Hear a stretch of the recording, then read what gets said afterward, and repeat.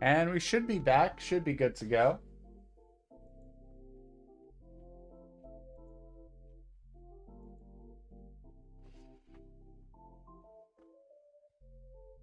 Yep, we back. Let's go.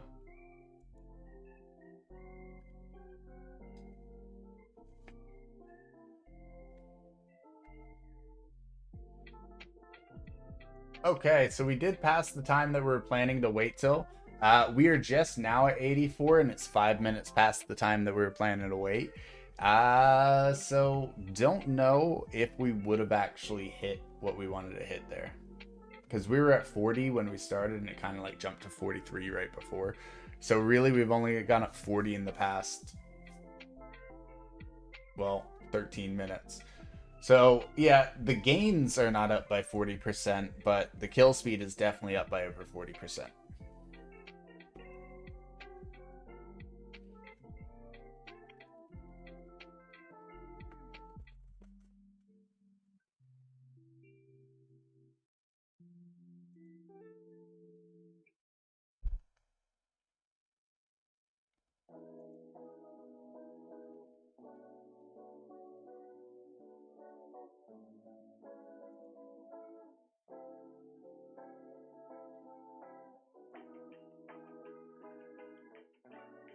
Yeah, sometimes might be more, sometimes might be less.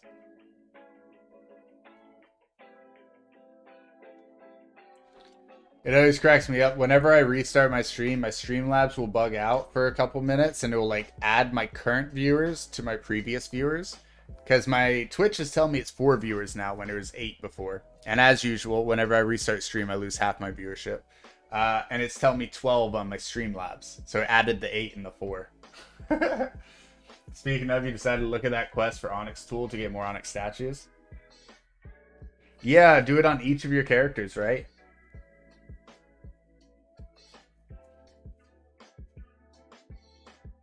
To level 250? Oh, yeah, they have to. I've already done the first quest. I have the quest on my Blood Berserker. Yeah.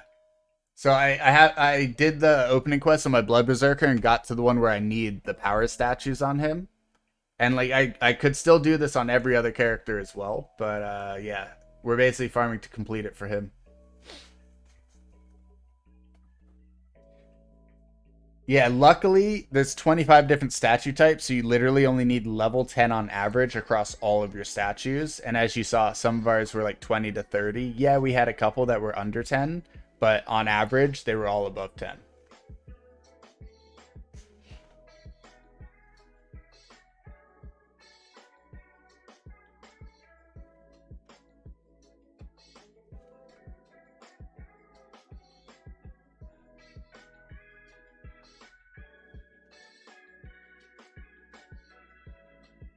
What are we thinking about an adult evening stream?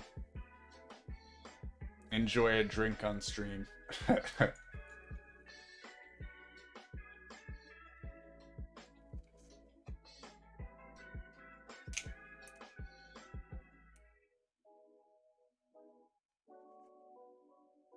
Oh yeah, exactly. That's why I was thinking about doing the whole quest because well, you got to lose 20k for each turn in, yes. But like, let me ask you a quick question. Onyx statues, that applies for all your characters? It's just the quest that you can repeat. You don't have to redo the Onyx statues on each character, right? Yeah. Okay. So yeah, you're only needing to turn in the power statues, and then you get 10k Kachow, and it's 10k of something else, right?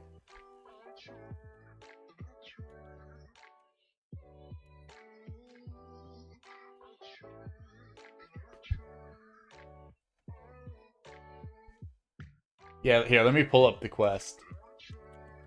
Onyx quest, Idleon. Monolith. Yeah. So you turn in 20,000 power statues, and then you need to loot 100,000 statues. Now, when it says manually loot those from the drops, can you explain that?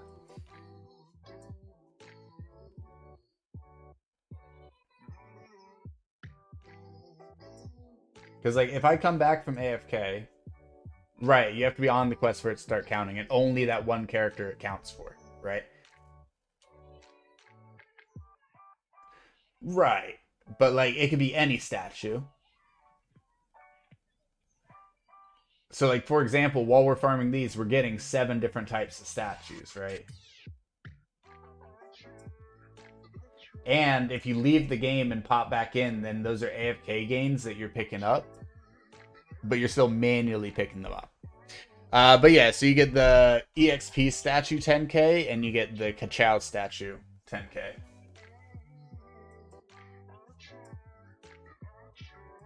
Oh, you just sit there and do Dreadlow?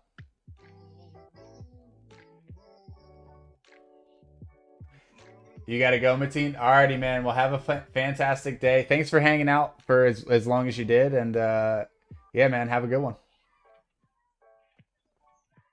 Uh, so as far as candying Dreadlow, how is that? I guess faster. Like how many statues per hour? I guess that's the better question. I'm sure it's faster. How many statues per hour kind of do you get in comparison? Because I know that I'm getting 7 different statues now. So like if you're only getting 1 or 2 statues from that, then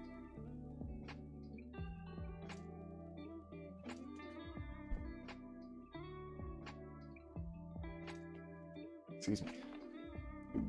Oh, excuse me.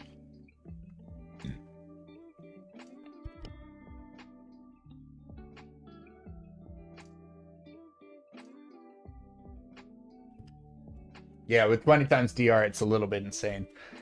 So you're saying that if I were to go in there and drop a 20k or a 24-hour time candy right now with 9 times, I could potentially get 40,000 statues?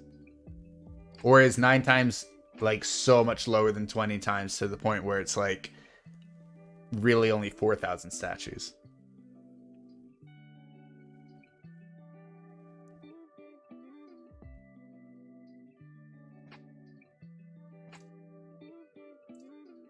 Yeah, it definitely has to do with efficiency, I'm sure, because there's no way you're getting just 100,000 like that.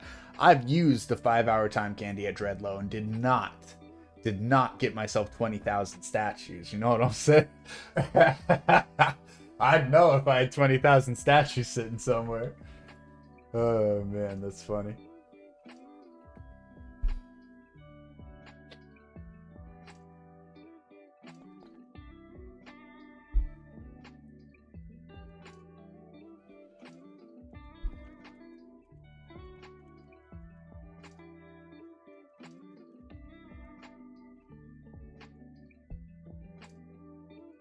Yeah, I feel you.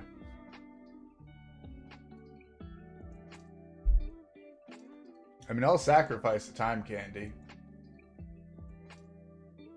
Oh, this character's not there yet.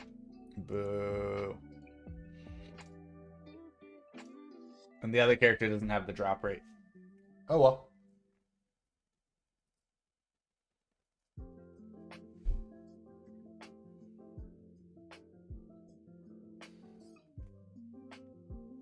Ah.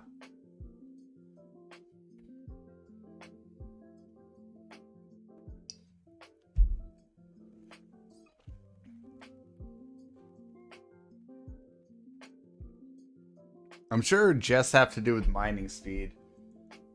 Is it level 50 or 60 to get down there? It's 60, isn't it?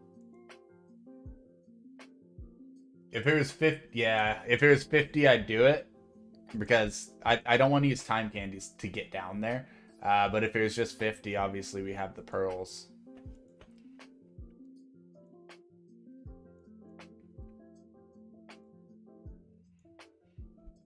Well, I'd use the cosmic just to see. Oh wow, I almost hit the power button on my computer. That's crazy. Ugh, that would have been bad. Oh my gosh, that would have been the end of the Subathon, folks.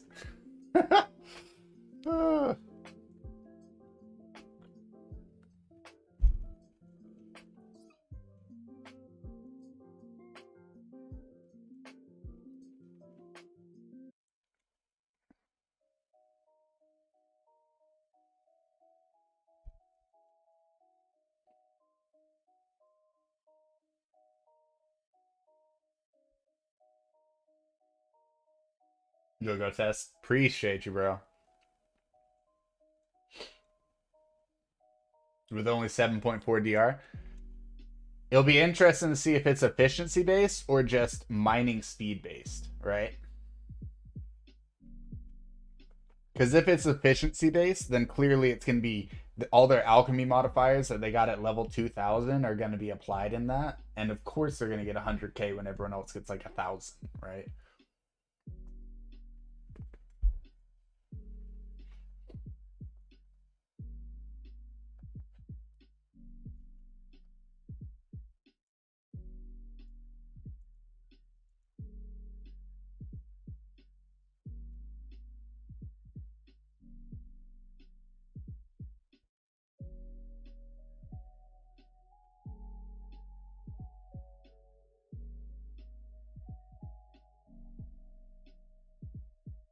Yeah, if we're running at about 150 per hour, or if we can get up to 150 per hour, then that's still not that bad. It's still only about 110 hours. Really like 104 hours, to be fair. 104 hours to get our 20,000 statues.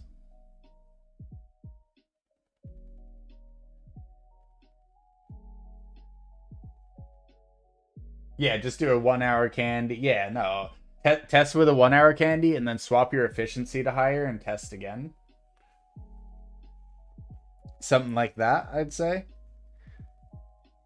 Doesn't even have to be the lab doubler. It would literally just be swap the card temporarily and then just swap it back. Just to see if efficiency makes a difference. And if you only want to test it once and don't want to use 2 1 hour candies, I totally understand. Totally get it.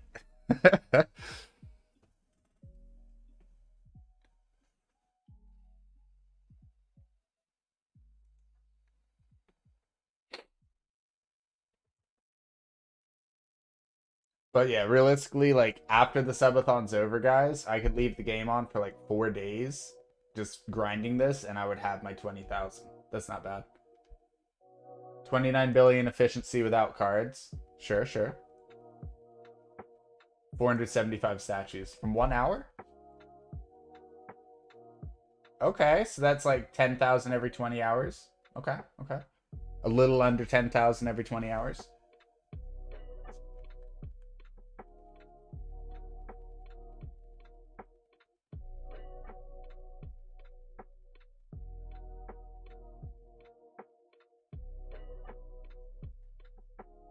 So it's efficiency based.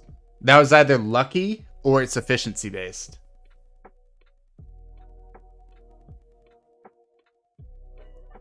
You could do a few more tests if you want, with and without, just to see what the different numbers might show up as.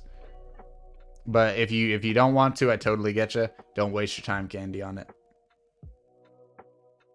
But based on this, it's either he got lucky on his second attempt. It's always the same, just got 520 again.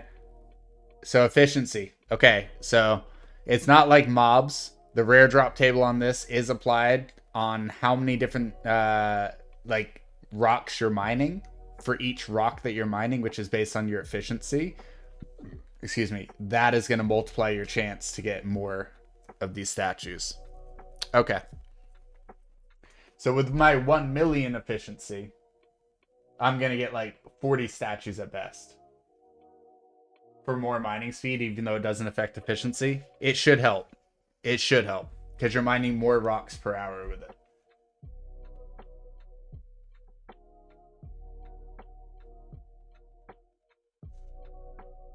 $707. Yo! Okay, so go full pearl set. Just basically, like, not just the pearl, but the other mining one. And basically just go for pure speed as much as you can. Maybe even, like, for example, guys, instead of running, like, doubler on your efficiency, maybe throw, like, the 30% mining speed guy as the passive in your top left, so it actually gets doubled to 60%. And then you could go like that, yeah.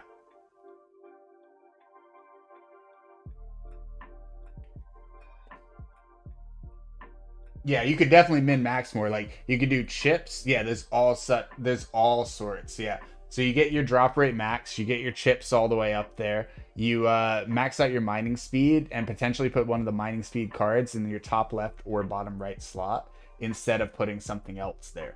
And then once all those stack together, then you'd figure out, okay, cool, I can get like 1,000 statues at max per 1 hour, which is still 20,000 statues in 20 hours, 30,000 statues in 30 hours. So a little bit less than that person, but still, they're going with 20 times drop rate and they're honestly getting 100K.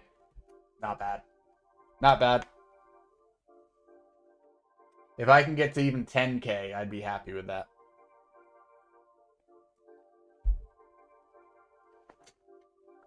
But that's kind of my point there, guys. We're talking about getting 10,000 from using 20 to 30 hours of candy, right? For me. And for him, he's looking at 20,000 for 20 hours of candy if he min-maxes everything. So if we're looking at it like that, the power statues alone at 150 statues per hour would equal to 20,000 statues in just over 100 hours. Like we'd be looking, I think it'd be like 133 hours total, right? So 4.5 days.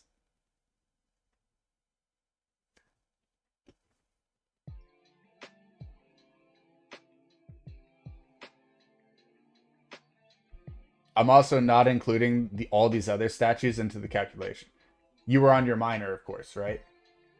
So yeah, so that's my point. Like if you look at it here, all of these statues, if you combine them, this one's gonna hit 20,000 in 4.5 days. This one's gonna do it in 2.5 days. This one will also do it in 2.5 days. This one's gonna do it in a day and 3/4. This one will also do it in a day and 3/4. So if you start to add all those together, you're like, oh wait, if I do all 7 of these statues at once, I could literally be completely done with this in under a day. Like 10 hours probably. If you have a good drop rate, especially if you have Chalky Chip. If you have Chalky Chip, this is faster than dropping your time candies on Dreadlow. Yeah, you got to farm the guys on the guy with the quest. So if you had the quest to get 100K statues on a shaman, you would get crap at Dreadlow compared to your miner. That's my point. That's my point. The Dreadlow thing would only apply to your miner, and even then, that's slower than what I'm running right now without Chocolate Chip. I don't have Chalky Chip, and I'm on pace to get, like, look, we've been running for just about 1 hour now, and we have 800, 1,000, well, 1,300, 1,450. We'll say that's 150 in this case as well, so 1,600, 2,000. 2,000 statues in 1 hour. So that's literally 50 hours from now. And we're at 100K. And I don't have Chocolate Chip. 2 full days. Done. So imagine you have Chocolate Chip and a higher drop rate.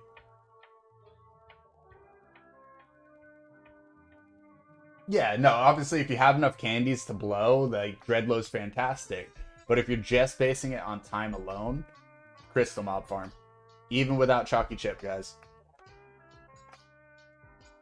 2 days without Chalky Chip, 10 hours with Chalky Chip.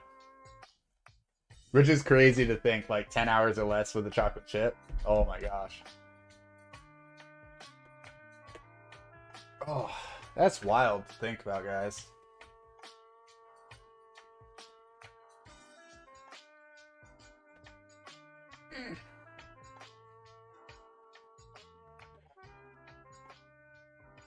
But yeah, for me, it would take about 300 hours of time candy. For you, it would take like 200 hours of time candy, maybe 150. And for them, it takes 30 hours, right? So, like, when you're comparing that, guys, don't just compare it to, oh, this guy said it would take 20 to 30. Compare it to how many time candies it would actually take you versus how much time it would take you to complete. I can either use 15 days worth of time candy, or I can stand here for 2 hours and complete a quest at the same time.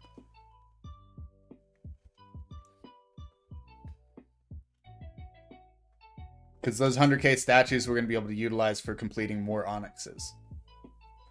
But looking at my efficiency, just swapping to a card set, that's kind of crazy. Yeah. I always found it so interesting seeing my jumps based on things. That's double your efficiency on your last print. And you don't have your min-maxing stuff on, like the actual mining gear. Yo, I can't wait to see your new prints. I'll have to, like, honestly, on my on our group Discord channel, the one that Codex and I share, I'll have to make like a page for Idleon where people can post their prints or something.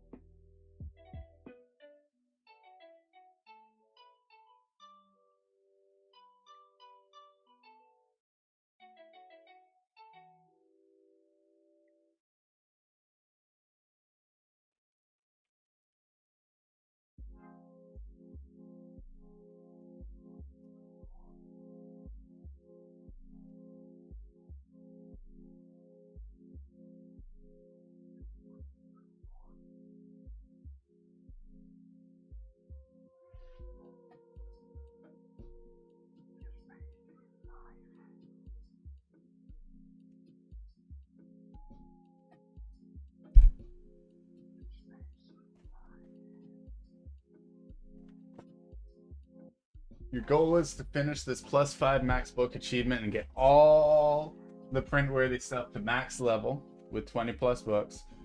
And then you're ready for reprint for all your characters 3 weeks out. Yeah, I mean, sometimes it's best to let it build up till you're really ready to maximize it. So I'm with you on that. I'll be real. 3 weeks out is a long time for a reprint when I feel like you could get some crazy prints if you printed sooner. And it could end up being more valuable to print sooner. But I hear ya. Wanted to reach that goal first. Huzzah, you're home. I'm glad you got home safe.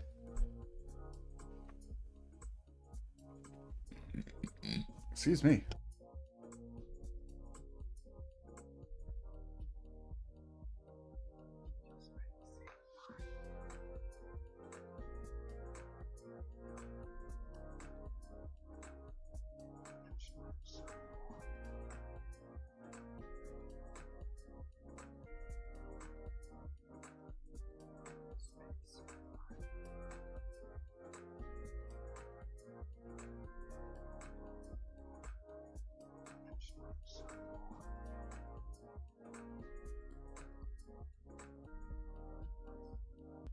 Yeah, I mean, I hear you. It's totally exhausting. It'd be nice if we could save like a preset. Like, okay, cool. Here's my combat preset and here's my skilling preset.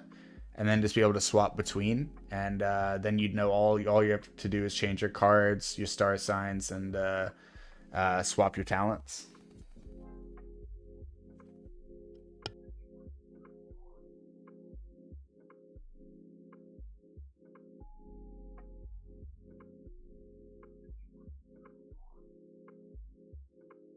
It was kind of teased.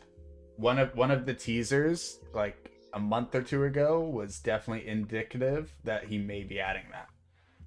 So maybe it's not too far out. Would be nice. We'll see.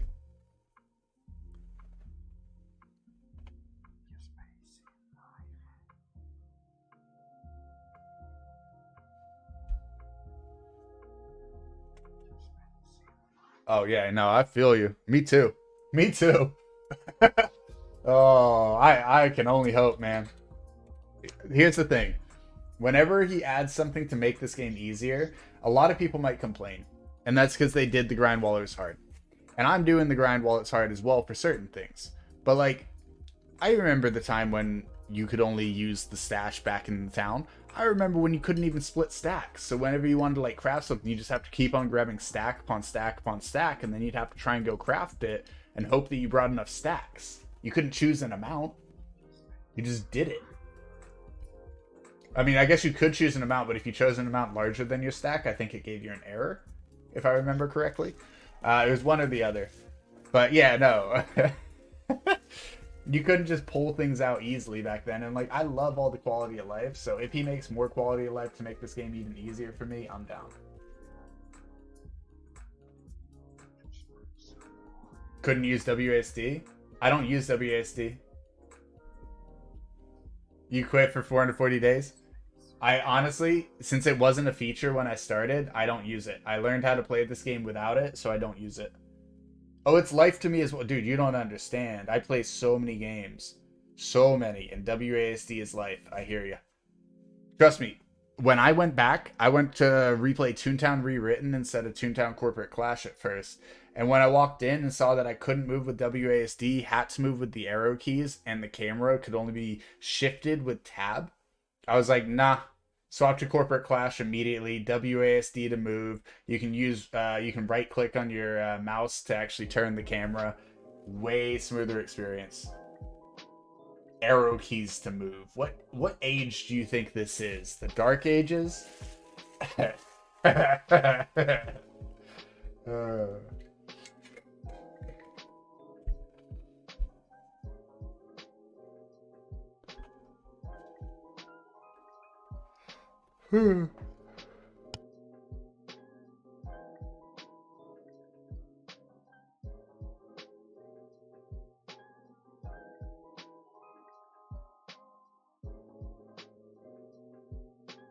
Hey, I'm actually used to JKIL. There's certain co-op games that you play with people on the keyboard where one person would have to be JKIL and you'd have to be WASD.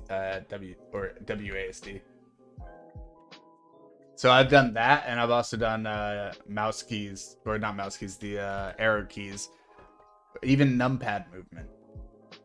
Oh, numpad movement's pain.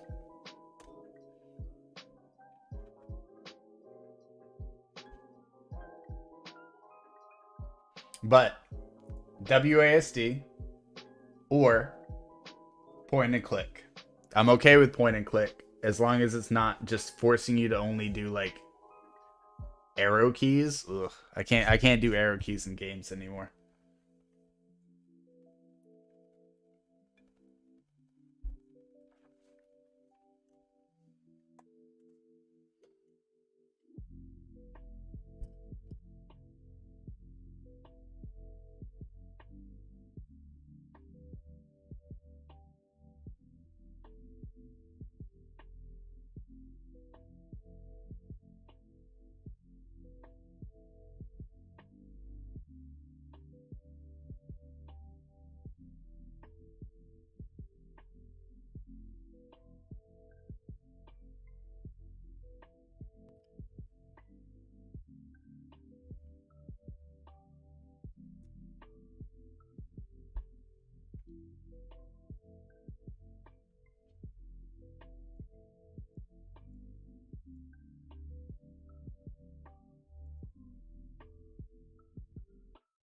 So real talk, our gain rate hasn't been horrible. Do we want Chalky Chip before we continue this? Maybe. We could complete this in 4 days. If we just left this running for 4 days, then we could definitely complete this. I probably won't make y'all sit through this for the rest of the subathon though. So let's see what we can figure out for right now. And this is definitely the strategy that we're coming back to though. Because I'll use whatever crystals or gems or whatever I got. Yeah, gems. I'll use whatever gems I got left to try my luck at next week's chips and hopefully get Chalky Chip. But if I don't, then yeah, it's basically wait till December 27th, which means we're farming this. We're farming this over a 4-day span. We're getting it done before the 15th.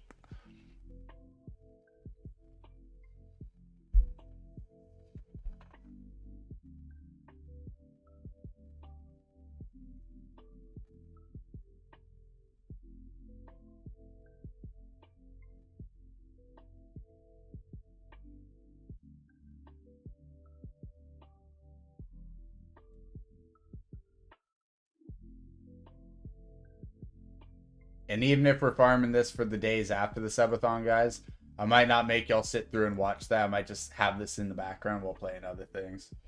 What's up? Sorry, blanked on your name. Nocis? Nocis? How's your day going? Feel free to let me know how to pronounce your name. I try and learn everyone's names.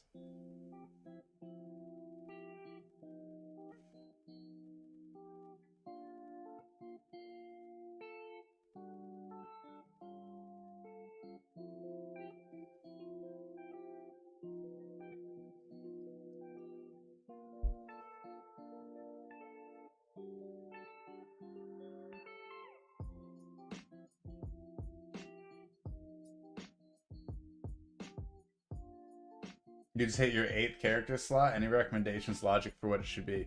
Ooh. So obviously, you have like the what's this initially called? Journeyman. So have you already? Yeah. Do you have your journeyman yet? Thank you, Fox.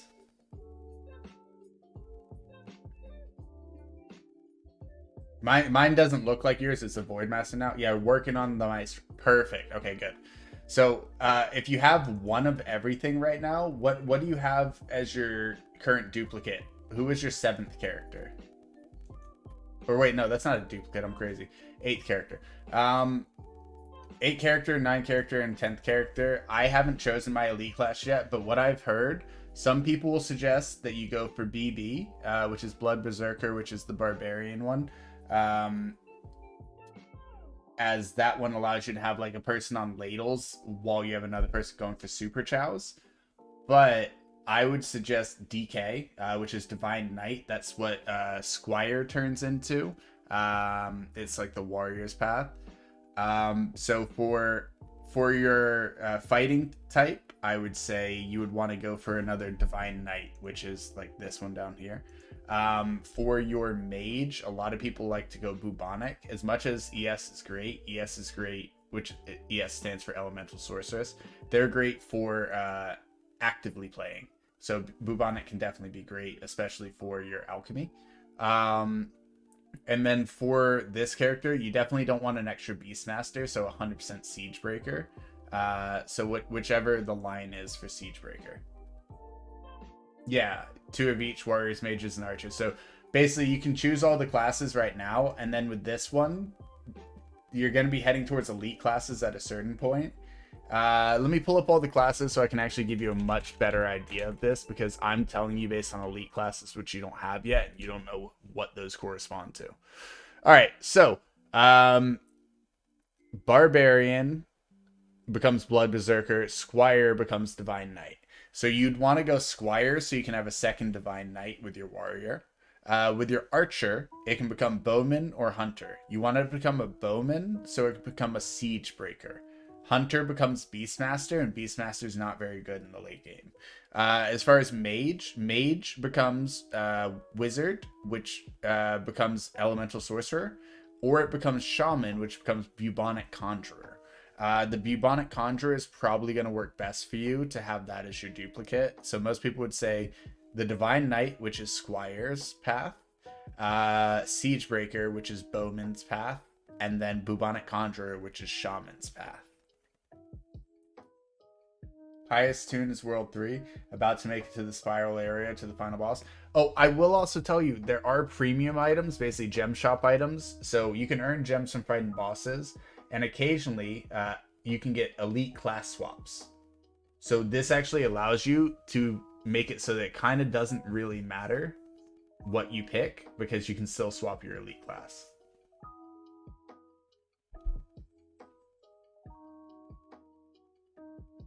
Yeah, that's the setup that I just told him, Fox.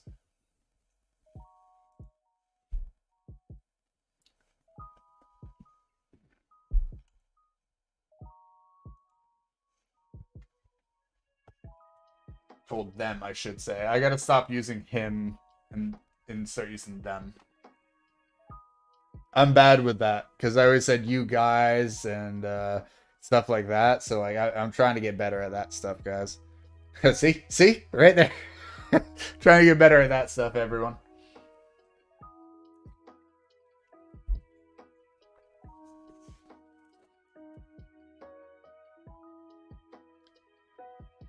Hmm.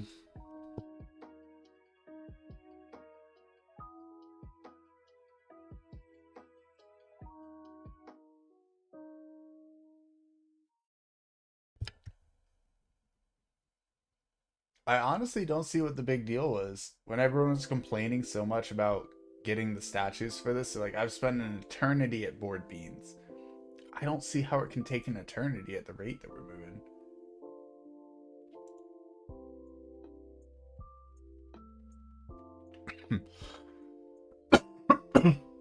Basically, for your character 8, you got to decide what you actually need.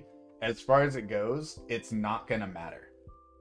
You're going to get character 8, you're going to get character 9, you're going to get character 10. Whatever you prefer to go after first as a duplicate is what you should go after. We've given you our suggestions on what they evolve into and everything like that, but whether you should pick the archer, the warrior, or the mage first, it's tough. Yes, it's a combo of the original 3, but there's certain ones that might be better for you to pick. Like you don't want to pick an extra hunter because it becomes a beastmaster, and your beastmaster you typically don't use very often. Yeah, another Squire will help you with your Salt ability for World 3. And Squire becomes Divine Knight, which is fantastic. Another Bubonic Conjurers, like obviously you have your alchemy bonuses and everything like that, so that's huge.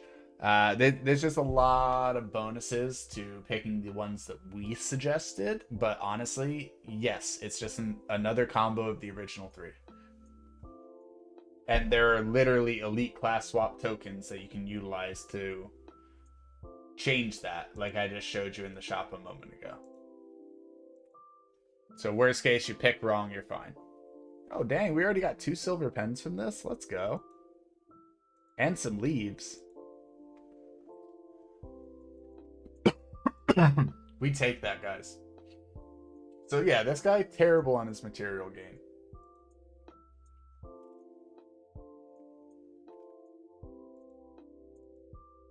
These have unlimited space. This is the only one that I'm gonna have to worry about taking up multiple spaces. So we'll have to get our chop one up. Just gonna borrow you for a sec. You know what? You come here. What does the chopping one take to make?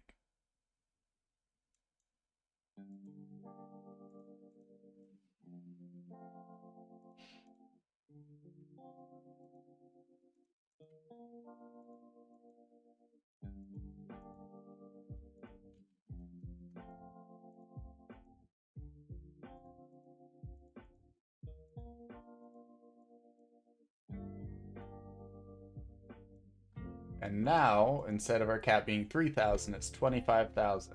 Yay! That takes a lot of the stress out of this scenario, guys. All right, send it back to board beans. So basically, what would have been 8.5 stacks for us is now 1 stack, meaning that it's highly unlikely that all of our pages fill up. And if they do, that's a lot of leaves. We only had 11k before. Okay, you never want 3 of the same endgame class? Yeah, like yeah, you wouldn't want 3 Blood Berserkers and you wouldn't want 3 Divine Knights. Yeah, 100%. I see what you're saying. Yeah. You will want 3 of each base class so that 2 can be one can be another, but you'll only want. Yeah, I gotcha. This is a very confusing thing to explain. It's very easy to understand, but confusing to explain. Yes. Yes.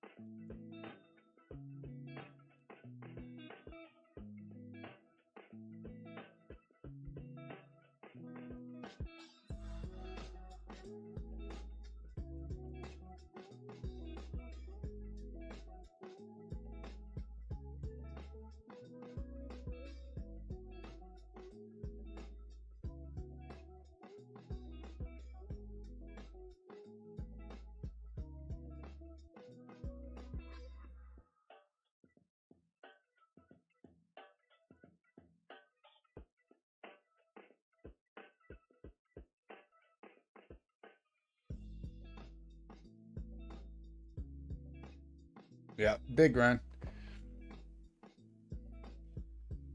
Sorry, guys.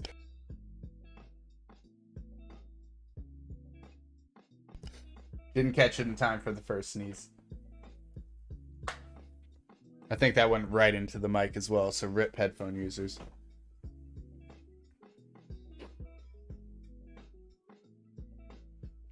A lot of the elite classes took a while to be released. Some of them haven't even been out that long. Yeah. He releases them over time. So, like, even when the new ones do come out, we're only going to get one, or if we're lucky, two at a time.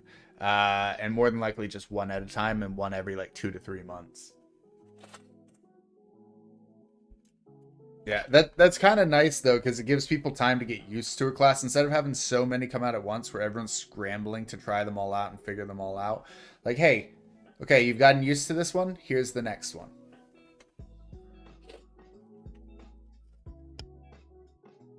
Plus, it provides content. If you do it all at once, people are going to max out in a couple days, be like, when's the new content? Versus just keep on releasing things over time, and then they have to keep on playing.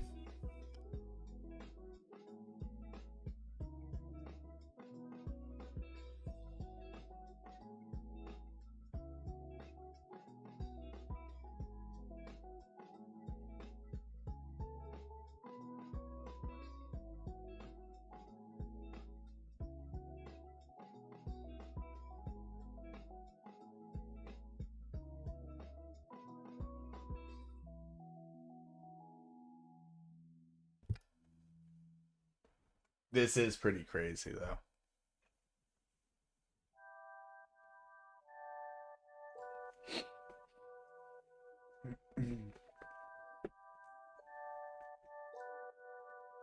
You've only been playing about 3 weeks now? Okay, nice.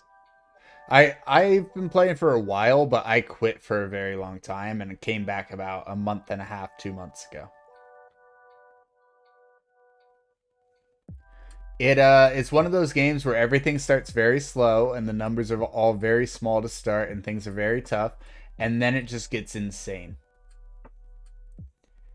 Yeah, like I need insane amounts of kills to move on in World 5, but like the amount of damage you deal and the amount of effects that you have and everything else that's happening just keep on piling on, and it's a little overwhelming. But if you have anyone there, or like what most people do is they join guilds and then everyone helps each other, and you all figure stuff out and figure out the best methods. It becomes a very fun game. Yeah, you're in World 5 doing 2 million damage, and I've got characters with over 200 million damage, and they're not even done with World 5, and they can't even one shot the enemies. So I've got 100 times his damage, and I can't even one shot certain enemies.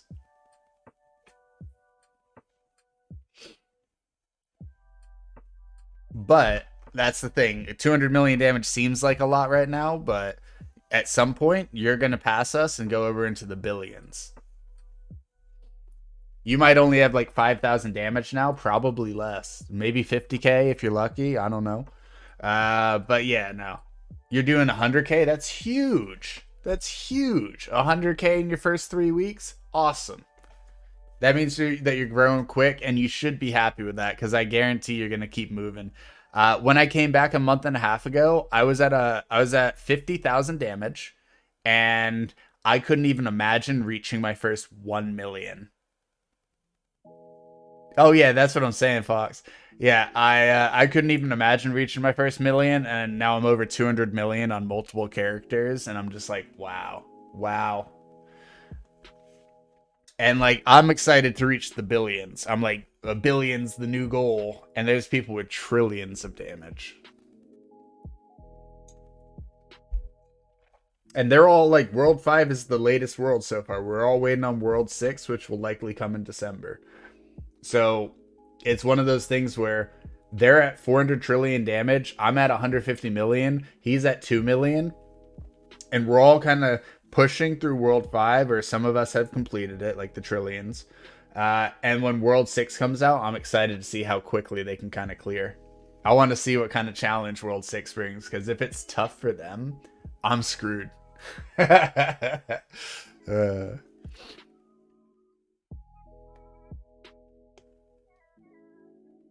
Look at that drop rarity.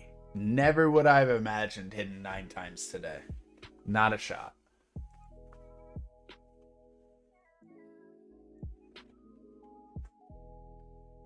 Yeah, 1 quintillion HP on map 1. I'd quit. I'd quit. If I couldn't even get to map 1 on the new world, I'd be like, nah, I'm done.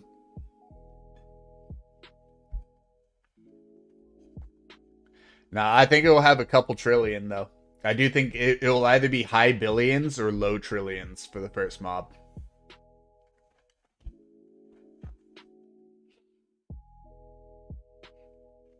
Because otherwise it'll be so boring for all the OP characters. He's got to make it tough. And if they can do it, we can catch up to it, is the idea. So it gives us a goal. Sweet Crosby, what's up, man?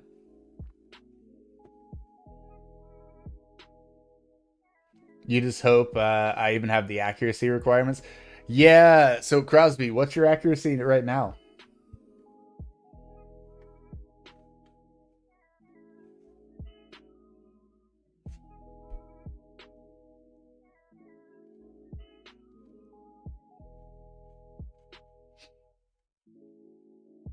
Like 1.4 million? Bro, I'm on this character 386,000. Bro. Bro. This man's worried about his 1.4 million. But he's so right because the accuracy difficulty from World 2, World 3, World 4, and even World 5, mind-blowing. Like, literally mind-blowing how much accuracy you end up. You're struggling to get 1.8k for the map my guy's pushing on. Yeah, honestly, I was for a while there, I was sitting at just around like 10k and struggling on a lot of maps, and like now I'm in the hundreds of thousands. Like you'll get stuck somewhere, and then the next week you're 10 times that, and you're like, what happened? Why was I ever stuck there? But if you're on World 2, there's bubbles that can help you a lot with that. Shaccuracy is the most important bubble for that. So that's something that you can consider trying to get. It might be tough until you have certain classes to make the bubble unlocking a bit easier. But yeah, Shaccuracy is one that you're going to want. At the alchemy. It's one of the hardest things in the game, but it's 60 or 70% of the game. The water takes forever right now, but it gets so fast that eventually it won't be the water that you need. It'll only be the resources. I'll tell you, I didn't touch my alchemy. I ignored it the entire time, and I left the game for like a good year or so. I came back to the game, and then I realized how important alchemy was and just started destroying an alchemy. All this stuff was level 1. All of this was like not leveled in the slightest, and now I got hundreds of levels in it, man. Stamps get ignored so much. Yeah. I'll tell you, Crosby, I ignored stamps for a little while. I've pushed most of my stamps to insane degrees. It was statues that I've neglected. All of my statues are beyond low. And now that there's Onyx statues, I'm like, it might be time.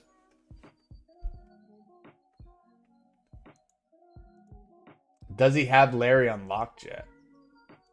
That's the question.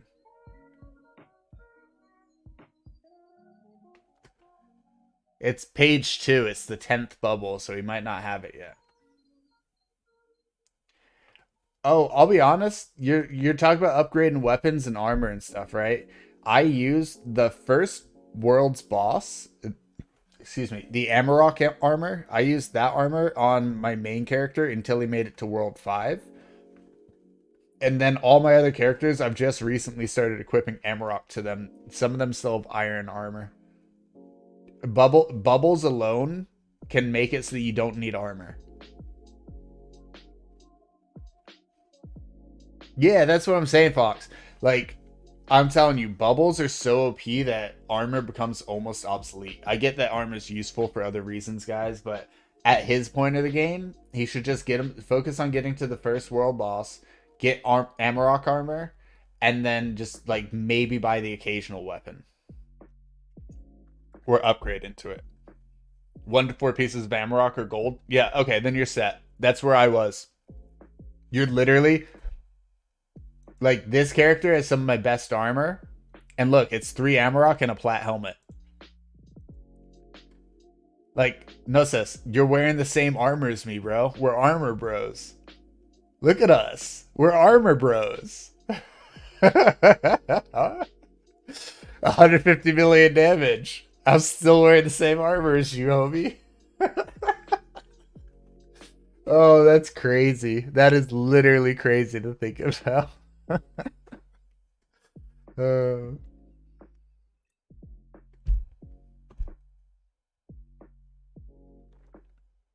yeah, recraft Amarok stuff when you can, and then buy the best upgrades for it that you possibly can. Yeah. Yeah, you have to use Shaman. There's a talent that the Shaman has that increases your bubble chance, and like basically if you look, this character has a 0.4% chance. If I was on my Shaman, that would be a 3% chance. Or if you see like it's a 5% chance, on your Shaman it's going to be like a 30% chance. It's kind of huge.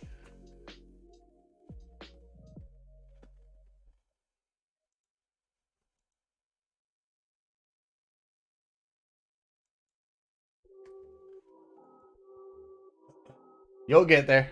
It's all about time. As long as you keep playing the game and keep doing the things. That's the biggest part. While you're playing the game, keep doing the things, and then you'll be like, oh, snap. I'm OP. How did that happen? You hate the fact that Squire's good? I did too. I played Barbarian and went to Blood Berserker as my main, and all I did was play Blood Berserker. I didn't even play any of the other characters. I just played one character. You know? All he does is sit in my cooking chamber now, and yeah, Barb was my first guy as well. Guess what? He's my cooking bitch. He farms ladles for me. That's all he does. He does nothing else with his life except for farm ladles.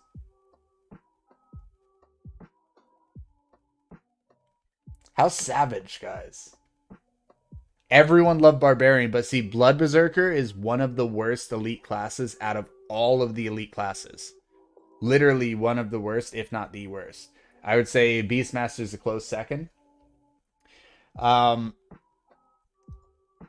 could farm Super Chows. Could. I could. I'm not gonna. uh, but yeah, no. As far as it goes, Blood Berserker sucks. Sadly, one of the best classes that everyone loved, Barbarian, no one plays now and just makes their ladle person. And Divine Knight, which everyone hated Squire, Divine Knight is one of the best classes. And you're like, oh, well, I'll learn to love him.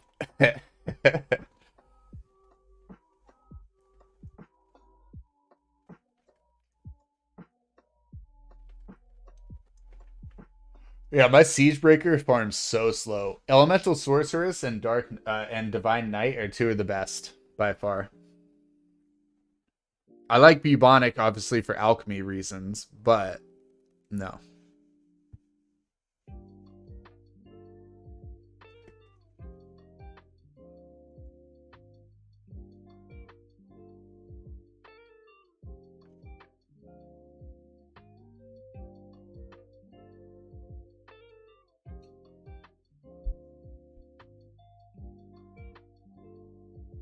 He's your boss killer at 5 billion damage? Dang, okay.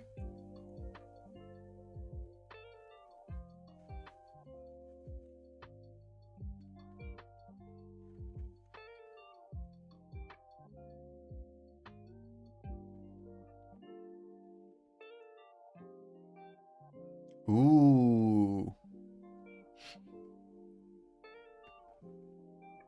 Yeah, I need to hop back on idle skilling. Thank you for the reminder.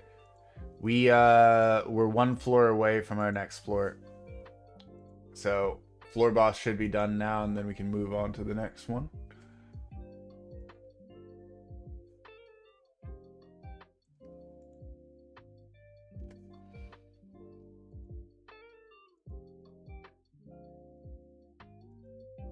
Nice.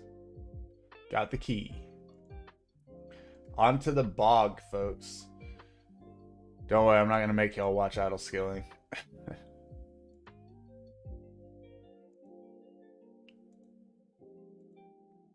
But that does mean we got a bunch of new perks.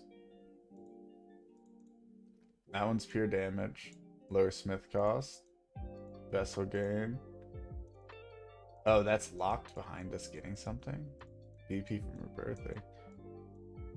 Oh, wow. The rest of these are locked behind us moving to the next zone, right? That's not even the next zone.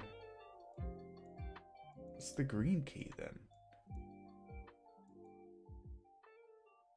Huh? Ooh, who's this?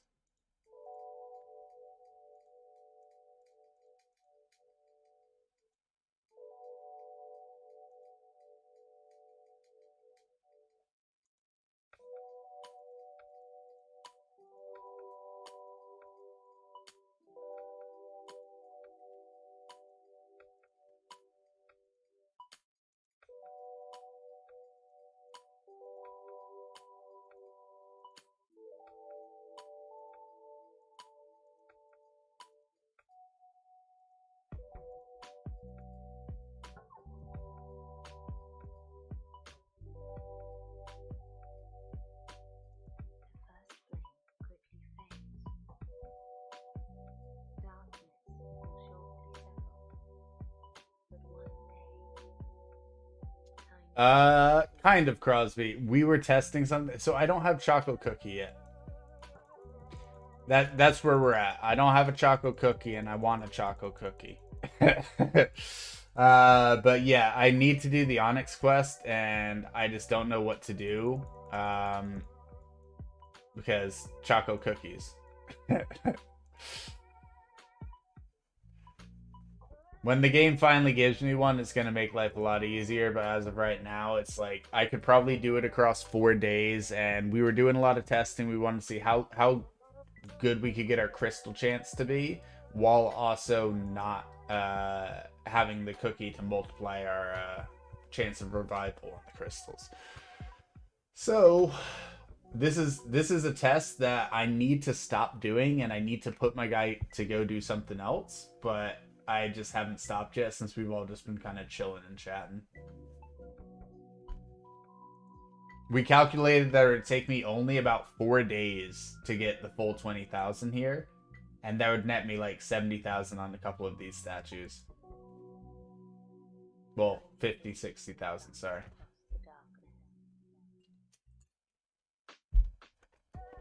Which is kind of cool. But I'm not going to make y'all watch me farm this statue for the rest of the subathon. You know what I'm saying? So for right now, we kind of just put everyone else just farming their own thing.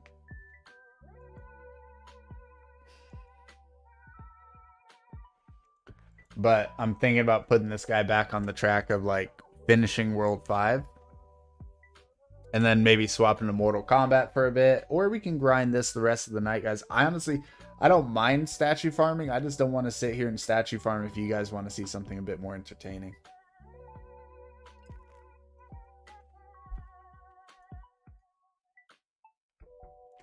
Plus, it would be 10 times faster if we somehow got ourselves a chocolate chip.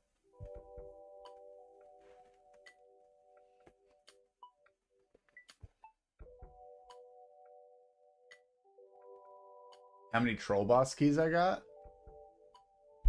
I could farm some, but I don't think many. 27?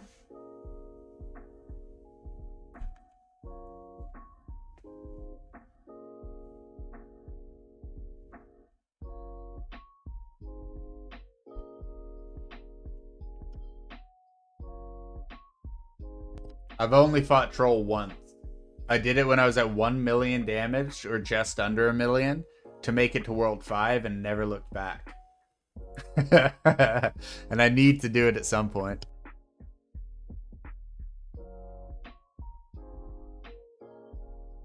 Ooh, it's telling me about the auto mods over here. We're going to click allow on these and let them through. Okay, here we go. Let me scroll up then so we can get the other ones that were bugging out before for real physics. Or real fix. Ah, they're too high up. I can't do it now. Okay, so I can allow certain words.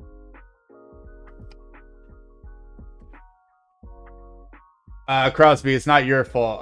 It wasn't allowing you because you said FK, and my thingy was like, "Hey, do you want to allow the word FK?" And when I allowed it, it put through all the other ones again.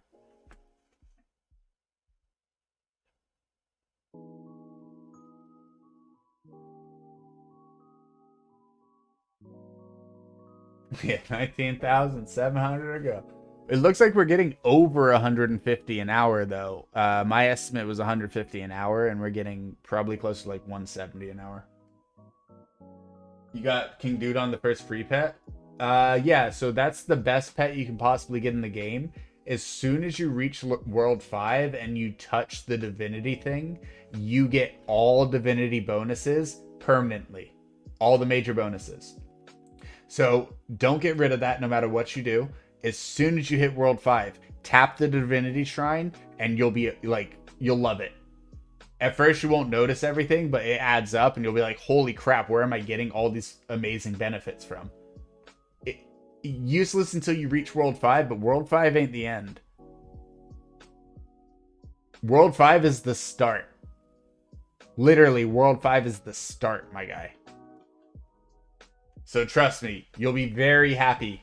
Because that's what happened to me. I had King Duke before I got there. I was like, so useless to me. And it's like, so powerful, dude. So damn powerful. Totally worth it. So you're saying could farm him to jump to his gear and say mess it? Yeah, so I mean, I have Chiz on one character. Everyone else is using this, and I was gonna totally skip straight to troll. But for that, I need to make like void sets and the other sets. So I can't even make the troll gear yet because I have to make all the other sets as well. But I'm with you. Rift Slug is the only one I don't have. I have everything except for Rift Slug. I'm right there with you, and I'm so salty. That's the one I wanted more than anything in the world. I don't have it. I'll tell you, King Doot is better, but Slug is extremely powerful, and Slug is like literally broken in my opinion. King Doot's stronger. King Doot's worth more. Trust me.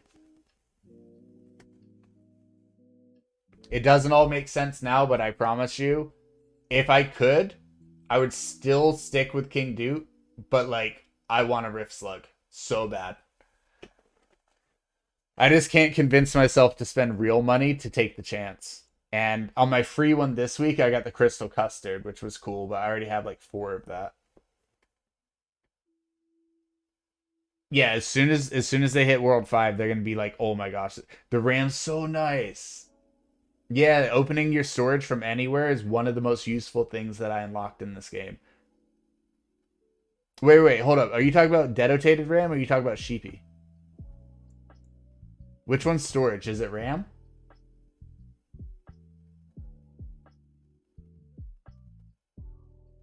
Hey Mia, is that Doot Doot from Pingu? That little penguin show, the claymation? Storage is RAM. Okay. Yeah, I figured, Mia. I figured. Yeah, Sheepy's all the big bubbles. Newt. Yeah, that's what I was thinking. Yeah. I love that show. I love Pingu. Yeah, the RAM is one of my favorite things of all time, by far. Sheepy's fantastic. All the active bubbles at once, and it's actually easy to get. For something that's easy to get, that's one of the strongest ones. But not when you get 7 of them. Yeah, I've gotten quite a few Rams. I've gotten quite a few Crystal Custards. At this point, I wish I could trade like 5 Rams and 5 Custards to be like, hey, can I have that Rift Slug though?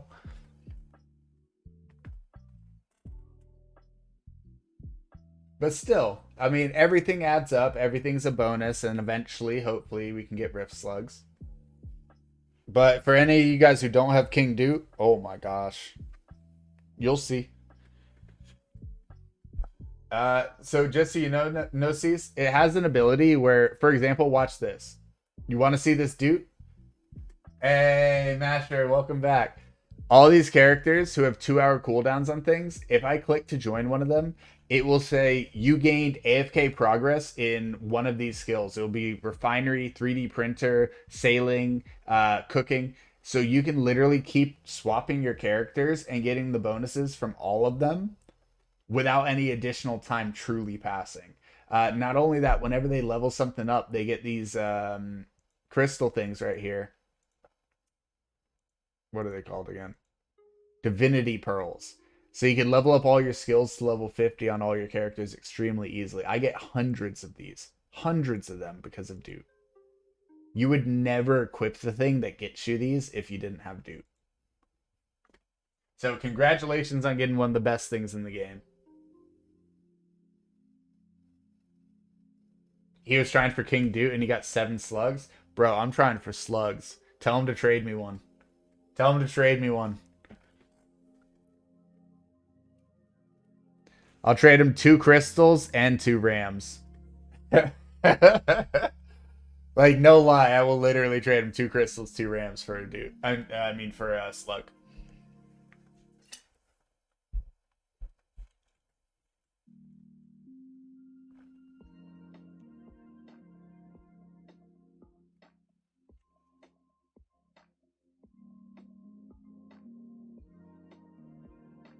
Forty tries isn't that bad to get a dude. I'll be real with you. 40 tries is nothing, and if he got them all from that, that's crazy. That's wild, yeah.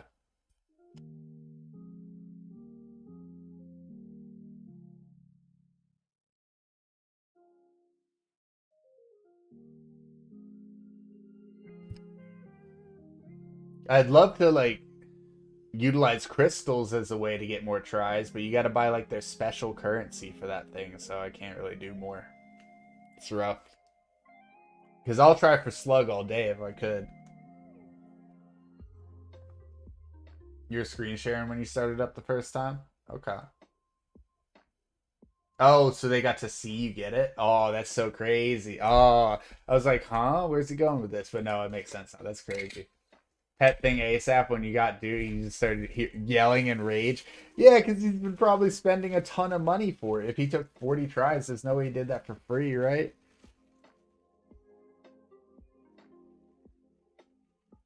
Yeah, I got super lucky with my dude.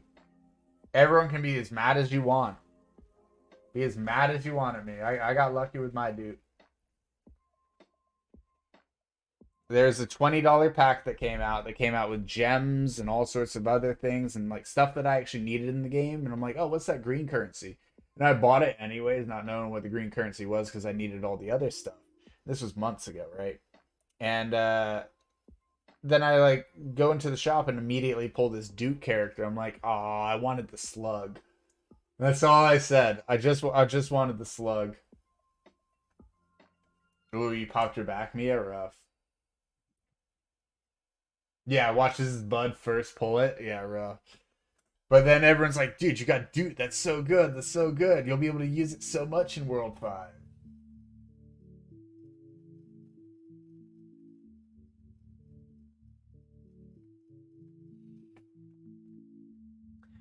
Once you're older than 25, guys, there's this thing that happens where you can get hurt by anything. Doesn't mean that you're old, just anyone older than 25 knows exactly what I'm talking about. Everything hurts. Yep. Anything hurts. You do anything wrong, you're going to be in a lot of pain and be like, what the hell is wrong with me? And then a day later, you're fine. And you're like, oh, okay. What am I farming beans for? Um, turned your head slightly too fast, pain for 2 hours. Yeah, exactly. Exactly. So what am I farming beans for? So Master, we were doing a test to see how quickly I could get power statues, without the chocolate chip cookie. Because I've struggled to get chocolate chip cookie, and we're gonna have to wait until December 27th to get it for free. So I was like, okay, instead of waiting 2.5 months, how long would it take me to get power statues if I have everything ready where it is and a drop rarity of 9 or higher? And we established that it would take about 4 to 4.5 days for me to get it. 1900th century? Dang. Either way, it's going to take 2.5 months, looks like. Actually, no. Yeah, it's only 4.5 days. Yeah, not bad at all. Yeah. We just started this, and we're at a rate on power statues of 150 an hour. Well, actually, we're at 170 an hour, but I'm lowballing it at 150 an hour. So at 150 an hour, it would take 133 hours for us to reach there, which I guess is 5.5 days. Baba Yaga spawns, actually. Oh. With the little red guys. I hear ya. Because then you don't have to worry about the layers before the red mushrooms respawn. Yeah, you gotta wait for them to spawn for the red mushrooms, but then they'll always spawn because of your ability. I see what you're saying. Yeah, no, I got you. I got you. But imagine if I had choco chip. This shit would take like 5-6 hours flat.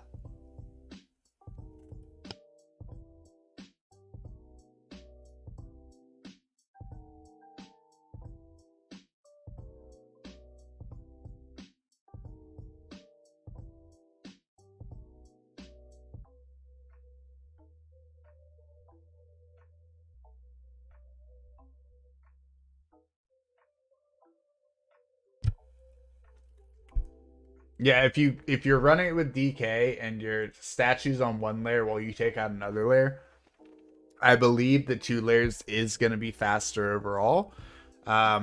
Just because the time it takes for them all to spawn back in when the thingy occurs.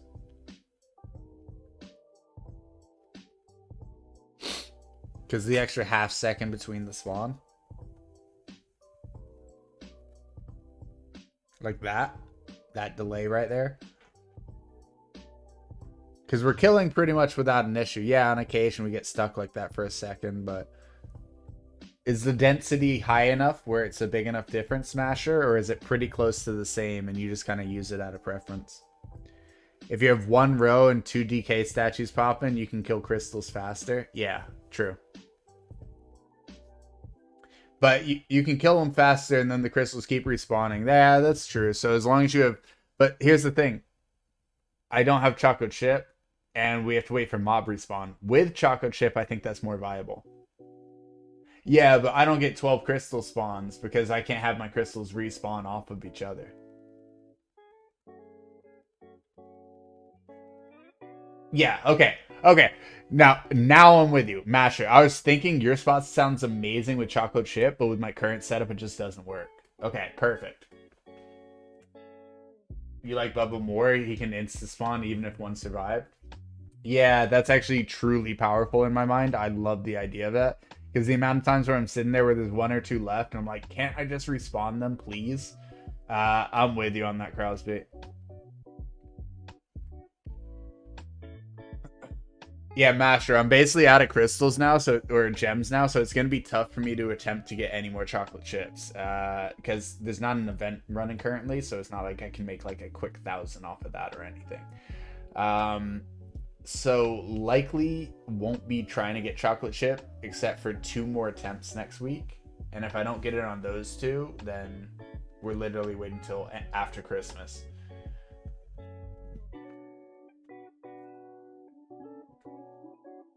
Got any guild boxes sitting around? Yeah, about probably like 6 or 7.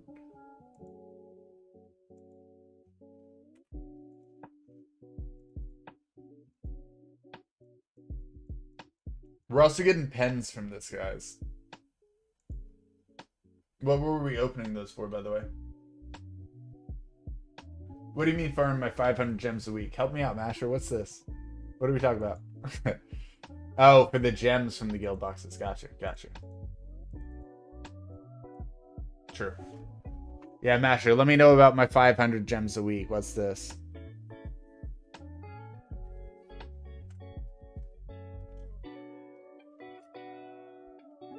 Yeah, this is another thing that we need direly. Do Biggie Alchemy. So I started doing biggies now. I'm gonna be farming them every single day and crafting like a ton of the eyes so I can do them every day. The Dutes I've been saving, but I needed 10 for this other thing, so I was saving those up. I now have just passed 10. Picnic daily quest. No, I'm too lazy. Coliseum. I'm not running any Coliseums right now. I'm saving up arena tickets until I have a higher drop rate. Higher drop rate's going to get me way more, one, silver pens, and two, if I'm running Arena 4 or Coliseum 4, then it's going to get me way, way, way more eggs. So we're focused on drop rate and saving up all of our Coliseum tickets at the moment. Spike minigame? No, I'm too lazy. You need to do Picnic daily on Maestro for completed quest counter, or are you telling me that?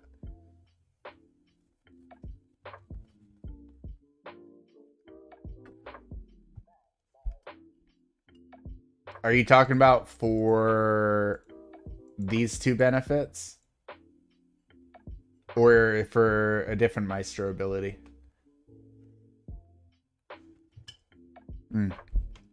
Yeah, too lazy. I hear you. I'll start doing it at some point when it really dawns on me how important it would be that I did that every single day. Yes, I will start doing it all the time. But right now I'm too darn lazy.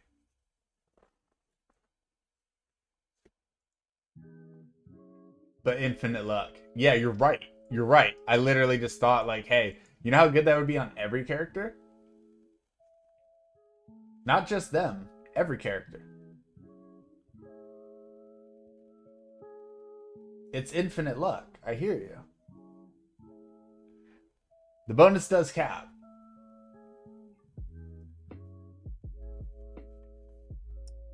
Yeah, I was gonna say, the bonus does cap. 400 luck. But yes, I'm in no rush. It's something that I can worry about later.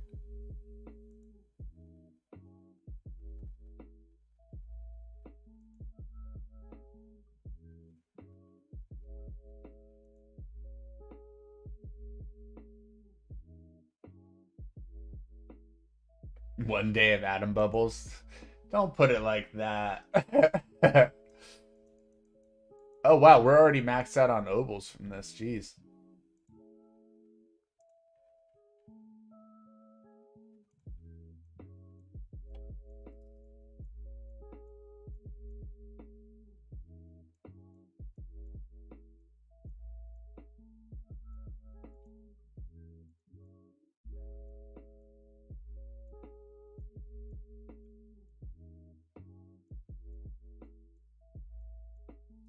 Not worried about XP ones. I can get those later.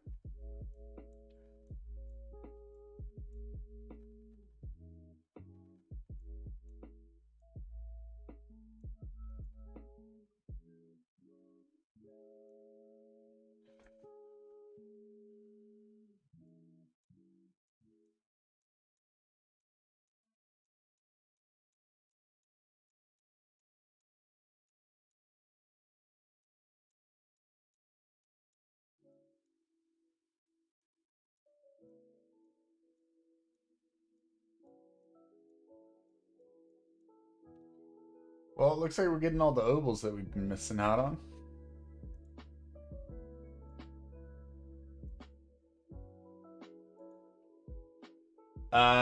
Terrible on this character.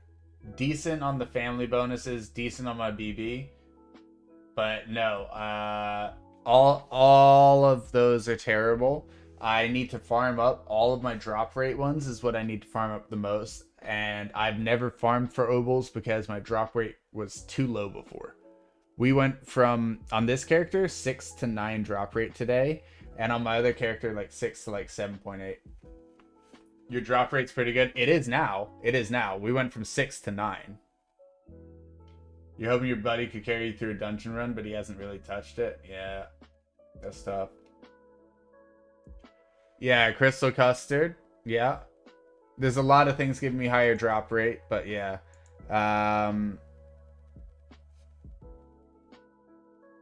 Hey, looks like you got some help over here. Master's ready to save the day. Yeah, I'm very happy with my 9 drop right now. It was 6 earlier. Yeah, dungeon stats are definitely a huge, huge buff. My dungeon stats are already pretty good, so I haven't had to worry about that for a while. Hey, Fox is looking to join too. Hey, gotta love having a party together already. Let's go.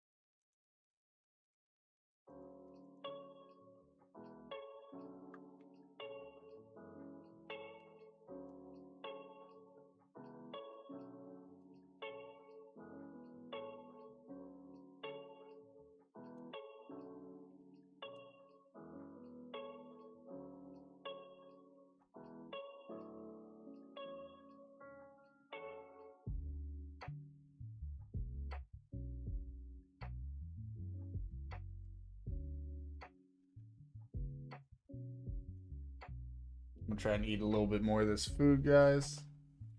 Sorry if you hear me at all.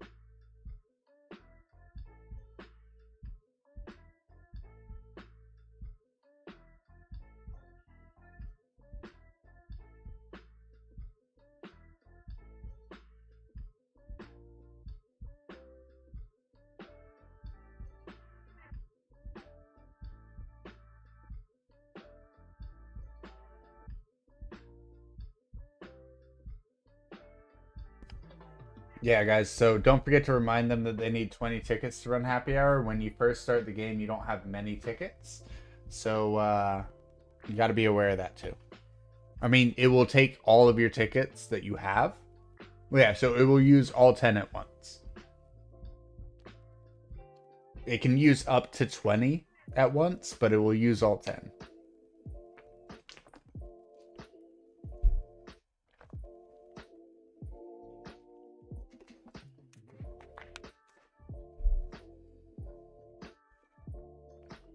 Yeah, you'll be fine. Nah, it does, Master. It does. When I first started, that's how I had to do it. 8 and then like 10 and then I had like 12. And then I like upgraded that thing and now I have like 700 or something. I don't know. I have too many to think about.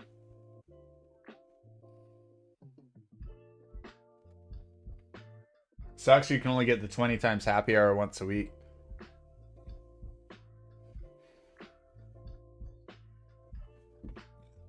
Excuse me.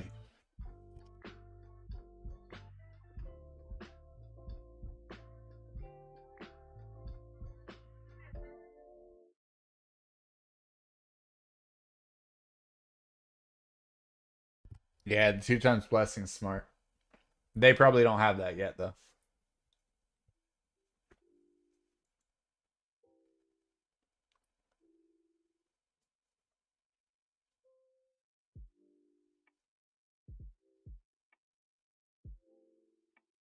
I've never tried that fox, but that's actually quite interesting.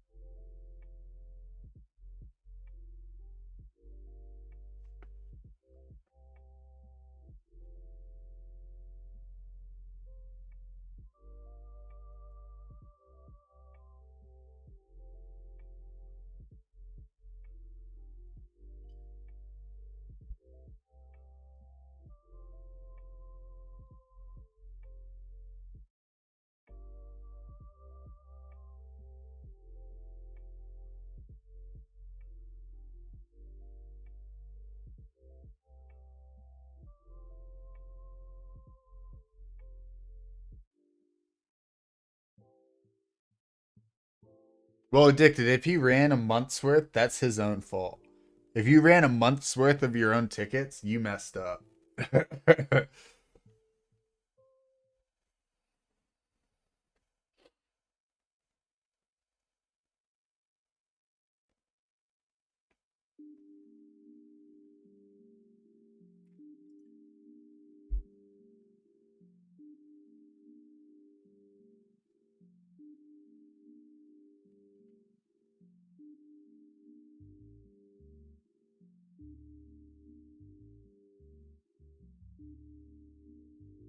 Yeah, no, but think about how many runs you'd have to do if you're earning.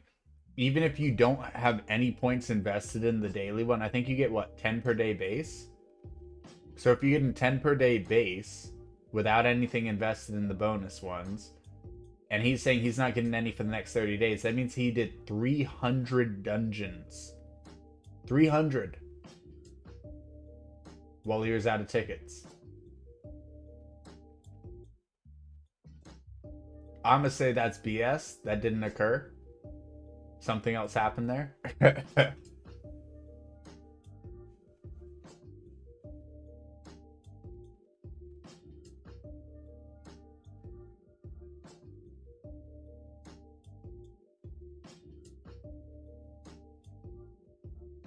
Nice. Masher's about to stomp in the dungeon.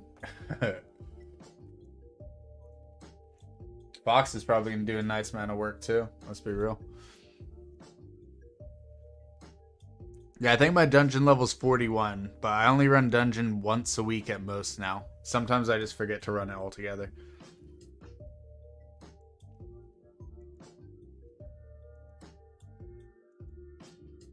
You're 27? Nice.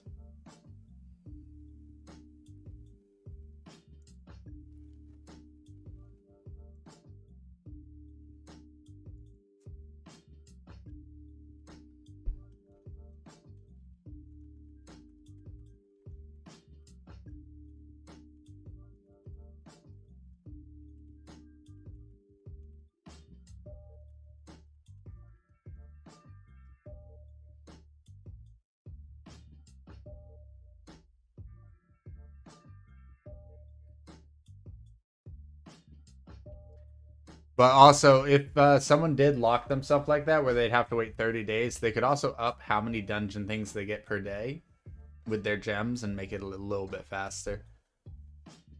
Because there's a few opportunities to earn gems early on.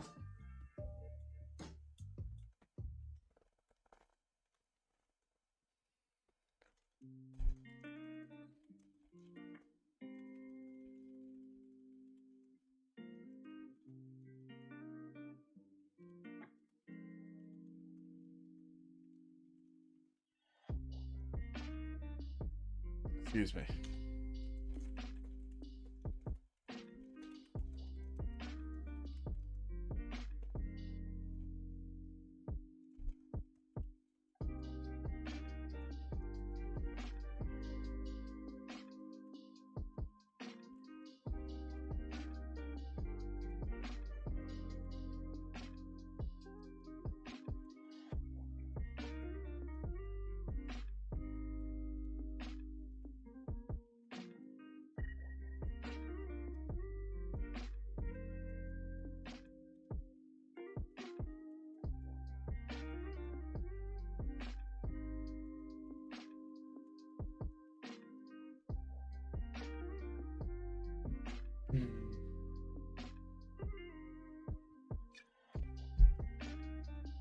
Yeah, we're making great progress. Because we were at what, 330 of these at 10:15, so it's been 20 minutes and we've gotten 60. That's not usual, but yeah, that's kind of crazy. You got a 7-time single cut. Oh, yo, that's sick.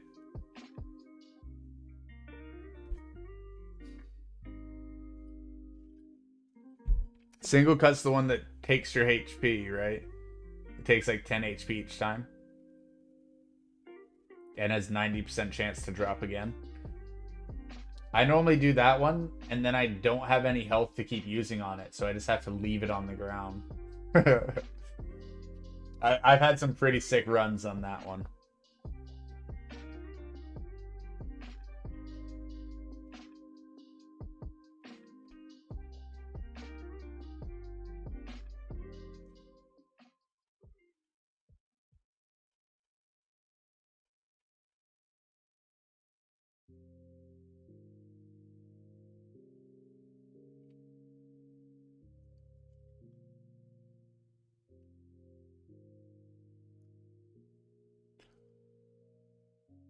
That's so funny. Crosby, I don't know if you're still here, but your message from earlier about you saying, like, sucks you can't trade free pets, but I understand why.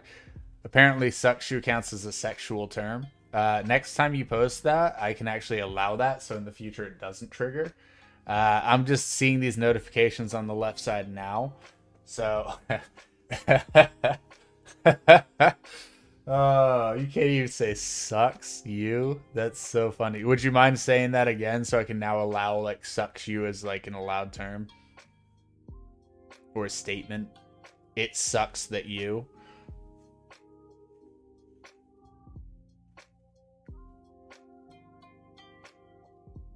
Yeah, that's fine. It's literally just sucks you.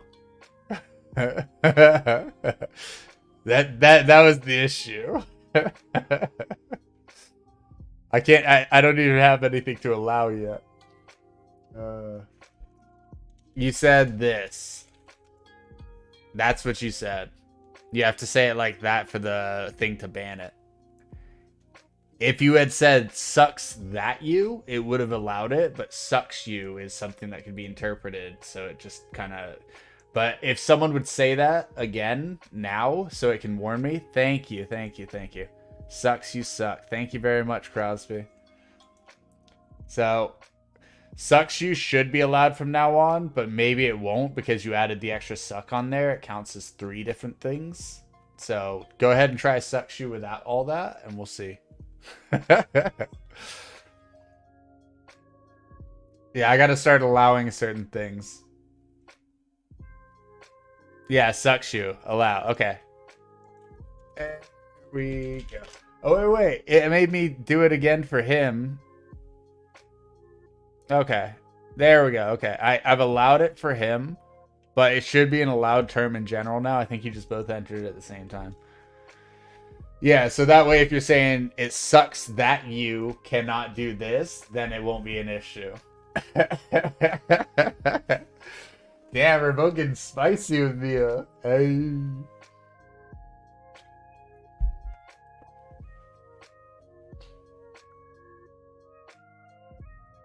Yeah, so Crosby, it's actually not even set to like the tightest sensor. It's just set to like the dynamic sensor or whatever it is, and then I can choose to allow things as I go. So I thought it was just going to cut out like racist things and horrible anti-Semitic things, but instead it cuts out any cursing, anything that could be considered like oddly sexual, even if it's totally not. And once I've allowed a few phrases, the rest of the things will be fine and it'll all work out. But since I'm new to Twitch, it's just one of those things where I just have to have a couple people have issues with their chat. Let me know they're having the issue so I know to like check it and allow it, and then it will be good to go. Because we also ran into that issue earlier where someone was trying to give us a website and it was just showing up as stars, and I probably could have just allowed it. My crystal spawn rate is only 1 in 40. There's 2 current issues. I don't have my post office maxed out. And I don't have a chocolate chip cookie, which obviously isn't crystal spawn rate, but it is crystal respawn rate. So no chocolate chip, but post office is only at about 120 out of 400. So we're missing a ton of crystal chance. Yeah, I got the cards for it. And thank you so much for the follow, Brimstone. I really appreciate it. Brimstone Bender, appreciate you. Yeah, as far as the cards go, we got 5-star on both.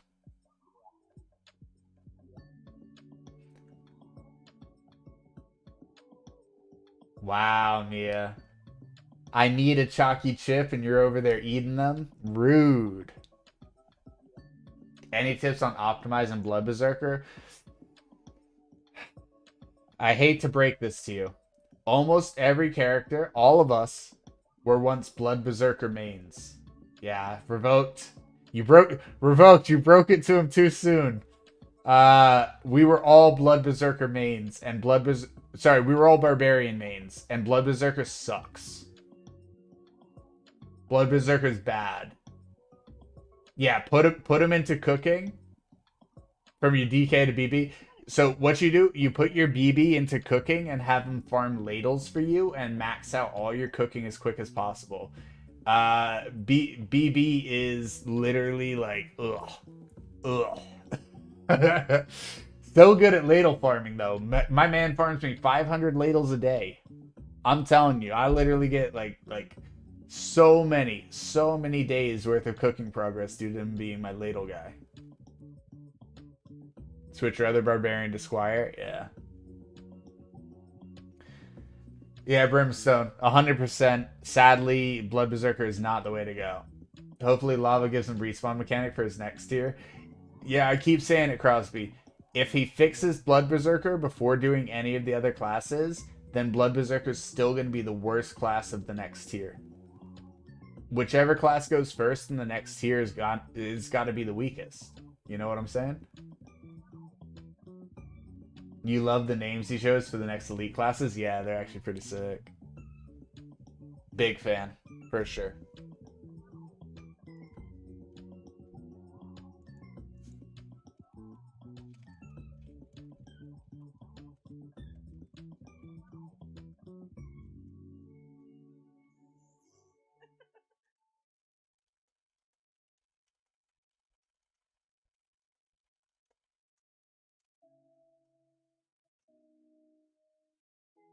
You once paid $20 worth of gems for a subclass swap and other things, and it never loaded, so I exited and couldn't get the gems. Ah, that's unlucky.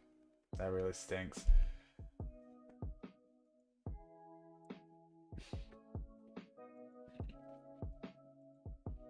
Yeah, those things happen.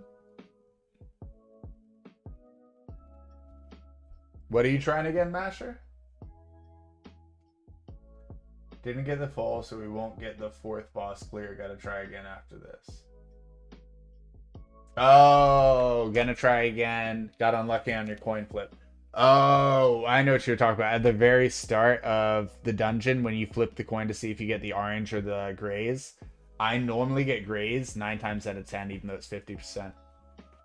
DK becomes Royal Guardian. Like, that's real sick. That's so cool.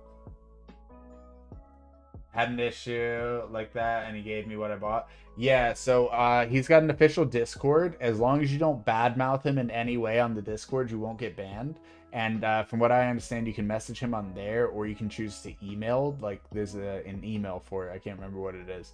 But anytime you have a purchase issue, you can show him proof of your Steam purchase, and he can look into the code to see if you received the items or have those on your account. In which case, he will determine you did not receive said items and give you those. So yeah, that's definitely something that you can do. Just be careful about how you approach him, because from what I understand, he tends to remove people from his Discord rather quickly and easily.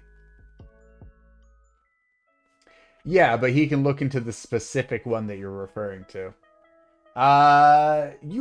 You'd be able to make a rough estimate of what day it was and stuff like that. And he might be able to tell you exactly what he needs to know to be able to refund it for you. You might not even need to know the exact day. He might just need to look at the account and he might be able to determine it. So reaching out to him is the first step, though. Bubbo becoming spiritual monk seems weird. I want it, but it seems weird.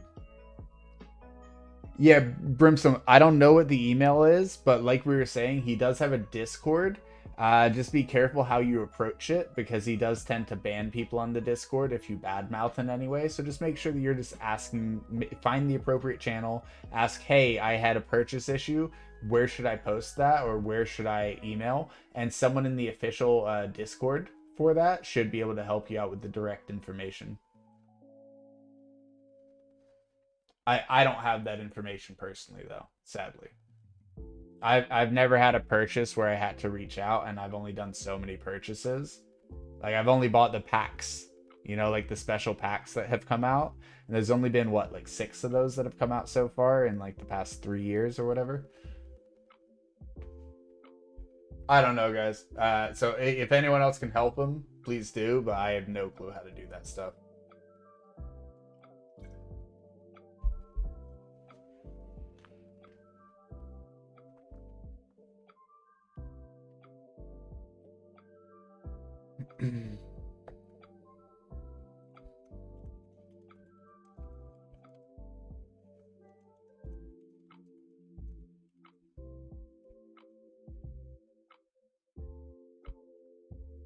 12 cuts from 1. Nice, Fox. That's sick. I also cannot believe that we're over 1,000 statues on each of these ones already. Like, bro. It doesn't let me allow that. Yeah. It doesn't let me allow like ats, and I guess the websites I can't allow.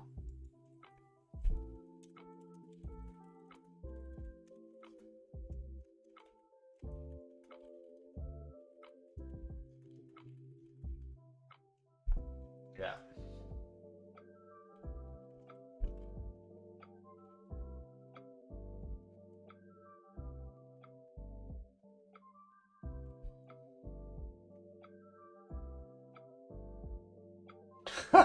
Revoked. Get wrecked. Get wrecked by the filter.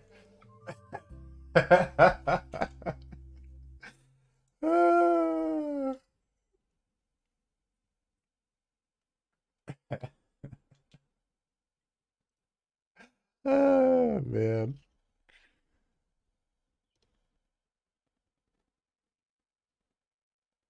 Oh, it's the .com that gets you. Lava at lavaflame2.com. I don't know why you guys are making it so complicated when you can just type this, guys. Like, come on.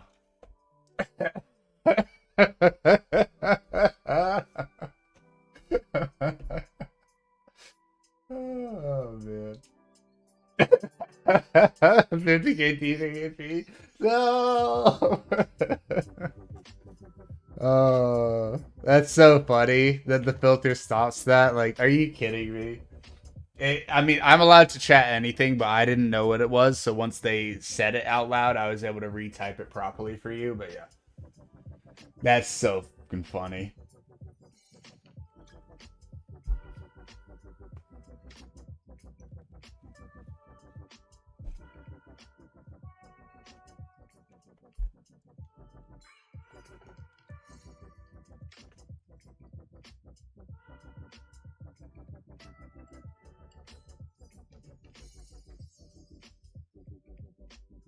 Yeah, I don't know why.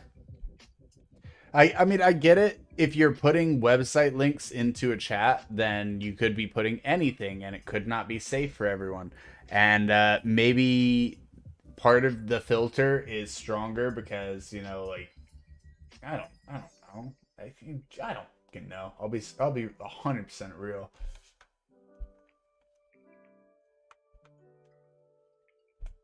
Yeah, basically the filter is just BS, and I'll figure out how to fix it, but I can't do it during the subathon, guys. I'll figure out how to fix it post sub.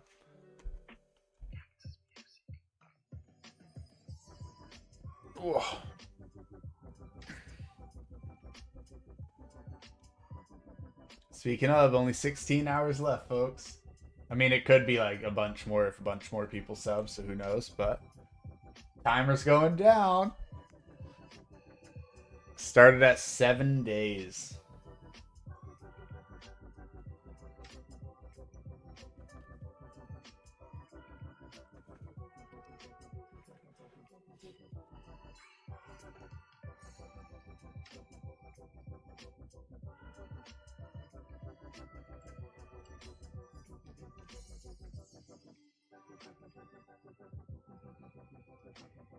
Oh, I can't. You can follow, which is totally free, Crosby. But I'm not an affiliate. You can't even give me Amazon Prime subscriptions. You can't even give me the free subscription that pays me. No, no, no. Only follows. Basically, yeah, I know. It's okay. No big deal. But essentially, Crosby, I'm on YouTube as well as Twitch and also on Facebook at the moment, but you're not allowed to multi-stream when you're an affiliate for Twitch.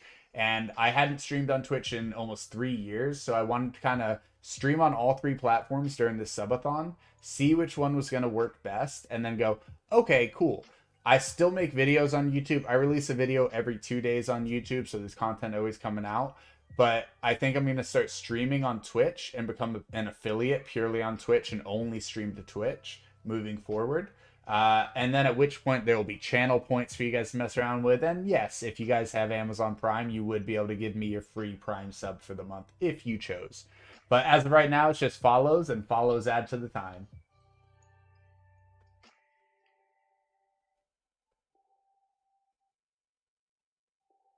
Uh, Brimstone, yeah, just open up your email. Like if you had like Google as your email, you'd do that, and then you'd pick new email and you copy and paste lava at lavaflame2.com in the to line.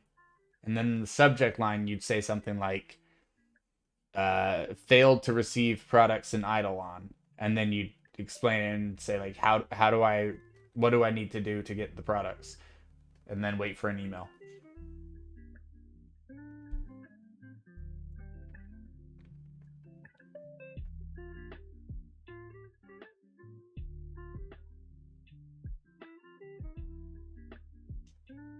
If you don't have an email address, then I'm not really sure what to suggest, or like, because like you don't have to be a certain age to have an email address anymore, do you? Like when they first came out, you were supposed to be 18 to have an email. uh, when they first came out, oh my gosh.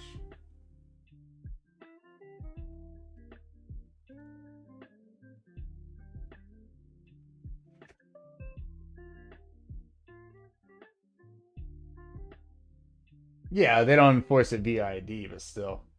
You remember having MySpace? What? uh, y'all remember Earthlink emails? I never had an Earthlink email. I had a Yahoo email though. Tom was that friend who I tried to remove, and then he re-added me and messaged me, "You can't escape me." The actual Tom decided after I removed him, he wasn't cool with it. And he added himself back and said, "Nah, son. Nah, nah, nah. This is my website. You're my friend." MySpace was a riot.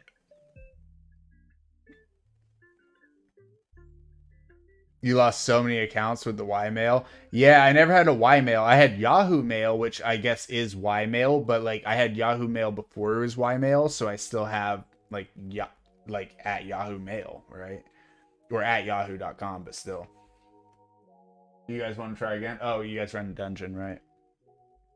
You had MSN and AOL. Yo, I remember the AOL Online, the CDs, 1,000 hours for free, bro. They were just handing out thousands of hours of AOL, man. It was crazy.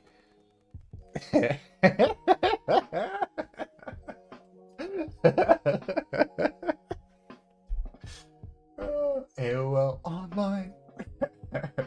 The old dial-up tone. Oh man, I miss it. I miss it. Mom, are you off the phone? Starts dialing up to the internet.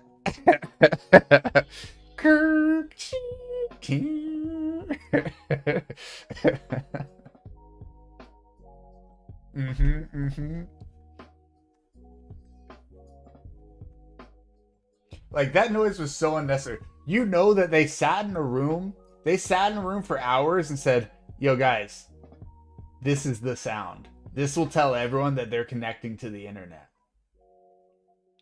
Bruh. Bruh.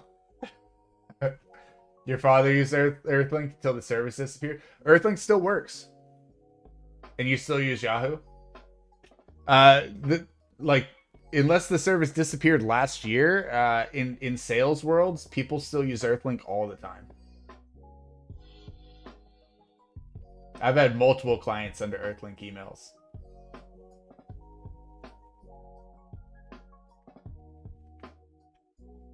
They may have shut down like if you didn't like do something in time, maybe. Yours is still Hotmail? Oh, I have a Hotmail. Hotmail was like my main staple for ages, but I've made some Gmail since.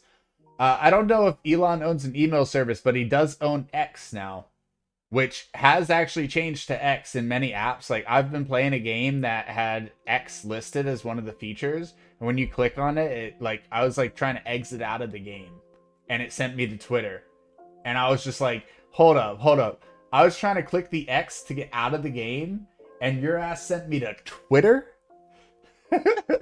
X.com? Jeez. Brimstone, none of us can tell you that. Yeah, none of us can tell you that. Whenever they decide to respond is when they decide to respond.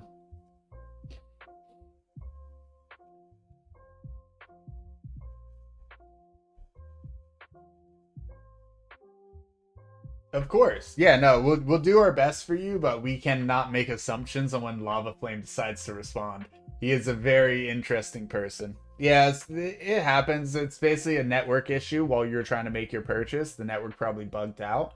And when you lost the connection on it for a second, then it decided that your purchase went through, but the objects never continued to get transferred to your account because the connection was lost for that split second where that occurred. So that's basically a computer issue. Yeah, I'm a kind of a tech guy. I'm a computer guy. This is something that can happen on any game. This can happen when purchasing on any platform, not just Steam, not just in Idleon. It can happen literally anywhere. And it's literally just a drop packet on your connection at the moment of the purchase going through. It was a much more common issue back in the 90s, but it doesn't happen as much anymore.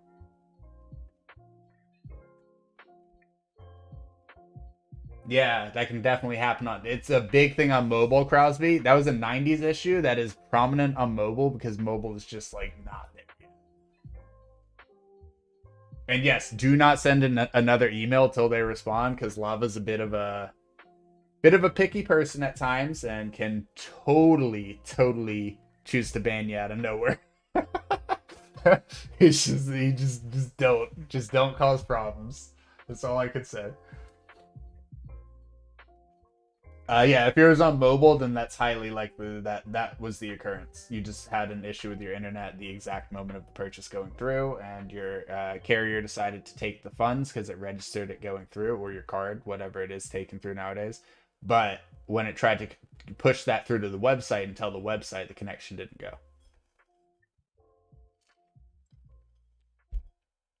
I'm explaining it in non-technical terms, so I know I sound a little bit silly with how I'm saying it, guys. It's because it wouldn't make sense otherwise. No, don't feel dumb, Brimstone. It happens. Yeah, as long as you have a record of the purchase, which you will, either your bank statement would show that, or your phone would show that you made a purchase through there, or you'd see like if you were doing it on Steam, for example, you would see like in your Steam recent history purchase. So there will definitely be green light card. Oh yeah, the so we got a crystal. It's this guy, the crystal carrot card is what we're getting. Which honestly, the fact that it's up to 4 stars already is kind of sick. Google or iOS would have payment in the history, which he will ask for. Yeah, so yeah, it will 100% be on the phone history. You'll be able to find it. And if not, your bank statement will at least have it. Because if the money came out of your account, it will be in your bank statement.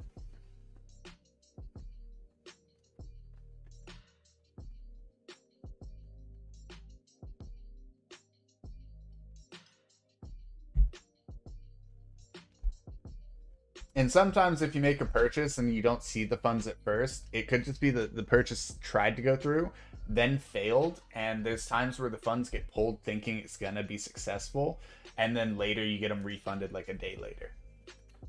So that's probably not the case in this case. Like I'm assuming that is absolutely not the case, but I have seen that occur before as well.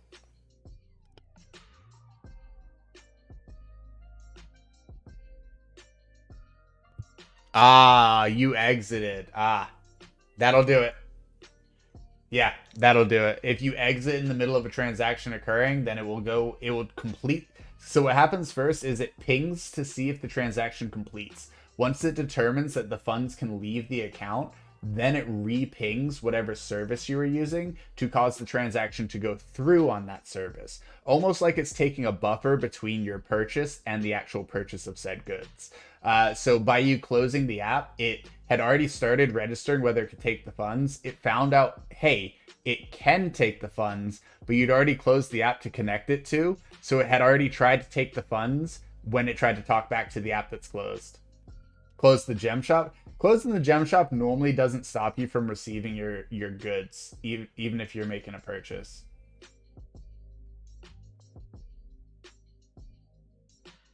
Brimstone, I'm sure it did. I'm just saying normally. It can happen. I'm just gonna say computers are dumb, Brimstone.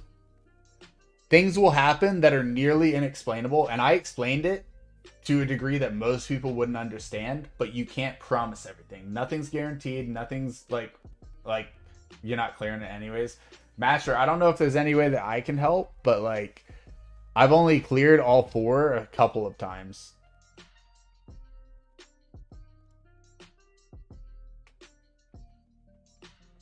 But yeah, Brimstone, honestly, I wouldn't worry about it too much. It sucks. It's inconvenient, but you just got to deal with it. And when you reach out, hopefully they do respond by that email within the next week. What is this blue mouth thing? You're not getting enough of the items to pop the World 4 boss? Good night, Brimstone. I could get to 3rd frog, but 4th is range on items. That's what I'm saying, Crosby. Like, I can get the boss to pop, but whether I can... Sorry, I can get like to like where the mobs are spawning for the 4th boss, but like I can't guarantee 4th boss because it's range on the drops. But he's struggling to pop. Yeah, you're not getting enough items to pop the boss Masher. You'd absolutely crush the boss if it pops. Yeah, so Masher, there's 2 things. So I noticed it takes about 2 to 3 people usually if you're running in a group to collect enough to actually run the boss. Like if 2 people are dying, say you run with 4 people and 2 people are dying, the other 2 of you better be killing every single thing super quick. Otherwise you're not going to get enough. So if you and Crosby team up with them, you might be able to pull it off. And maybe I'll even pull away from this at some point. But for me to be able to kill on that wave where we need to get those drops, I need to get a good setup. Running 3 people, only Masher can kill them. Yeah, that's what I'm thinking. Yeah. If Crosby's down to help y'all, I think that'll be enough. And if y'all still can't do it with Crosby, let me know and I'm down to join in. But yeah, for me to be able to kill those mobs, then I need to have the perfect setup. Like I need to get the right things at the right time. Otherwise those mobs kind of whoop my butt.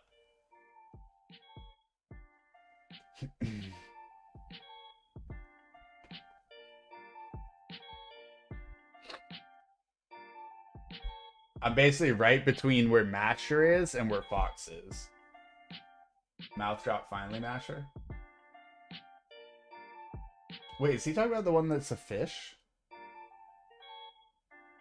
Like where you only need one of it? Oh no, he's talking about the drop from the fourth mob.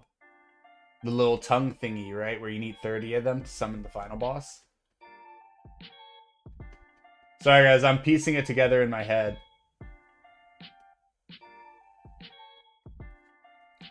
The only one that I think looks like a mouth was like when you're farming the gray mobs that kind of one-shot everyone. After you kill the first few bosses, and then you're farming those gray mobs for the fourth boss. Those are the only ones that I think are tongue, right?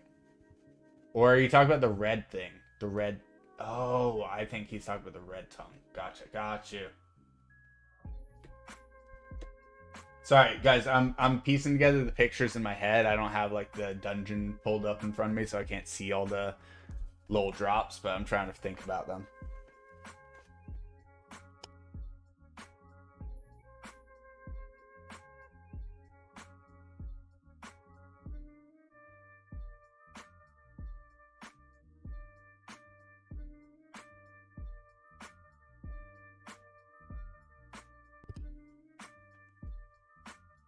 Okay, it's about to be in 8 minutes, 11:15. We finished the previous hour, 10:15, at 330. And we're at 487 right now. So we're at 157 so far with 7 minutes to go. So yeah, it looks like we're getting about 160, 165 per hour on average right now. If we're lucky, 170. That's not bad. We were doing all of our projections based on 150, so it looks like we can knock our total hours down to about 114. So if we take that, that's really not bad at all. We're literally looking at just under 5 days total to farm up all these. Fourth time's the charm, as they say. Best of luck, you guys.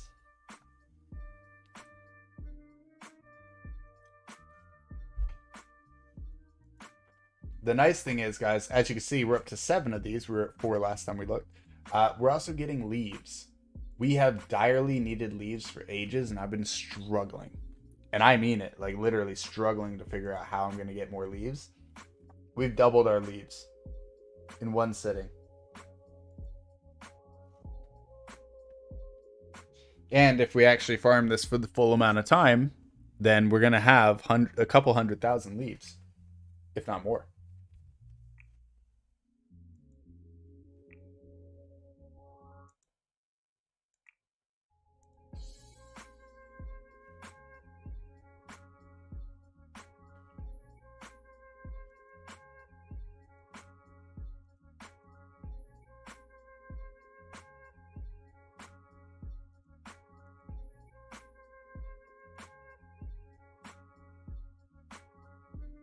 When we get about 60 more pens, then we can actually push to get the final pen thing unlocked.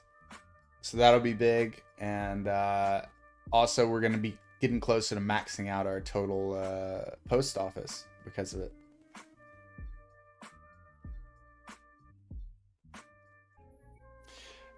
Can someone let me know, is there any reason why I'd want to reset my post office streak? And if so, when do I want to restart it?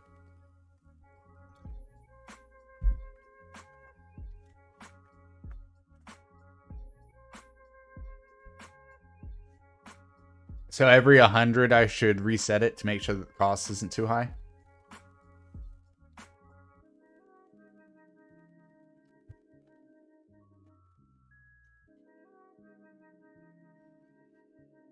Okay.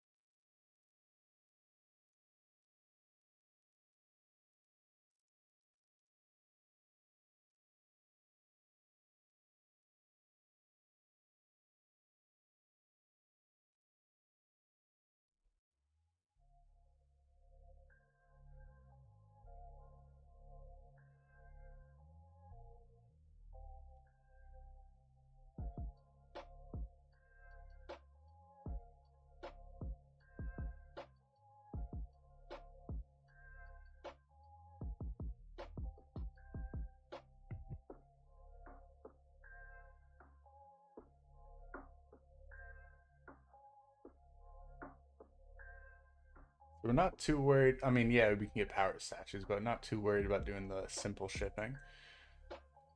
Planet Express, we actually have to craft to do, so I want to avoid that one if at all possible. We can get Kachows elsewhere, although you can get gems from that one. Dudes Next Door. That one we can get radioactive waste and more gems. Double the gems of the previous. And golden kebabs. Kebabs are good. So 3 is good. Excuse me. Down on delivery. That's going to be only 1 gem. A couple okay statues, but overall, we don't care too much about golden ham. I feel like that one's the least important one of the set. Alpine suppliers. They typically ask for the World 3 monster drops. They can actually give you rare drops. Interesting. Chisora Cavern keys and gems. So nothing too crazy there. Just Chiz keys. And finally, Coliseum tickets from Cosmic Carrier. And it requires World 4 monster drops. And you can also get cooking ladles from it. So basically, we want to get this one unlocked without using up all these silver pens, but we're probably going to use up all these silver pens to get this one unlocked, and then from then on use all pens on Coliseum tickets, cooking ladles from the Cosmic Carrier, and then run a ton of World 4 Coliseum for the eggs for pet breeding. I'd like to try and get my drop rate to like 10.5 or 11 times when we start farming that arena, though. I want to be over 10, maybe closer to 12 when we're farming that World 4 arena. That way I feel like we're not just wasting all the Coliseum tickets that we're earning.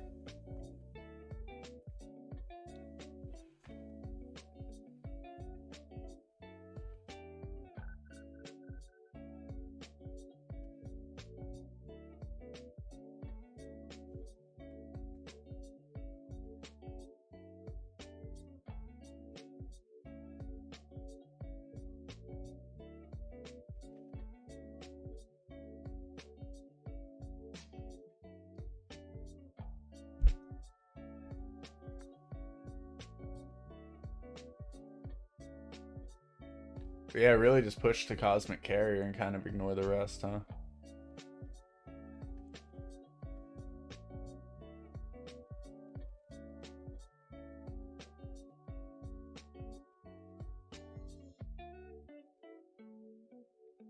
And then from what I understand, we need, what, 10,000 of the thingies to max out all?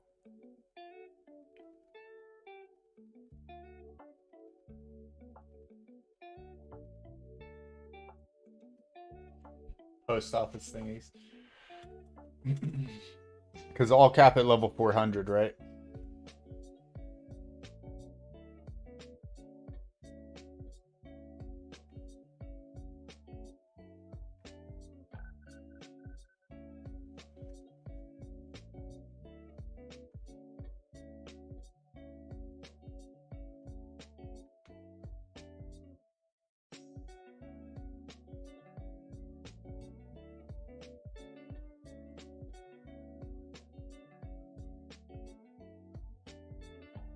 $200's the 75% cap.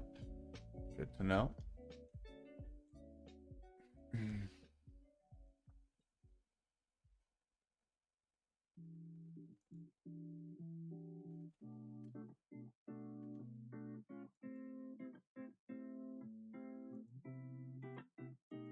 But yeah, this is pretty insane, guys. I mean, we've only been at it for a couple of hours now. And I know 7 silver pens doesn't sound like a lot to some of you guys, but that's like, bro, some of us will farm for 15 hours to get 1. And we're getting more than 1 per hour off of these.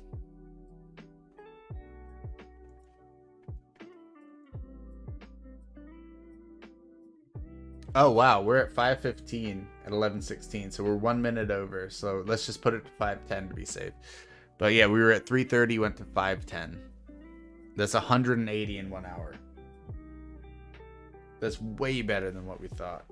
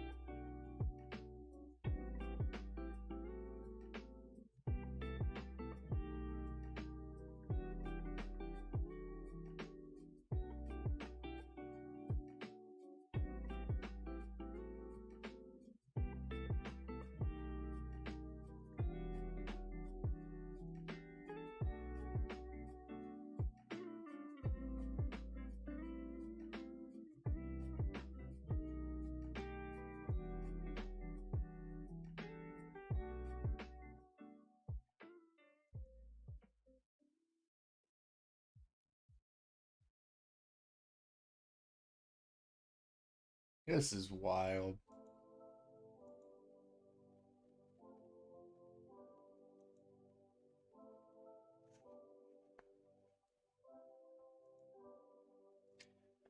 As much as I want to use those cards, it would only put me up to like 9.25 or 9.35 on the drop rarity. Oh, Crystal Champ. Defeat 2,000 Crystal Monsters. Become a heavyweight champ.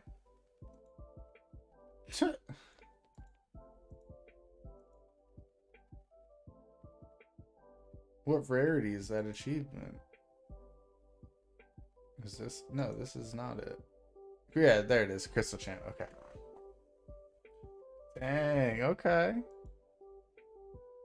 12-hour time candy and 30 gems. Deposit that.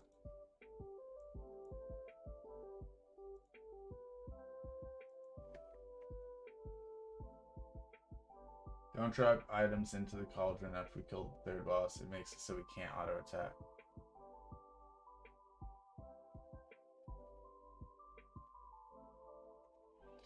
I think, just so you know, Master, the main reason why people tend to drop things into the cauldron at that point is so that they can kill a weaker enemy to get heals and not die. So for any of you guys who are struggling to stay alive, and if Master's planning to carry for you guys, just chill in the top, not the top right, but like the mid right, where you can buy the upgrades from the guy. His platform is safe. So go chill up there, turn off your auto attack, and let Master carry the rest of the way.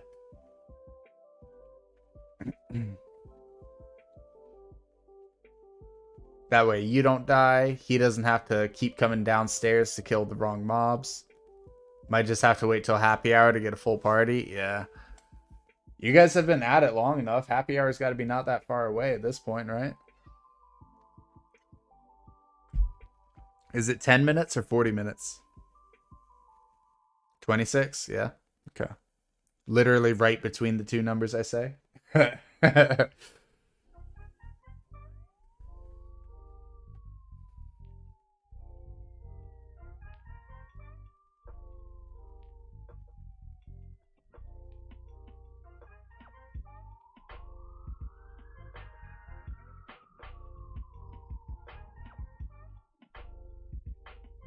It makes you super cool.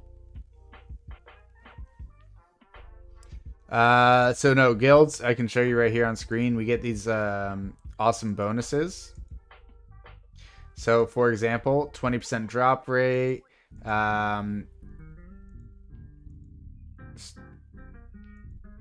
said 350% chance for something. 20% all stats, 35% carry cap. Apparently we didn't upgrade that. 60 star talent points, 14% chance for AFK reroll, 30% card drop, skill efficiency, weapon power, AFK gain, skill gain, stone upgrade success chance. Wait, stone upgrade success chance. Oh, I know what that is. When you're upgrading your weapons with the stones. or armor. 13% chance for 2 times XP, 15% production rate, and 16.7% cash for each world you reach. These two don't exist yet. So lots and lots of guild buffs. Stronger guilds have those all max, but not all guilds do. Most guilds don't, in fact. So, yeah, definitely something to pay attention to.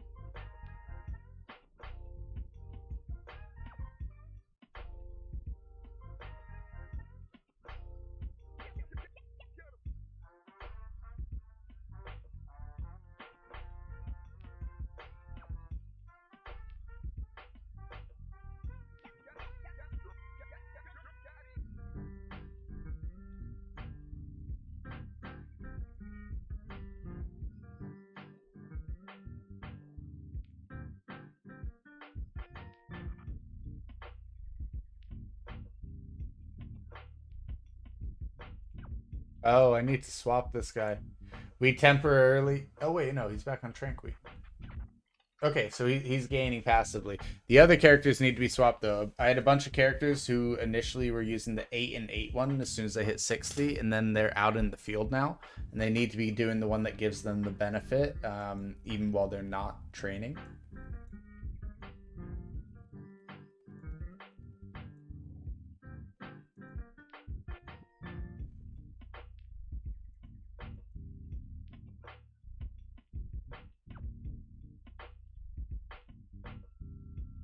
Ooh, silver pen. No batteries from 3 hours. Rough. Pretty sure those are the guys that give us batteries.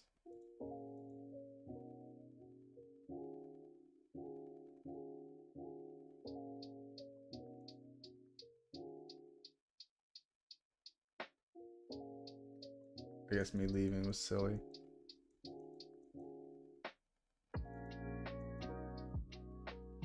Whoops.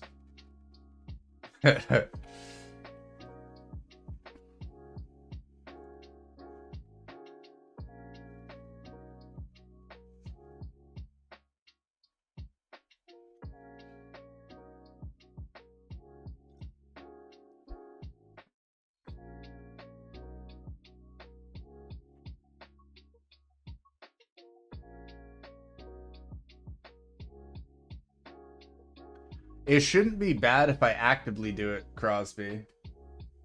That's the difference, whether I'm going to be actively doing it or AFKing it. And I think if I actively do it, especially if I get my drop rate to like 10 times or higher, it shouldn't be tough at all. It's all about drop rate. When it comes to something like that, it's going to be all about drop rate.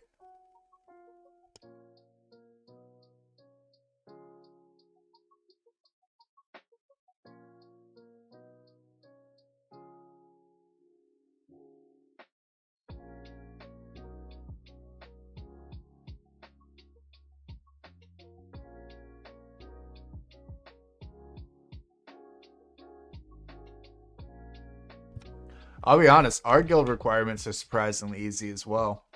I mean, I say that. You need 300 guild points per week. So basically, once you've completed all of these and you get the 250 bonus from here, you just got to do 2 additional dailies. Really not that hard. I don't even pay attention to this. And like, see, look, I got these 4 to do still today, and I'm just not going to do them. But like, I don't even pay attention to this, and I reach 300 easily every week. So I don't know. Just from my dailies, just not even paying attention, I reach it. But yeah, 50 per week is nothing. That's literally, you'll get that in one day.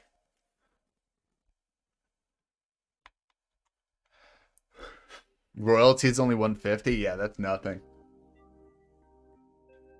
That's literally like, hey, if you spend 5 minutes a week in this game, you can reach that. Yeah, free bonuses are great. Just make sure you get one that has enough free bonuses, because I hate to leave guilds. If you don't mind leaving guilds later, then that's fine. But I hate leaving guilds, so I try and find ones that are solid. And already have all the buffs so I can like help them with some other things. Royalty was full, so just did nobility. Don't care about guild title, just the bonuses. Yeah, that's my mindset too. Like, if you got max bonuses, tight.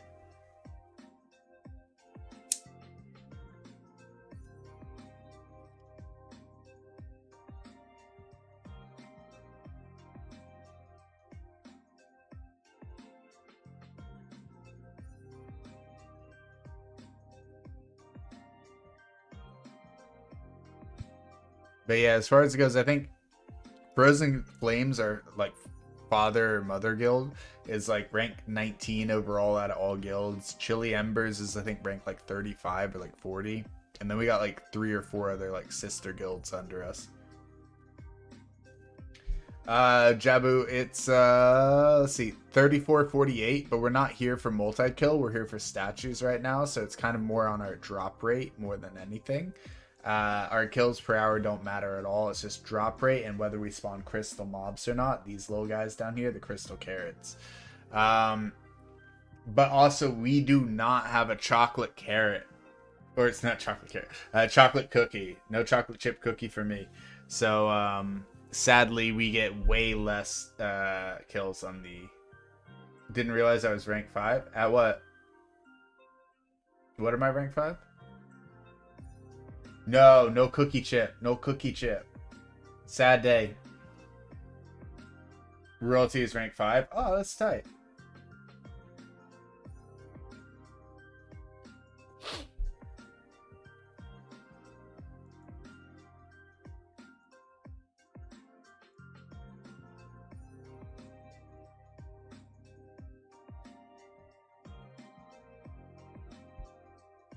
Yeah, Jabu.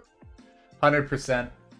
And I have like really, really, really great chips. The only chips that I can't seem to get are chalky chips. So no cookie chip, sadly. And I think we'll get one December 27th is what everyone's saying. But December 27th is too long to wait for my power statues, so we got to start working on Onyx. Excuse me. We're getting about 160 per hour from what we're seeing. Last hour we got 180, but like we're getting 160 to 180, so we'll see.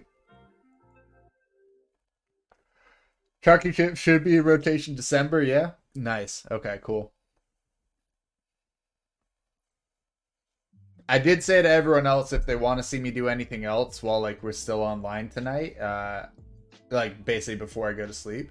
I'm more than happy to go do other things. If there's things that you guys think I should work on or try and figure out, let me know. I'm just literally farming this because I don't have anything else in mind that I necessarily want to get done. And this is something that's just been a gaping hole for me. No Onyx statues.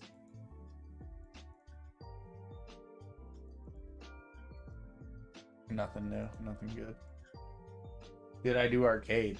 Yeah, I mean we could do that today. Tower defense stats. I'll show those in just a sec.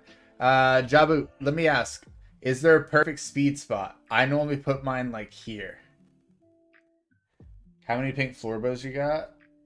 Oh, you're telling them to get rings? I hear you, Crosby. Maybe just slightly below here, actually. Because I wanted to hit this one and then bounce off of it over to the right. Masher, my tower defense is getting better. I've been leveling those guys up like crazy. You just put yours at the fastest. Have you ever hit a jackpot?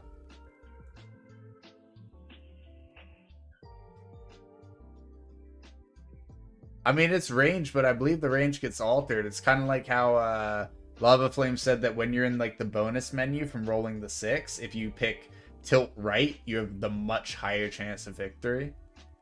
It's range after the opening, but you don't want to get everyone stuck at the back during the opening, you know what I mean? So like with this, they kind of bounce off of that and sometimes go over, whereas you can actually make them go over like 25% more if you go to about here-ish. About there. So if we happen to get more balls somehow, it will show, and then we'll get like 20% more that shoot over. I think I put it slightly too low. There's like a sweet spot. It's absolute range. No, I know the balls don't collide. They just bounce on this thing differently depending what speed. Because if you put it at a low speed, they don't ever bounce over this one.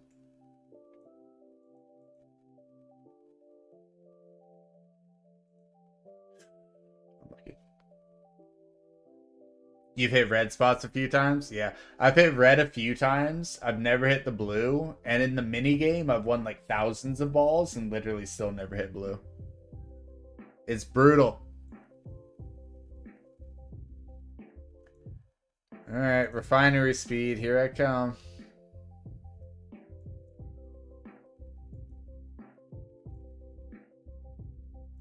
One day. One day we'll hit it, guys. I got my Ball Joe Pickle, so I guess I'm not too mad. Where is he? Ball Joe Pickle. Unlocking arcade hit jackpot? That's insane.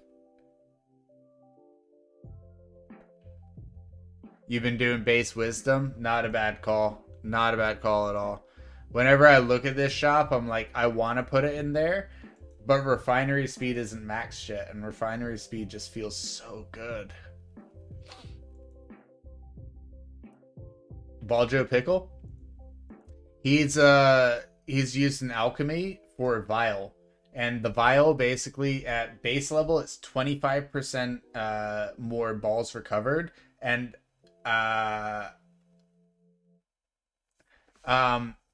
I believe it goes up to 50% when you max it at level 13, but you're never going to do that. Think about it. To level up Ball Joe Pickle even once, you're only going to you're going to struggle to do that, right? So the idea is you unlock the 25% bonus balls and then never touch it again. You've been playing 2 years, gotten almost nothing good from arcade. No stamps, no Ball Joe Pickle, no red Bodie, one jackpot. Hey, at least you got a jackpot masher. Not even a red hat. Feels bad, man.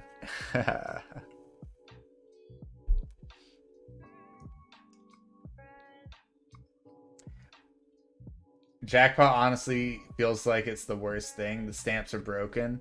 Yeah, the stamps are pretty nice. I'll be real with you. I have one of them. I don't think I have both of them. I definitely have one of them. Oh, we're full on ovals again? Dang. I've never had this issue with ovals before, guys. This is kind of amazing.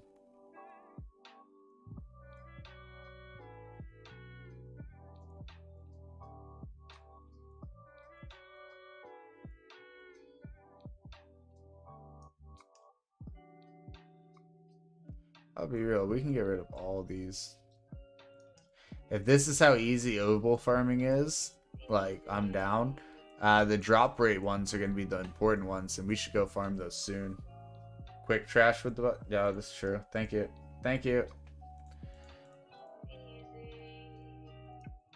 Sorry, guys. So, I don't know how old any of you guys are, but there was a game called Noditis back in the day. I'm just going to get rid of these. We can get more. I don't care. I genuinely don't care. So there's a game called Noditis back in the day where everything had to be done manually because they wanted to avoid people botting and cheating.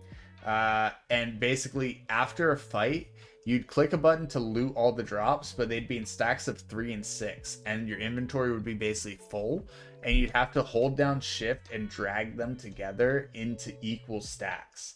And then you'd be like, okay, cool, I can click my next fight. Or during the fight, you'd be stacking them up, right? It's such a miserable but fun experience. It's the grindiest game I've ever played. Like RuneScape, I had characters with 99 in almost all their skills. And RuneScape is like a 1/100th grind of what Noditis is. So if you guys are sweaty hardcore grinders, look up Noditis, and you guys are going to be in for a treat. And also a hellscape. That will suck up your entire life. But if you guys don't want that and want to enjoy your life, never check out Noditis and continue on enjoying Idleon, because this is actually a fun grind and that is not great. Yeah, I feel you, Crosby. I feel you. That's a smart call.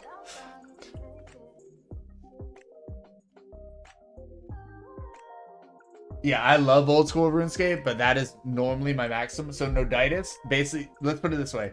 Say a skill is higher level than what your level is. Then you start to get reduction in XP. All the way down to you're only receiving 5% of the XP that you should be receiving when the skill's 10 levels higher than you. So if you want to be someone like who power levels others and get super swole at a low level, say you're level 40 and you want to get your stuff to level 90 or even 100, you're going to be sitting there and using so many more resources than anyone else. You don't get any of the special multipliers you would get. It literally just hard caps you. And if you do get high level, then it is pretty easy, but the max level is 85, so you are going to have to deal with 95 through 100 with that like reduction. And then every ninth level, so like level 9, 19, everything like that, you need 10 times the XP to level that one up. It's miserable. And there's about 14 different skill tabs, and each skill tab has about 20 different skills. And the skills that you unlock at higher level require double the XP of the previous skills, and then it keeps doubling for every like new set of skills at level 20, at level 40, at level 60. So you end up with skills that are costing insane amounts of XP, and you're just sitting there grinding like crazy. And like, I loved it. This is fun to me. This hell is fun to me. I love that kind of grindy game. But you literally sit there, and the community is great. They're all just sweaty tryhards who are just down to be sweat lords with you. That's all it is. I love Noditis. And they don't take crap. If they find out someone's a scammer, the entire server's iggy'd them to the point where like none of their stuff shows up in the shops for anyone, and they got to start a new character. It's a blast. It's like old school gaming to a T, because that's what old school web browser gaming was the entire childhood I had, and I love it. You came from Final Fantasy 11, and as far as grinding goes, not as exponential Idleon-esque, but taking hours to level just once and rely on 5 others to be able to get experience. I hear you. Yeah, that's rough. I also did Final Fantasy 14. I was a top level crafter in that game. Like, literally, there was during one of the server launches, I was the first one to max 2 different gathering skills. So before one person could max one, I maxed 2 different gathering skills. 2.5 hour waiting party in the Valkyrie Dunes. Rough. Yeah, one pole disband because someone dies and they get frustrated because they waited so long. They're just rage induced already. I hated combat in the Final Fantasy RPGs, like the MMOs. Specifically, I love the Final Fantasy RPGs, but the MMOs. But the crafting system in 14 was next level. Next level. Actually having skills to utilize during your craft. So you'd have to do like full combination rotations of like 30, 40 moves to craft something perfect. It was insane. Such a good game. But yeah, never touched Noditis. It is a blast to be that grindy, but it is honestly a life stealer. Final Fantasy 14, fun for a little while, but the monthly cost is just a little bit too much, especially as a crafter, because you have to buy all the storage space for your bank, and it costs extra money each month for the additional slots. So you end up paying like $32 per month in total for your membership plus all the inventory slots, instead of just paying like your standard monthly fee. That's why I gave up on 14, because as a crafter, I can't condone having to pay just for the extra retainer slots for the bank.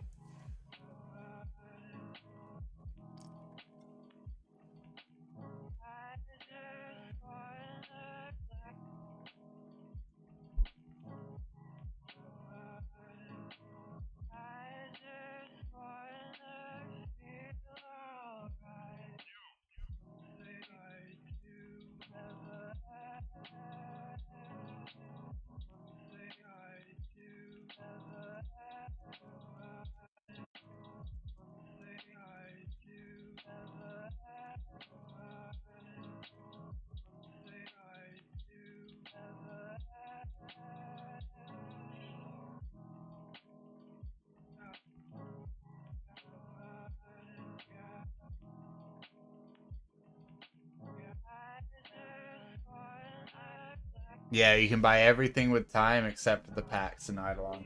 That is one of the greatest things about it. Noditis is essentially designed the same way, but you would need to be running on multiple characters to earn enough money. Like, if I guess if you're running standard instead of premium, you could sit there and farm enough. Yeah, but yeah, it's definitely one of those games where the amount of membership time that you have determines how much extra drops you can get and stuff. So you have to keep buying the time cards in that game, which you can earn by spending enough money, like the coins in games. I love games that provide that. It's like you can buy it or you can earn it, because not everyone wants to sit there for 30 years and grind the game, but also not everyone wants to spend the money to buy everything in a game. So as long as you can do it either way and you get to choose which way and can swap if you decide to spend money on occasion, I think that's the ideal way to build one of these types of games. I don't think every game needs microtransactions though.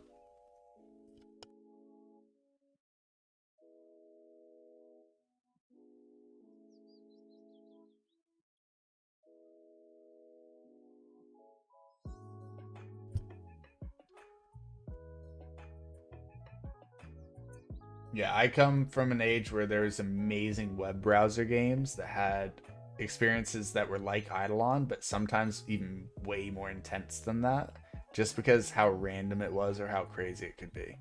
Um, like Dragon Court 2. That game was insane. Dragon Court and Dragon Court 2 no longer exist, but they were absolutely insane games. Like, very cool aspects, and you could find things that were so unique that no one else was ever gonna find the entire time they played the game. It was really cool.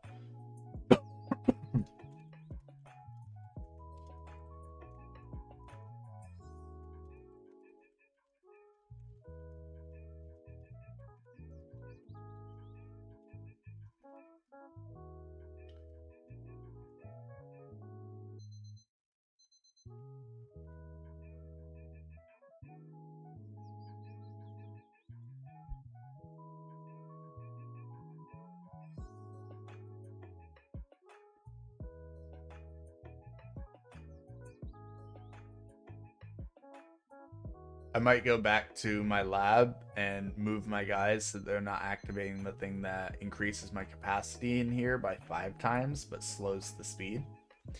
I need the speed higher. It's miserably slow. I mean, there's ways that I can get this moving, but like for example, if I went to town 3 and upgraded my refinery, not refinery, my liquid speed inside the salt lick, I could get it way higher. I just haven't done my salt lick yet. So that's on me.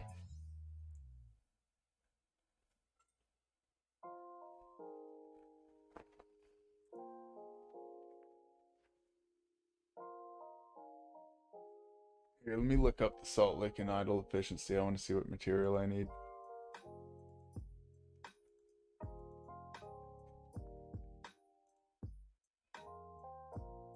Yeah, right now we are at 20 out of 100 on that. We need 999 more of these rats and 81 million rats to max it. Mousy, sorry. We have 40,000 of them, and we need them for something else. Uh, I like my trapping is just not there yet. I can't get stacks of it. I really struggle on Mousy. I struggle on all the trapping. Worship's gotten way easier, but trapping's just rough.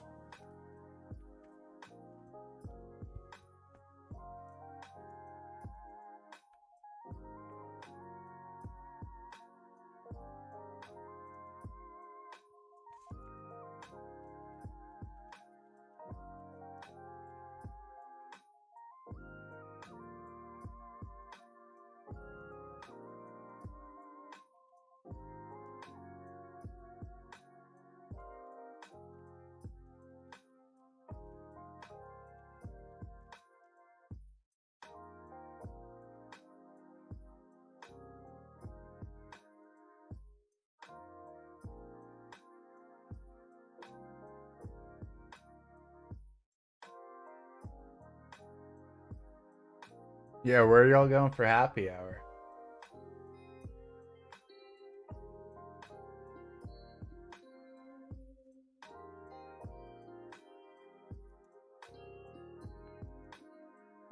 I get so many levels from 1600 speed statues, it's not even funny.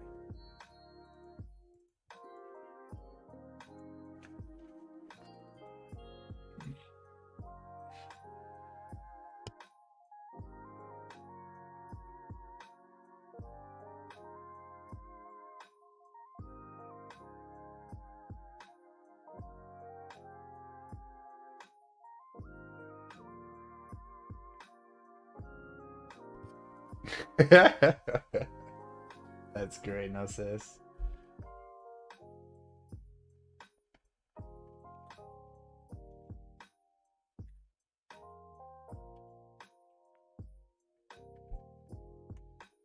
Yeah, I'm honestly very pumped to see the pens. The silver pens is something that I had no clue when I would finally get to farm it. And I'm so happy seeing those.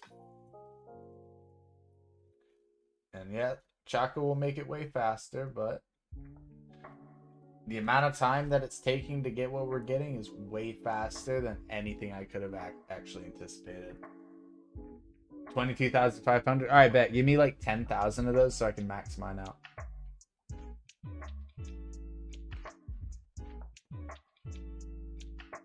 So, like, Masher, it's 10,000 to max out. Is there any reason to put your thingies in after that? You should just keep them all in your storage, right? After you've done your 10,000?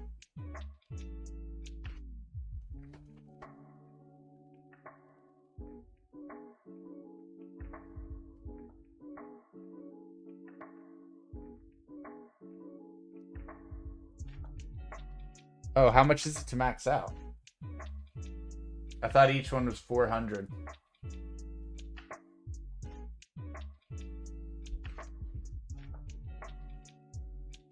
Because there's 12 boxes on main page, and then there's 12 boxes on second page, right? Which would be 9,600 typically, but I remember people saying 10,000 to max out your boxes or something like that. So I'm just trying to figure out. Myriad creates 10,000 by itself. Okay, so then it's like 20,000 if anything. Like, hold up, Myriad crate. Hold up, let's pull these up. Post office, Idleon. All right. So most of the normal boxes are 400 to max out, right? And then you're saying Myriad crate has a much higher cap. So page 1, if they're 400 each and there's 12 of them, is only 4,800 to cap out. Let's see. 400 on that. But it can't. So maybe all the page 2 ones can go higher than 400. Shipment upgrades cap at 400. You'll usually get 75% of the maximum possible bonus after upgrading 200.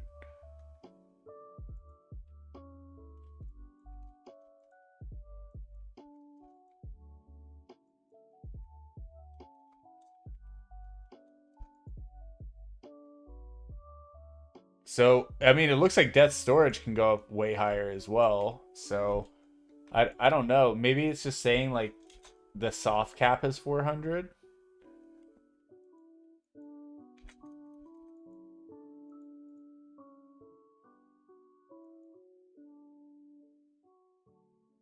Myriad Crate seems insane.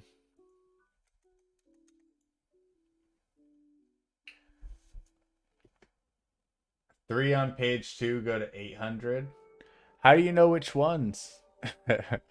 I'm just using the website, so I can't actually like look like a normal person would, but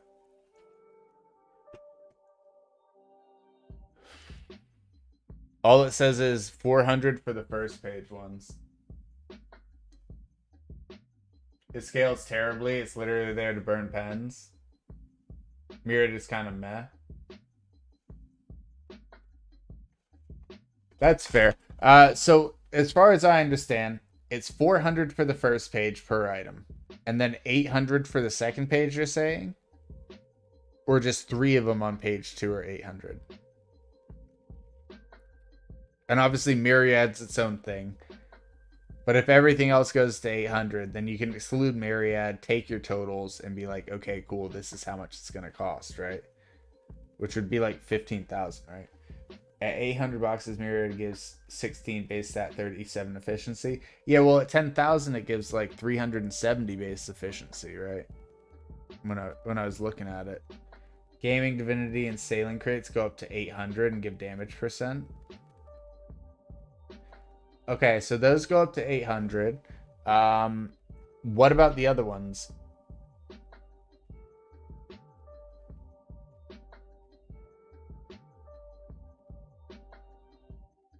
That was at 10,000 when I punched it in a moment ago on like the calculator.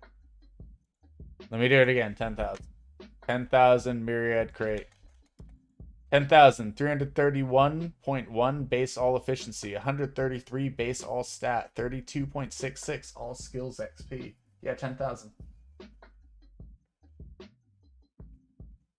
So if at 800 boxes it's at that, it still multiplies with an extra 0 at the end. You know what I'm saying?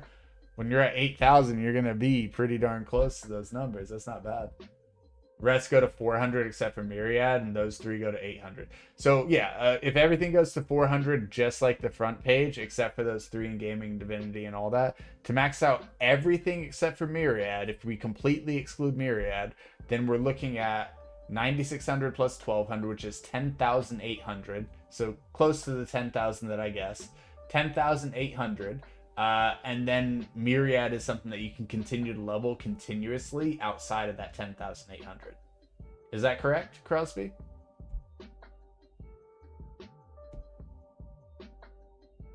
Confirmed by Masher. Dope. Okay. So 10,800 is what I need to finish the first step of my boxes, and step 2 is Myriad, guys, which is endless. So 10,800 is the goal number 1, so all my boxes can be done and I don't have to think about the other boxes and can only think about Myriad from then on.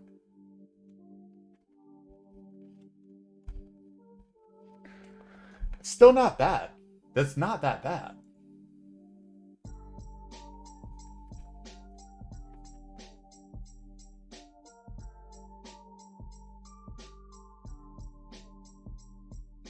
Yeah, with Chalky Chip, it sounds insanely easy to get. With how many I've already gotten on the keys, and how much higher your drop rate will go as you continue to play this game, stacking that with the Chalky Chip as well. Guys, 100 orders a day and reset it, you can do another 100. Yeah, so that's what I'm saying. Like, go do 100 orders on tab 6, get all the Arena Coliseum tickets, and then do another 100 orders, get the Coliseum tickets, and then when you're at a very high drop rate, just run a bunch of World 4 Coliseum and just get a ton of pet eggs. Tons of eggs and tons of ladles. You'll already have a shit ton of ladles as it is, so that won't be an issue, but all those eggs will be awesome. Literally sit there and farm 3,000 eggs real quick, ensure that you get yourself your guy. Get Gaming and Sailing Box before most of the others. They turn a % of your AFK time into skills progression. Oh? AFK counts for sailing. AFK counts for game. Oh, that's huge. Yeah, that's huge. You're right, Crosby. Absolutely huge. Think I get about 80 to 100 eggs per collar run? Yeah, Masher, what is your drop rate when you do that? I gotta know. I gotta know what your drop rate is when you're getting 80 to 100 eggs per collar run. That's what I want to be at. Only 10 times? You're kidding. What do you run it with? DK, ES? What are you running? Like, I just, am I that close? Last time? DK? Dude, I'm at 9 times on my DK. 9.2 almost. Bro. What? What? Pop orb and get 300 to 350 kills before boss. Wow. Huh.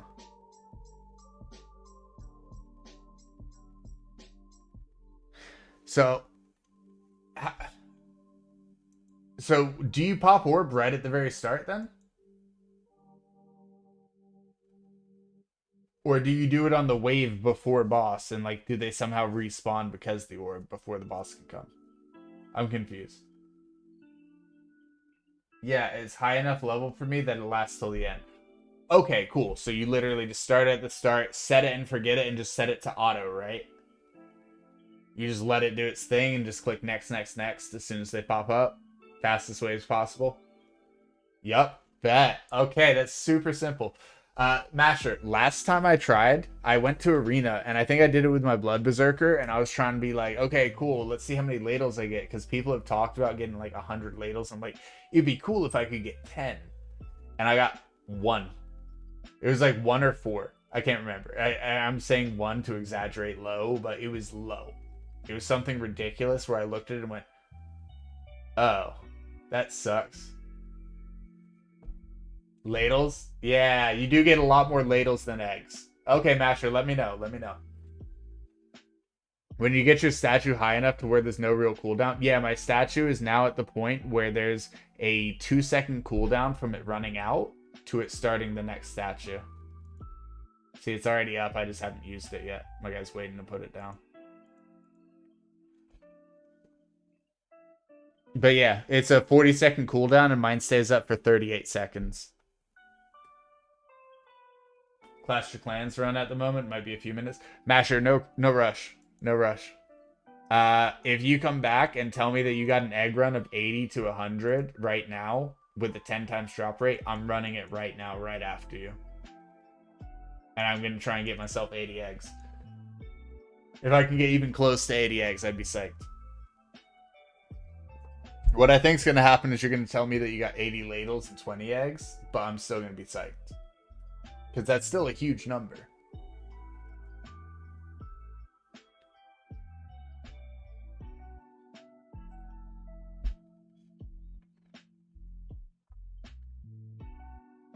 Because the goal is to push to like 13, 14 times drop rate in the next month to a month and a half. So if we can pull that off, we're going to be earning like crazy.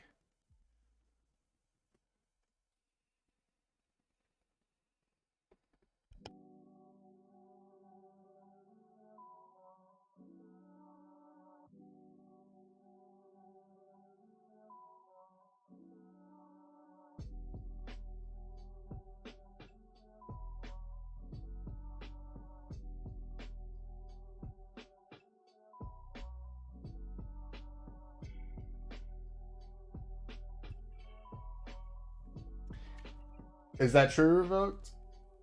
I know that it was highly determined on your drop rate, but I didn't know that your multi applied. And if it does, that makes a lot of sense because it applies to the normal mobs there. Mostly just the DR you want. Yeah, on the chests. Right. But I was gonna say, yeah, I was gonna say the multi would apply on the boss kill itself. So if you're trying to get time candies, it can be highly effective on the boss kills. No, it can't, because those are in a separate table from their base, isn't it?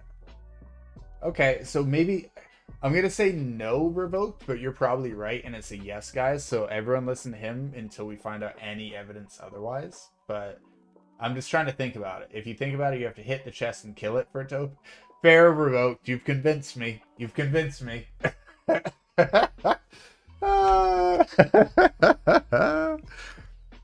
What's its HP then? Is it HP 1 so you get the highest possible multiplier? And how do you multiply 1 times it's like, because are you doubling the 1 or are you multiplying 1 times itself? Wait.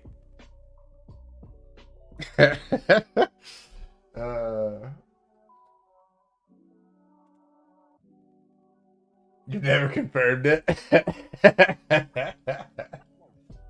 Revoked. I'm sure it plays some sort of factor, but I think drop rate is the biggest determining factor in this, because from what I was checking, like a 4 drop rate versus a 7 drop rate versus, we'll check what 10 is in a moment when Masher gets a moment. It's going to really determine huge jumps in how many you're getting. And apparently when you're at 13, 14, it gets insane. And obviously the people who are at 18 to 20 are getting absurd amounts, right? So I'd be very interested to see what 10 times it's getting.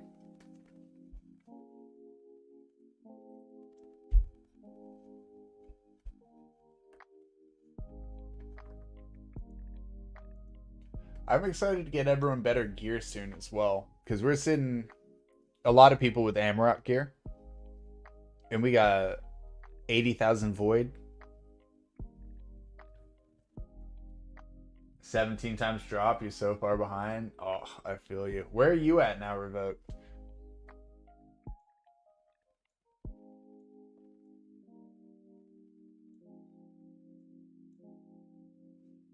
You got to be pretty decent. Yeah, I was gonna say 11.4 is pretty nice. You know what I'm saying?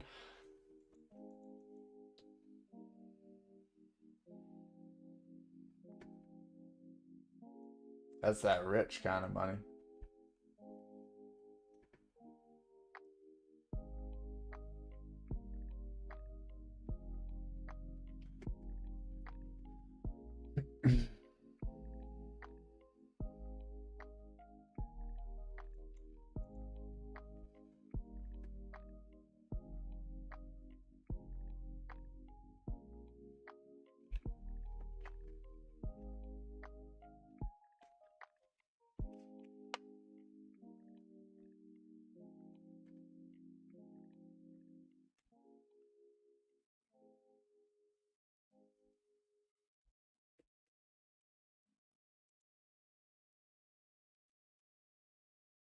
I genuinely believe that my damage and my crit chance, crit damage, accuracy, like all of this is, and especially movement speed, is about to skyrocket, guys.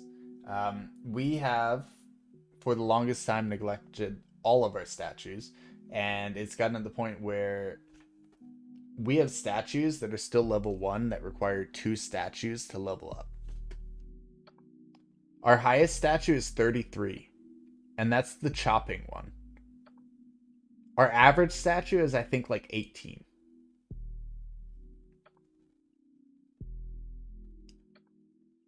So this right here, these amount of statues could upgrade all my stuff exponentially.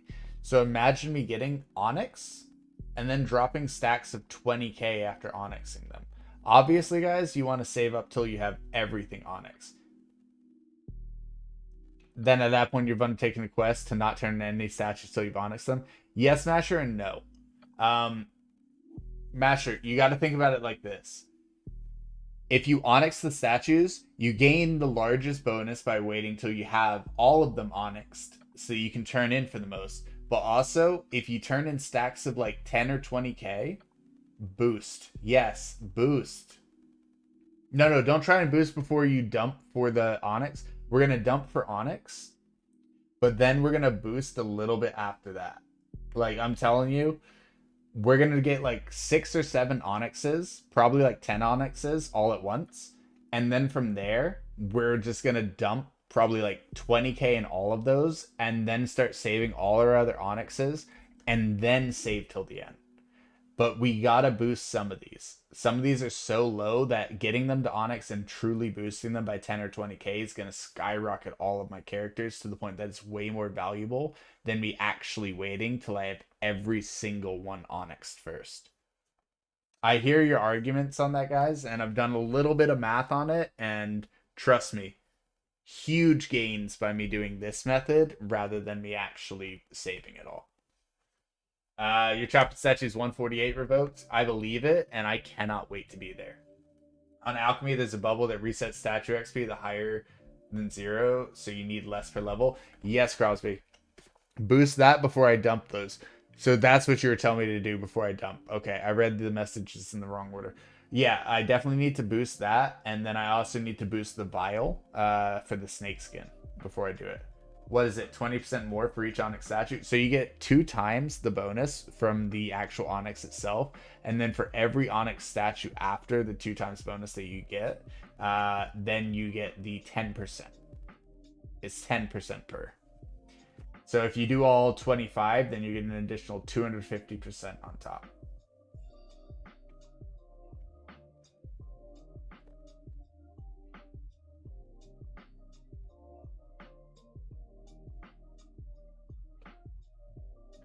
Just did a World 4 Colo on 11.4 times. You got 131 ladles and 38 eggs.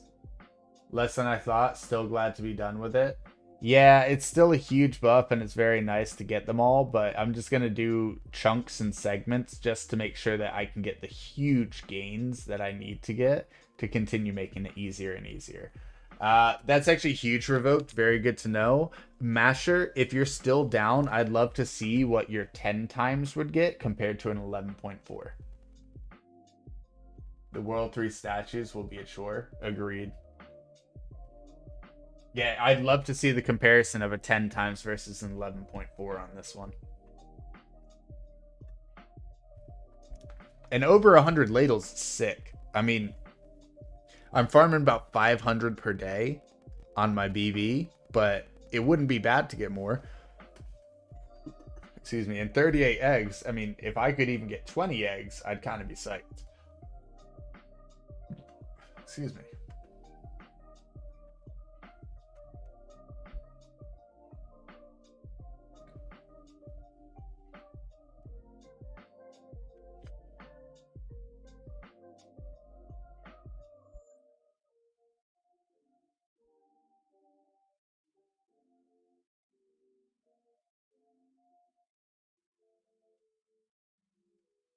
What do you mean?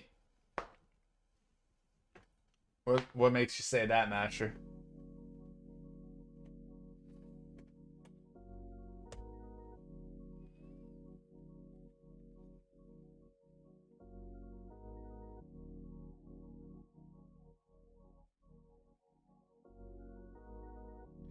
Because you want your eggs to evolve to make it easier to get things, or what? You want to level up your breeding, you want high quality eggs rather than vanilla?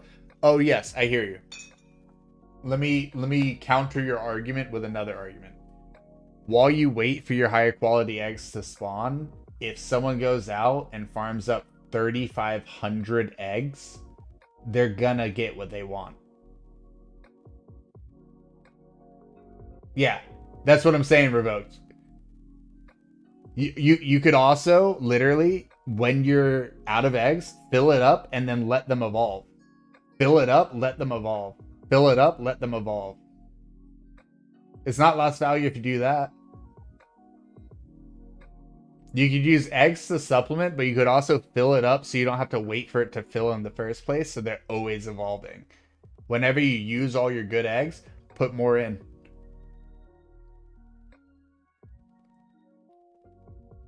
It's huge, man. So I know people who have a billion prints who are excited about how many eggs they've just farmed from running Kahlo. So I'm basing that as like, oh snap, this person at complete endgame is totally pumped about getting eggs. Maybe I should focus on figuring out how to get more eggs at some point. So my logic isn't purely based on me figuring things out. It's just me seeing, ooh, OP person, me follow, right? So I'm not totally right, and I'm definitely biased in this. But when I did a little bit of thought behind it, I was like, wait, you could totally use these eggs in multiple different ways. And also, if you're sitting there, I've waited like to get like a platinum egg or a bunch of gold eggs, and then totally failed all of them. And if I just used like 3,500 eggs instead, it would have been way better. Yeah, the genes is probably the main reason, Crosby, because I can't afford to upgrade a gosh darn thing. I'm sitting there struggling to upgrade half of my stuff right now because I don't have genes. So you're absolutely right. That's more than definitely the reason why they're so pumped, because so they can upgrade everything that needs to go up to 100 and everything like that, like shiny chance and all that. Yeah, that's actually crazy to think about. Trying to get your shiny chance to 100, level 100 that is. That one's expensive. So I could definitely imagine it being a struggle while you get up there. Thank you, Crosby. That's what it must be. Shiny chance is negligible later. No, I agree. No. I'm just saying, like, if you wanted to max out all of your upgrades, everything's 100% shiny chance for you. That's crazy.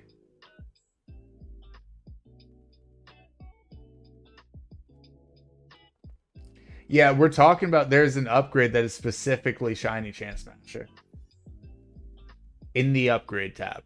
That's what I was saying. The relic makes it broken. I don't think I have the relic. Hold up. Sailing? What relic? Or is that one of those ones that works like cooking where it applies way later? Doesn't hurt to boost more for World 6 pets.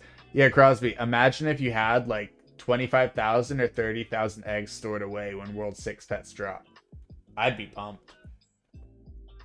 Okay, let's see. We're looking for shiny.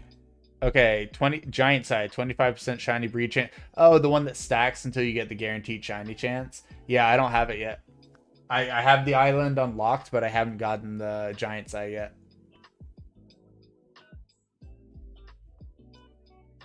I know there is, Crosby. I know there is. They're in my guild. They're in Frozen Flames and also Chili Embers. That's how I know they exist. They talk about it and then they show their 3,000, like their 3,000 ladles per day that they're getting from cooking. And like, I'm just like, all right, all right, all right. It's time for me to get some work on. Why do you think I'm up to 500 ladles? I would still be at 13 if I hadn't seen that print. Like, I just got so mad. I was like, bro, you can get 3,000 a day and I'm over here getting 13. All right, I got to do something. But yeah, Masher, I need that relic. That relic would make it so much easier. But yeah, tons of upgrades in the upgrade tab that could totally be valuable to get with a ton of begs.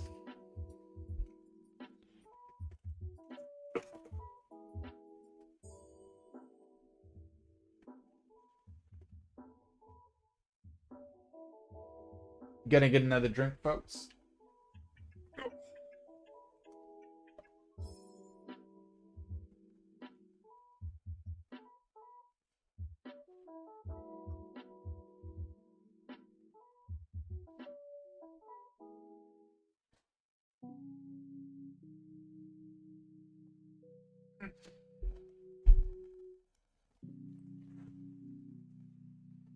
Oh, all right. The relic only boosts your chance once, so I'm not sure where. No, no, it's not once. It's each day. It's Masher. It's every single day. It stacks until you get a shiny. It stacks. So every time you're failing each day, you would get a shiny higher and higher chance every day until you actually get said shiny. Yeah, that one's tight. I want it.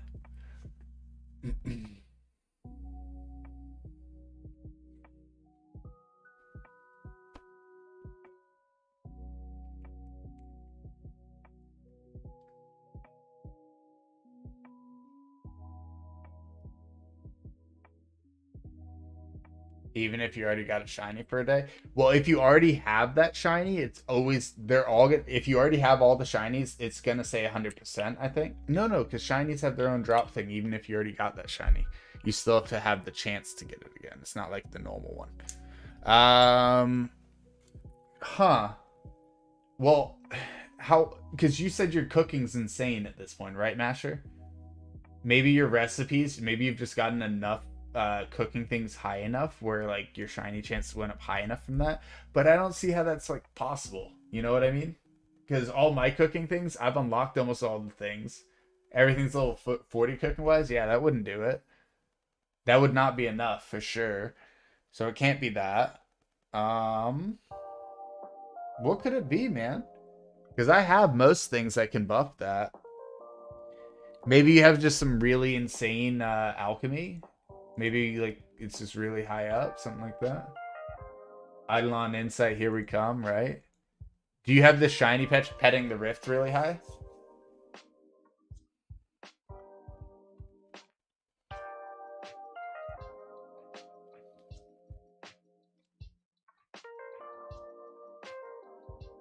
Because this one could be a huge chunk for you. If it's 0.29 for level 1. Yeah, it's 120. So what's your total? What's the percentage per rift level? 10.8% chance for every rift, and you're done with rift. So all 50, right? So you're getting 550% chance higher on shinies just from that. 5.5 times multiplier just from that.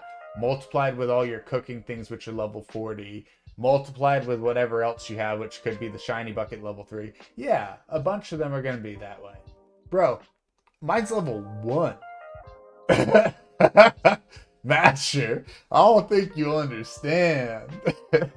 Things aren't easy for everyone.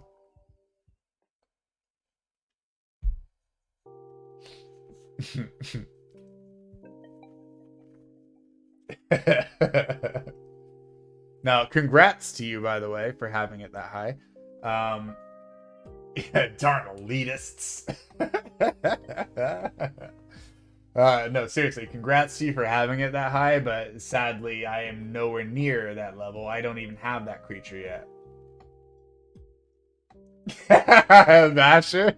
Well, I do. Damn right, you caught me. You caught me. All right.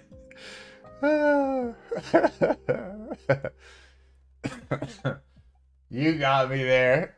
You see this little mummy? This mummy means that I gotta shut up and not complain about anything else in the game, guys, because I don't deserve the right to complain. Oh, man.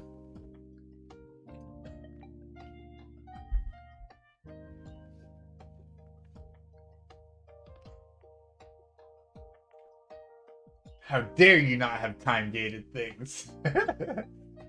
Some people spend hundreds of dollars to get that pet. Yeah, and some people choose not to. We all got our own things we're ahead on and things we're behind on. Exactly, Master. The whole game is about playing catch-up / also figuring out new ways to advance. That's literally it. At least at this point. It wasn't always this way. At first, it was just see if you can make number go higher, and what does that do? What's an alchemy?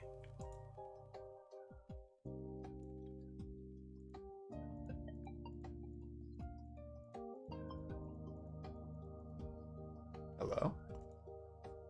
We don't want that, do we?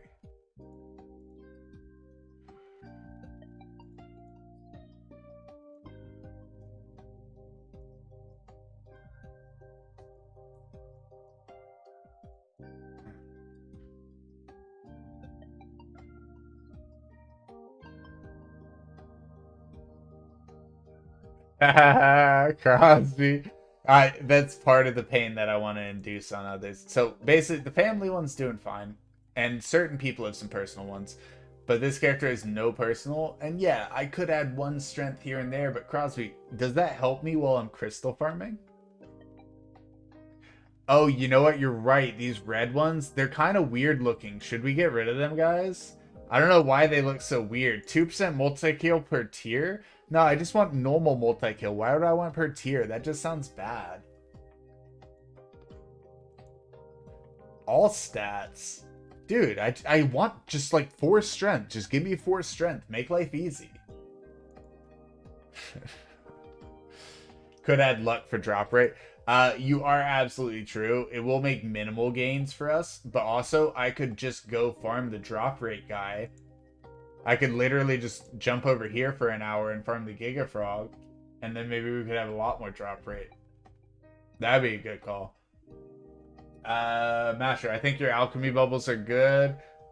Then someone points out my stamps are stupidly underleveled. I think my cooking is great. Someone tells me I'm an idiot for not having my anvil levels. Yeah, that's what happens to me the entire game, Masher. I sit there and I'm like, damn, I'm really doing good on this. Like, dude, why haven't you done this? I'm like, oh man, that entire aspect of the game I'm missing. Cool, let me go do that now. Oh wait, I'm totally missing this now. Yeah. The hyper ones are godly. Yeah, no, they're so OP. They're so OP. And they're not pay to win, man. You just literally have to earn, like, the gems. Save up your gems from events and then buy the good stuff when it comes. Don't get hooked trying to buy yourself a chocolate chip, guys. Guys, don't get hooked trying to buy the chocolate chip. But yeah, no, the hyper ones are godly, and whenever they come around, if I have gems, I'm buying them. The goal is to eventually have a full set of hypers, not just for the family page, but for every character. So, gonna have to wait for a lot of events for that to occur.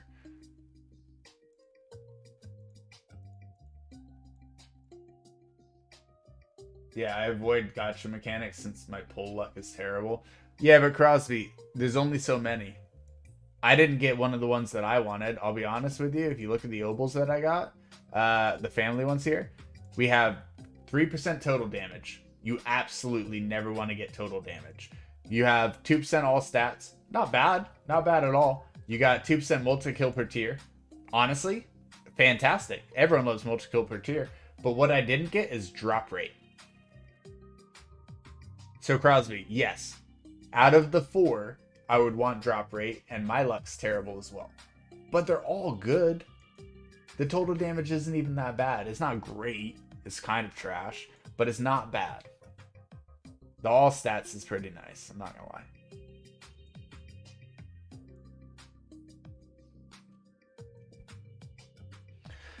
But yeah, I should go farm Giga Frogs for like an hour or two, see how many drop rate ovals I end up getting, and then potentially utilizing those. But I don't think I'll get many. Total damage on a circle oval is OP. What are you talking about? Yeah, but it's not what you want. Out of these ones, nah, man. You'd rather have multi-kill per tier or drop rate. Those are the two that you want. And honestly, I think I'd rather have 2% all stats than 3% total damage at a certain point of the game. There's a certain point of the game where the all stats is going to take over for sure. If it's on a square or penta, you brush it off. There are so many circles. There are. But also, total damage starts to diminish, man. It just doesn't feel great. Compared to like bonus stats or something, it just doesn't feel as nice, man. And I'd much rather have drop rate or the multi-kill per tier, because you can't get ovals that have multi-kill per tier. You can only get multi-kill ovals normally. So hyper is the only way to get per tier. So imagine if you were running a full stack of those, man. Imagine you had these in all of your circle slots, right? All 12 on this page, and then all 12 on this page, and you're running 24 of them on total, so you have 48% multi-kill per tier, or even the drop rate. Also, that helps skill and combat prints versus just combat with damage. Yeah.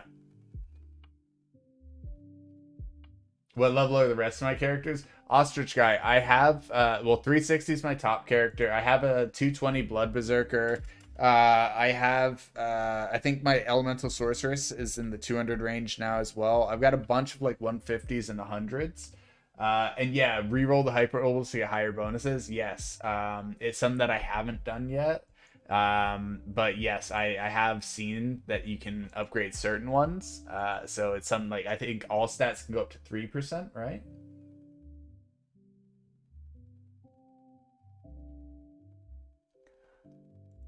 But it's not something that I've done yet.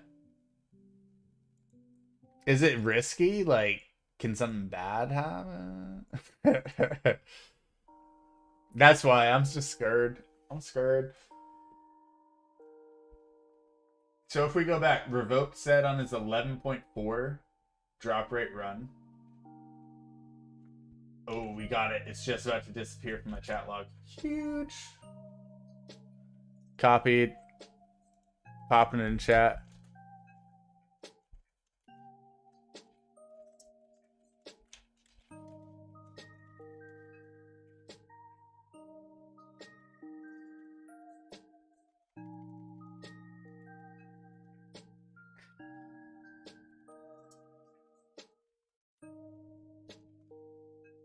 I figured I'd just keep that there so we got a better log.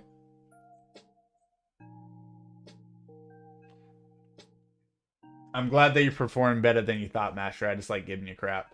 Rerolling can't destroy ovals. Dope. You can get a low roll, but just roll again. Could drop the bonus when rerolling, but that's it. Don't you copy paste. Hey, rude. Sorry, revoked. Sorry, revoked. I just did it for the meme of giving Master crap.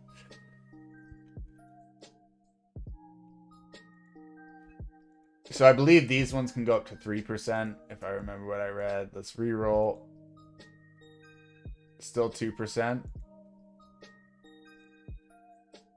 So we're getting the Agi 6. Can we actually change the all stat, or is it just gonna add like that? You have 4, 3% multi-kill tier. You have 4? Oh, that's tight. It's range, but you can get 3%. Yeah, that's what I thought too. Oh, it's down to 1% now, so we know that it can change. 2%, so we know that it can change. That's what we needed to find out. At least it only costs 1 per attempt. That's kind of nothing. We're going to hit 3%, not notice it, and keep clicking. Guaranteed. Just like how Poppable always goes down to 1% before it gives you 3% drop rate. Yeah, that's the one, the drop rate. Yeah, that's the one that goes up to 3%. I don't know if all stats goes up to 3%. I know drop rate definitely goes up to 3%. So we'll stop wasting our things on that and keep saving those. But yeah, that's why I was going to farm the drop rate and then re-roll them all. That's right. Now I remember.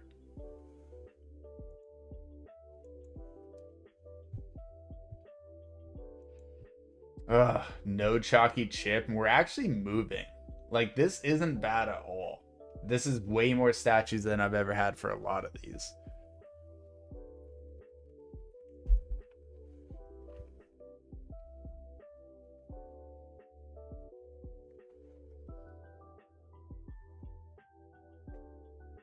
Oh yeah, it would be more than that. Revoked. I've done the math because like if it's 75% respawn, then every one that you're fighting has a chance of coming back like literally 75% of the time. And then you kill that one and it still has 75% chance of coming back. And then you do that again and it has 75% chance of coming back. So really you're getting 10 to 15 times the amount of crystals that you would have gotten.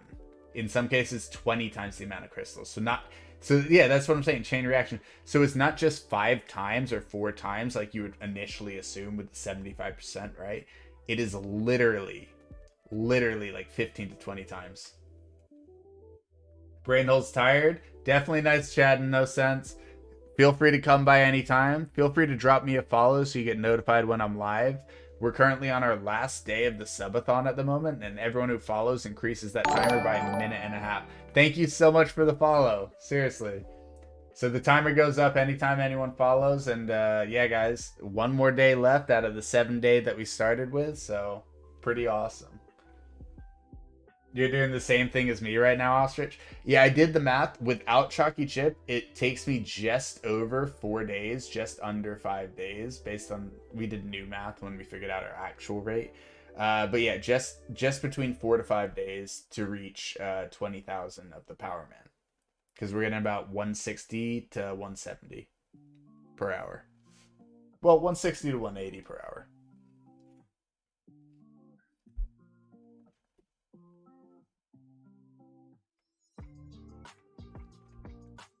How's your grind going, Ostrich?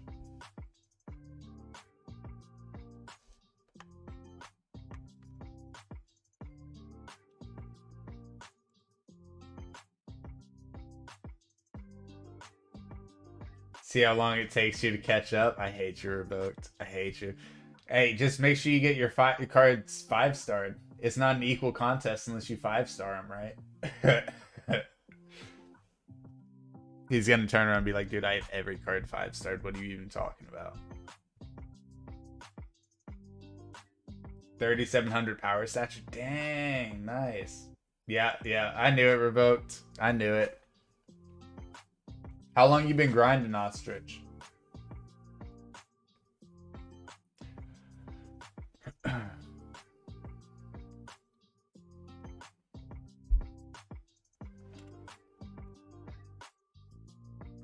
I've been doing it about 4 hours now.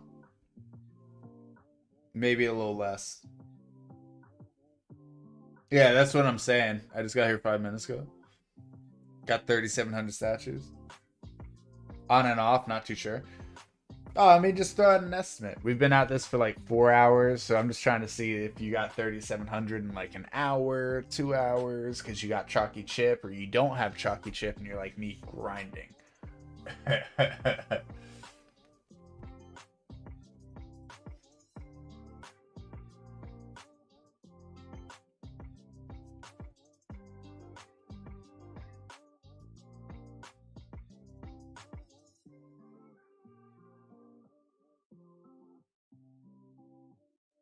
Think I'm just gonna quit after wave 110. What?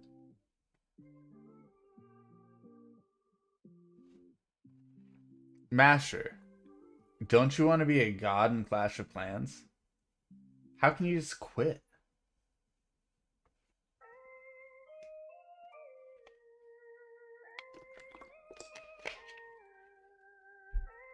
Nah, I hear you. Sometimes it's just not worth the time for the rewards. 120 prayer though. You imagine Classic Clans just copies that? Not even on a good class for TD. I literally just did this with. Oh, Masher, you're actually doing TD. I thought you were doing something in Clash of Clans. I was like, when did they have like a multi-story, like multi-wave thing? That's weird. That's so funny. That's so funny, Masher. You don't have Chucky Chip. You've been trying to do a bunch of other stuff on your other characters, so no idea on time. Fair enough. I feel you. Clash of Cans. Ah. Ah. You legit meant that you were doing the TD. I thought you were literally going to play a phone game. And I was just like, oh, okay. That is so funny. That is so funny. That's the World 4 one, right? Clash of Cans? I need to rerun that one. I've got a very bad score on it. Leave you alone as you play Idleon. You couldn't pay me to play a phone game again. Plays Idleon. Oh, man. But see, this is a good game. uh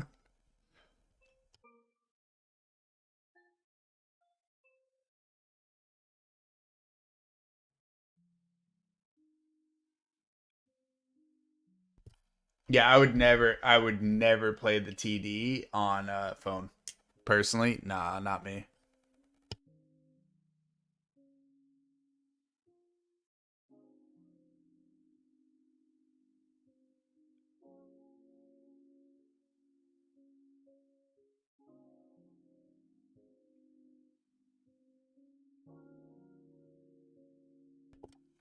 Oh, is 2 billion the new cap now?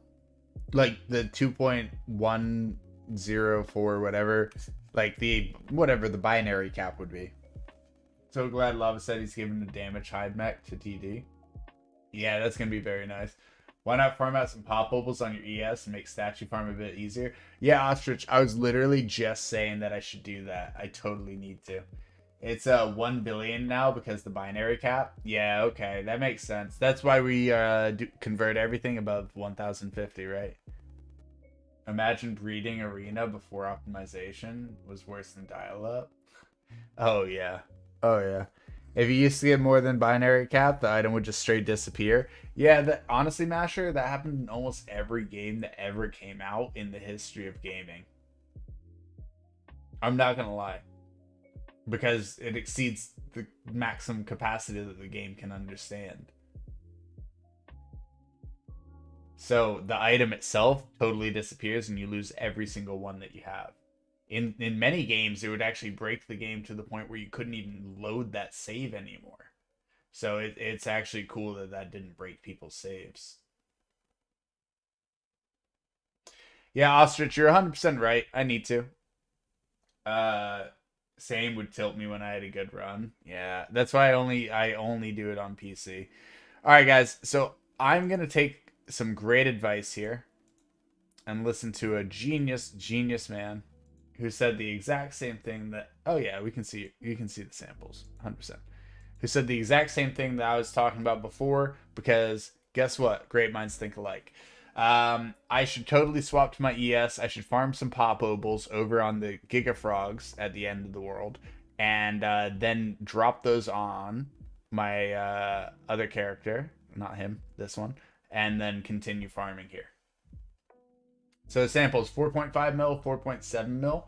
Those are my best two. I had 1 million sample occur 1 week ago. I finally passed 1 million, and now I think it's under a week ago. Now I'm at 4.5 million, so pretty pumped, and haven't resampled since a few upgrades. But yeah, we did a full group resample, I think midway through the subathon, and then that's where we got the 4.5, 4.7, the 50,000, and all of these.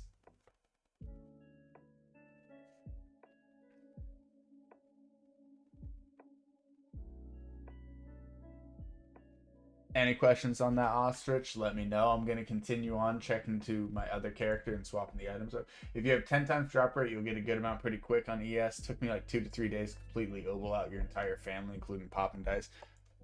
Excuse me. That's huge. And obviously, you guys know that we have some good items, like obviously Relic Chain. And we'll take off the crappy Relic Chain, Lucky Lad, and Molten Cloak. And the 4 of those won't fit because our stash is too full.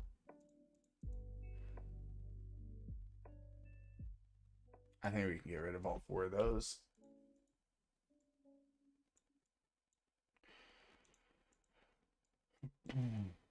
Cool. Temporarily, we're swapping.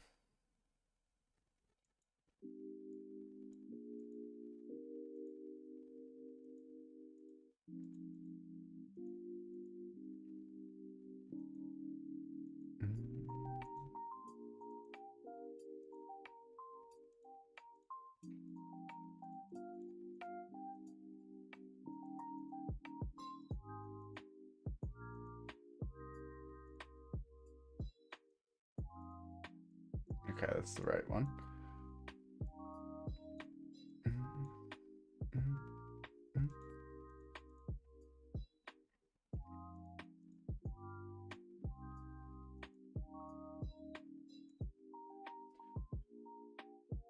I don't know, I've been paranoid about fishing gear after Trollhead wanted gold twine for recipe. Been hoarding them all. Yeah. I'm with you on that.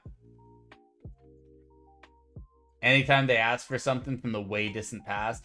Dude, here's the thing. This is why I don't get rid of stuff. Look at all these. You think I need all of these? No. No, I don't. And I barely have any of each. I realize that my amounts don't actually matter when it comes down to it. But guys, what if they ask me for 1,000 of these right now? Will I have them?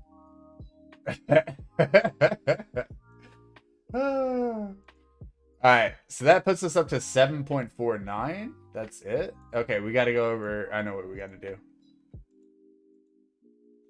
I've been hesitant to use collar tickets ever since I saw Leva demand guild boxes for certain gems. Interesting.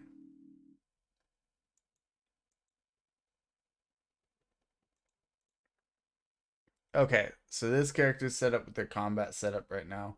Let's go ahead and get them swapped out of the extra damage. Take off this, give it to this. The AFK won't matter since we'll be active, so we take that off. And upgrade the keychain, yes, of course, because that's the big drop rate run. Drop off the damage there. Trophy, what trophy? Yes, trophy. And then this one. Yeah, wait, no, that's the trophy one. Sorry. This one is the star signs.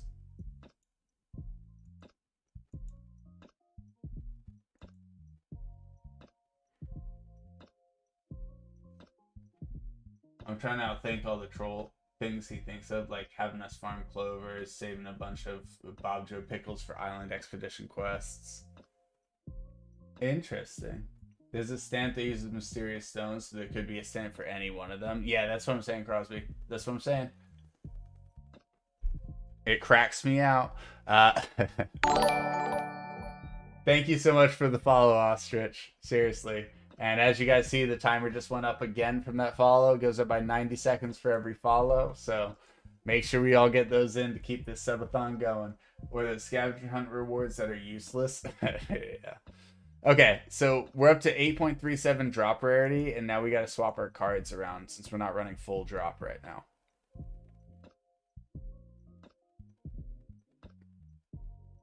And since we don't have to worry about crystal chance, that's convenient. We can remove both of those for the moment. I'm just going to take those out. Okay, so this one's drop chance, sure. This one's drop chance as well, sure. This guy, drop chance, yep. Where were the other ones? Because that's our crystal.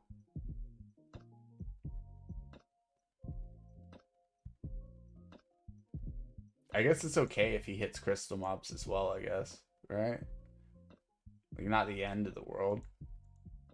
Okay, then there's, I believe, 2 more drop chance. Mr. Brightside and Crystal Carrot. Thank you so much. Crystal Carrot, and now our Mr. Brightside pops in over here, getting the max gains there. That only puts this one up to 9.47, and here's the difference, guys. The other one, we were able to get up to 9. This one's at 9.47. Could be 10 if we were to change our prayers, but we cannot change our prayers. Codex Mimic. 4% total drop rate. We're going to skip out on the 4%. We cannot add on the Midas Minded because the extra HP would totally ruin the ES skill. So that doesn't really work for us there. I think we're okay with everything we got, though. Could put Duke card in bottom right. So, Crosby, we actually have both. We have both doublers equipped right now. So we're doing Duke at top left, and we're doing Bright Side at bottom right. So we're getting both doubled.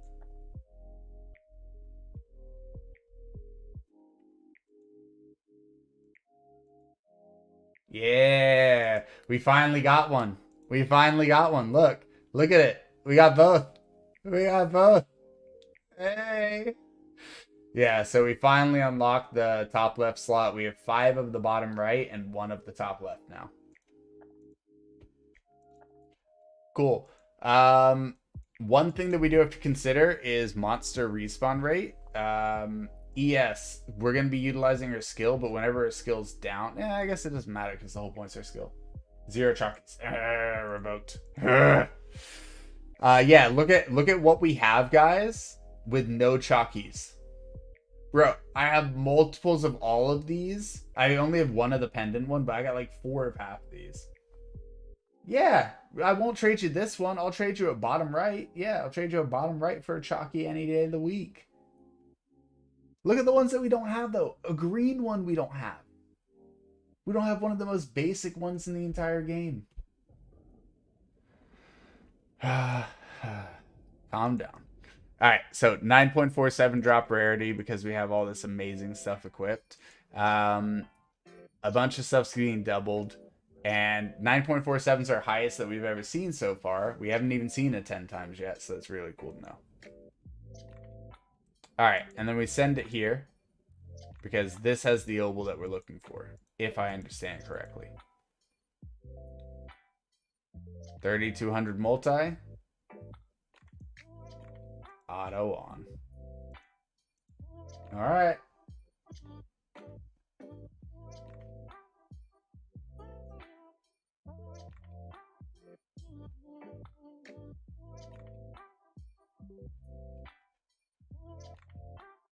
What's crazy is the message that I copied into chat so we wouldn't lose it has oh wait, no, I can scroll up on this, just not on the other chat.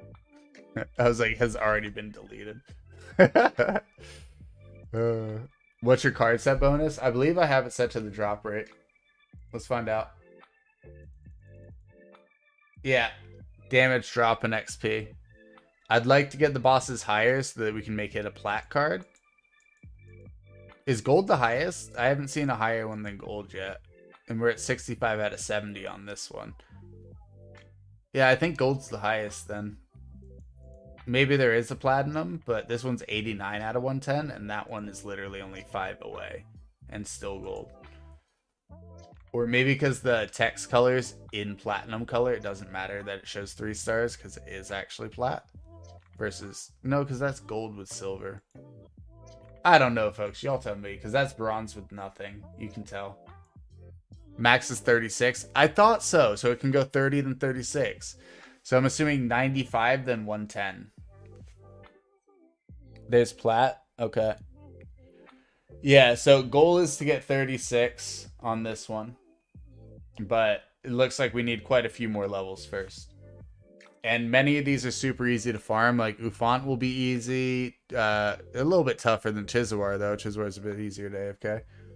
After 110, you need 132. Oh, it increases. So it's telling me I need to go up 21 more levels to unlock the next one. So I could literally go, okay, let me get 2 here. Let me get 3 here. Okay, I gotcha. That makes a lot more sense.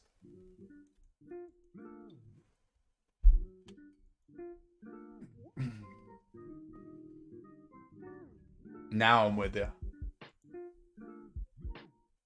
But I got that set equipped. I think it's pretty good where it is, though, for where I'm at. Slacking on your bone meal card? Well, I mean, I'm not going to farm bone meal, am I?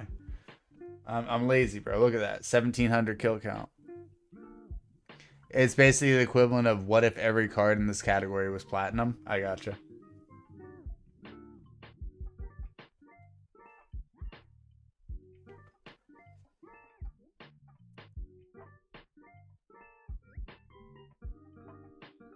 I'm also slacking on my oof font. Like, that's crazy.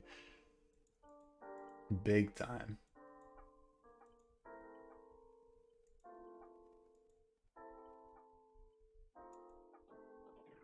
Okay, we have to do something first. I'm sorry, guys. This is bothering me. Legit bothering me. Just because how often I use this character for this exact purpose, it needs to happen. Yeah.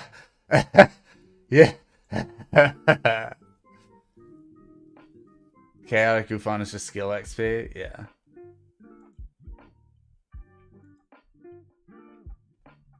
So we could definitely do that one, but this is the one that we're likely doing. Audio cord and black lens. We were farming it earlier today, specifically for other characters for a quest, so we definitely have enough.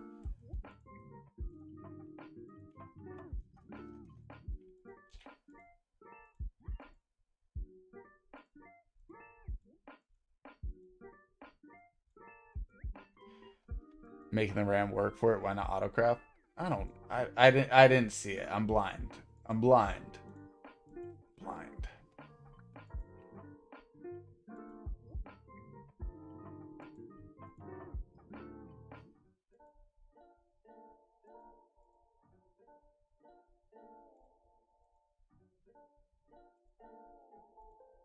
You know what?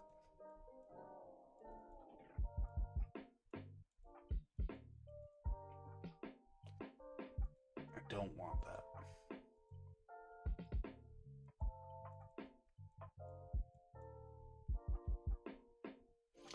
Okay, new storage cap on that is now 27,000 instead of 6,000. That's a little bit nicer.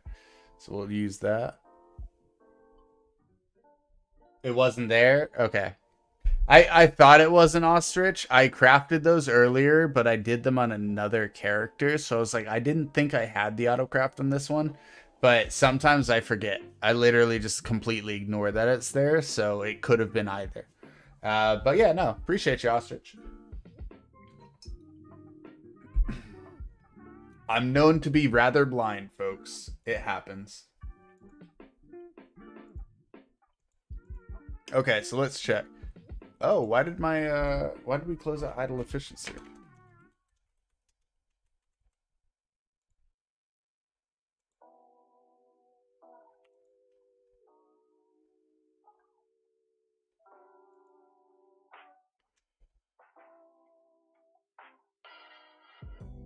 It's like a push and pull. Way you move me, acting like a stranger. Oh, can't you see?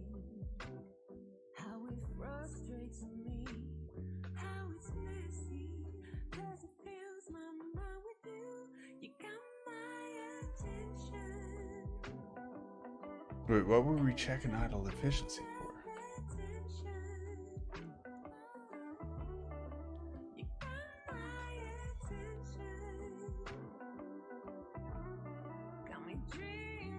There's a reason why I wanted to check. Oh, I know. Crystal chance.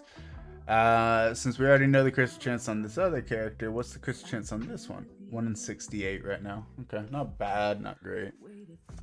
We have very, very low levels on our post office, guys. That's one of our weak points, and that's another reason why farming the crystal mobs is so essential, so that we can get ourselves some more silver pens. We're at a point now where it's literally like, I can't wait for Chalky Chip anymore. I need to continue to advance in the game. 231 episodes of One Piece in 3 days. Are you even watching? Bruh. Each episode, if you take off all commercials, is what, 20 minutes? So you get 3 episodes an hour, 24 hours per day. That's 72 episodes per day. That would only be 216 episodes, and this man did 231. Granted, guys, most episodes probably only 18 minutes if you take out like intro, outro, all that stuff. 16 minutes? Yeah, exactly. Bruh, are you even watching, though? I've always wanted to watch One Piece, but my issue is, like, I get distracted. I end up really watching the show, and, like, I can't skip multiple episodes while not, like, seeing stuff. So if I watch it in English, I'd be okay, but if I watch it in Japanese, I have to look at the screen. Crystal spawn chance 1 in 55. Nice. Yeah, we boosted our cards today, Ostrich, so we got them both to 5-star to make it a little bit higher chance. Oh wait, why is this? Oh yeah, so it's 1 in 68 right now when my cards are not on my primary spots. But if they were, I'd be getting 300 from cards instead of 150, and it'd probably be about 1 in 40. Just to give you an idea. My post office is super low though, and once I boost that up a lot more, then my crystal chance will probably be close to like 1 in 30 or a little bit under 1 in 30. But that's where we're at right now. V-Man can get 1 in 10. Yeah, V-Man's OP when it comes to crystal spawn chance, but it's not as good for farming them. You don't have doublers? I literally got one of my doublers this week. I have had plenty of bottom right, but I got the top left doubler this week. They're huge. They're huge for prints. They're huge for farming crystals. They're huge for next to anything in this game. Get your doublers as soon as possible, and they'll be coming up. In the, I don't know if you know the order for all the chips and all that as they show up, but end of November and also running into December, you'll see them both pop up. Chalky chip is December 27th. So if you don't have a chocolate chip yet, December 27th is when you can get it.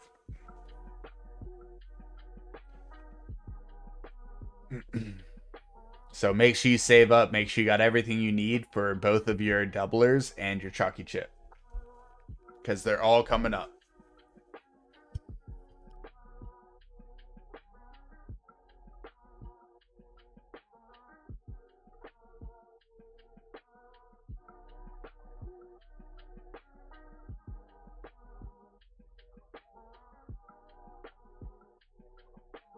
Honestly, chalky should be easy for you to save up for. It's the doublers that are going to be a little bit tougher at first.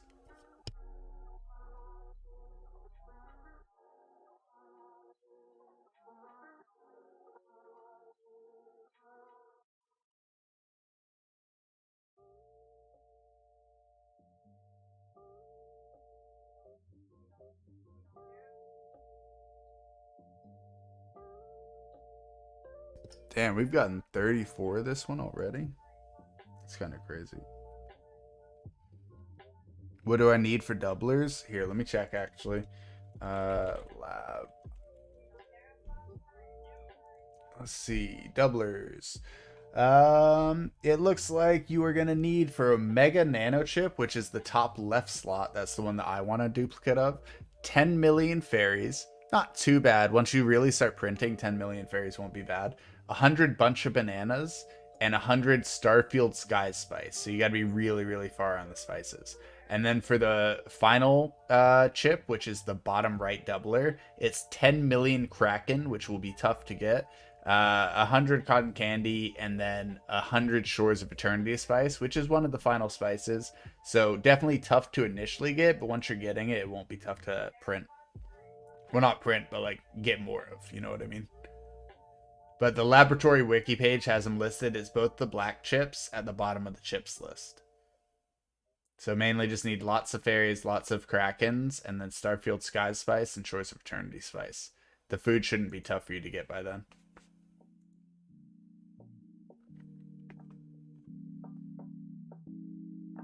Even with the enhancement, we're filling up quick. Alright, check our obols. Already a couple of these drop chance ones. That's huge. So let's check obols to make sure that we don't over upgrade our obols, because we're mainly just looking to keep them all circles.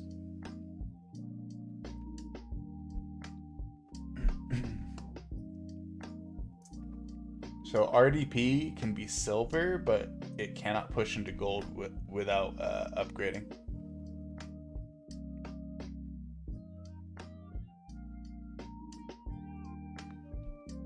And then it becomes dice. Reroll bronze to 3%, then upgrade. Okay, so you shouldn't reroll the silver, you should reroll the bronze and it will automatically be max or something. Or it's just more expensive to upgrade silver, so it's smarter to upgrade bronze before you fuse them.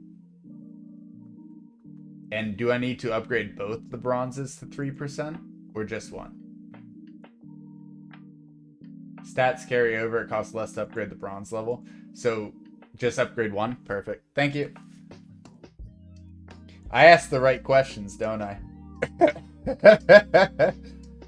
Yeah, the first one is the one that applies. Yeah. Oh, well, we lost one.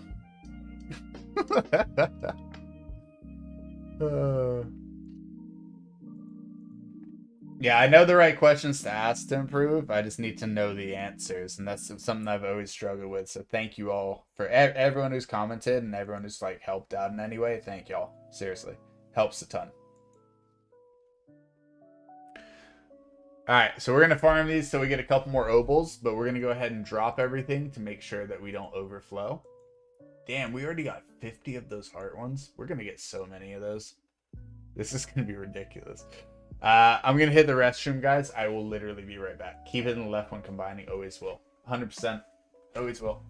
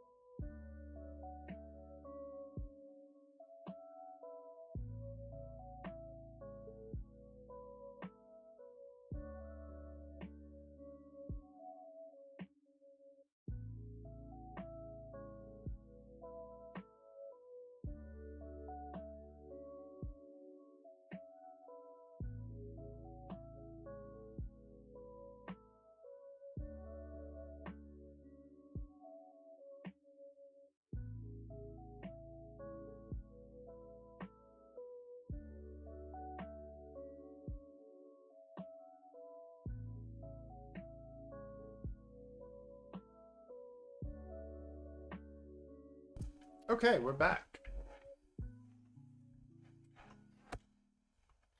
12 times you got 29 eggs, 144 ladles.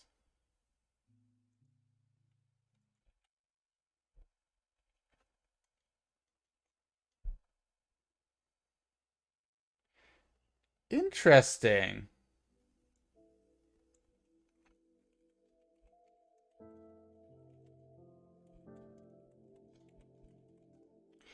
So when you compare it to theirs, they got less ladles than you, but about 9 more eggs. and they were using 11.4 times, and you had 12.08. You need tips for progressing and breeding in pet battles? Okay, there's a secret. There's a secret combination, Ostrich. I gotta ask, do you have Monolith unlocked?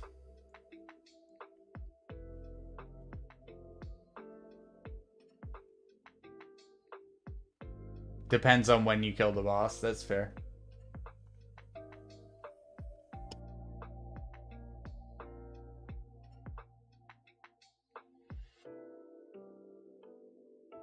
Well, you might struggle without that one unlocked. So, how many monsters can you bring? How many pets can you bring into a fight?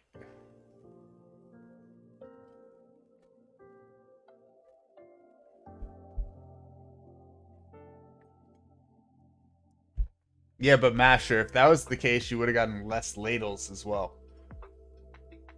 Think about it that way, because your ladles are higher. 4 at the moment. Okay. So if you're trying to unlock 5, then that means you're just trying to beat wave 50 in arena. Um, just so you know, when I unlocked 5, I actually unlocked 6.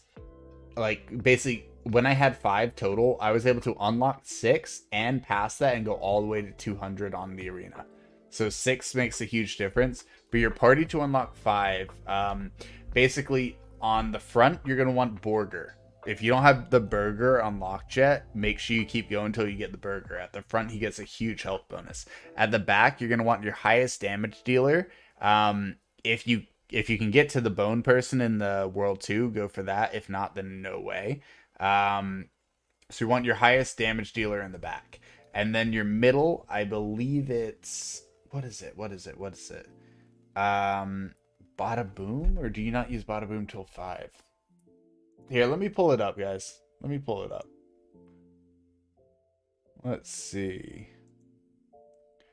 World 4 fighting comps. Let's go with that.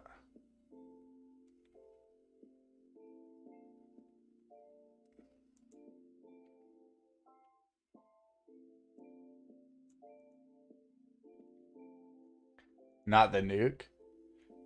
Okay, yeah. So you put the shield in the second slot. So you put burger, then shield, then the treasure chest guy. Whatever the treasure chest like ability is, whoever has that, and then your strongest damage dealer. And you can utilize that team to make it all the way to wave 50. Once you make it to wave 50, then your lineup changes a lot. You want to unlock the Rattler at that point to replace your highest damage dealer slot. And then your shield is going to move to the back, and Bada Boom, which is like the drum guy, moves to your second slot. But right now, what you need is a good shield, a good looter, which I believe is what the treasure chest one is, a good burger for the front, and then a good damage dealer for the back. And that'll get you through wave 50. Once you make it through wave 50, it gets way easier. You just make the right lineup at wave 50, and your team will be able to carry you like crazy. Bada Boom is essential. It increases your attack speed every single time it goes. So basically, everything starts stacking, everything starts going constantly because of that. So make sure you get the drummer unlocked for when you have 5 slots.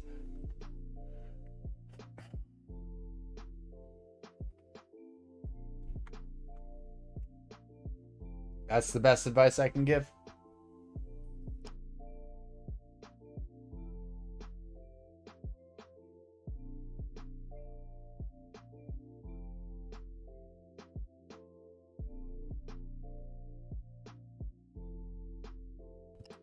And then when you actually do reach 6 fighters, there's a secret combination that includes Monolith.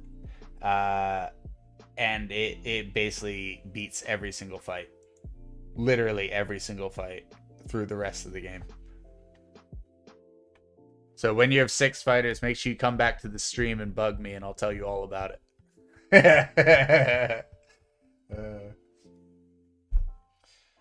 Oh, man. Alrighty. What now? Let's see how many obols we've gotten to.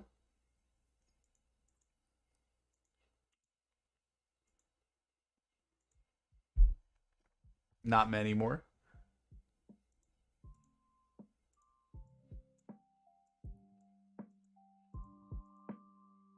Hey, 4% drop chance. Hey. 2 refreshers, a monolith, a bone thrower. Yeah, but so you have it goes refresher, shield, refresher, monolith, and then most people tell you looter and then bone thrower. It's not looter then bone thrower. It's the bada boom, the drummer. And if you run the drummer, and basically all you have to do is manually shield the very first set of throws they throw at you, and then turn everything to auto, and boom, victory. Guaranteed. All right, so 4% drop chance. Okay. So typically the silver pop is only 3, though. So what's the range on it? Is 4 the highest?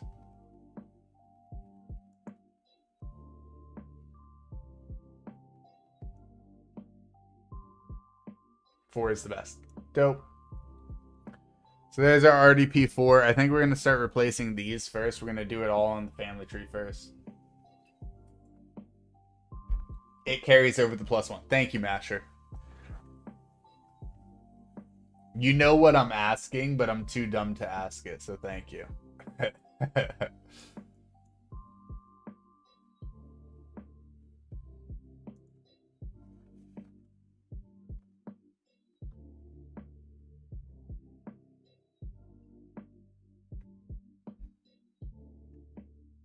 The fact that we already got that many of those, though, pretty happy about that. I thought it was going to take hours to get my first batch, but I guess 9 point whatever is enough to get moving. 9.52 from that change? Hold up. Wait. Hold up.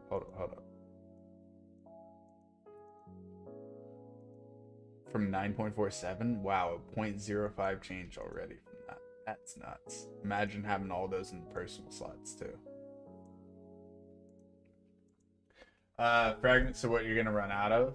Oh, I bet. That's one of the reasons why I actually started building some up, but I'm so down to start trashing all the fragments that I end up getting. And not fragments, but all the obols I end up getting from my crystal farm. All I have to do is actually actively crystal farm, and that way I can crush all the obols, and I'll be good.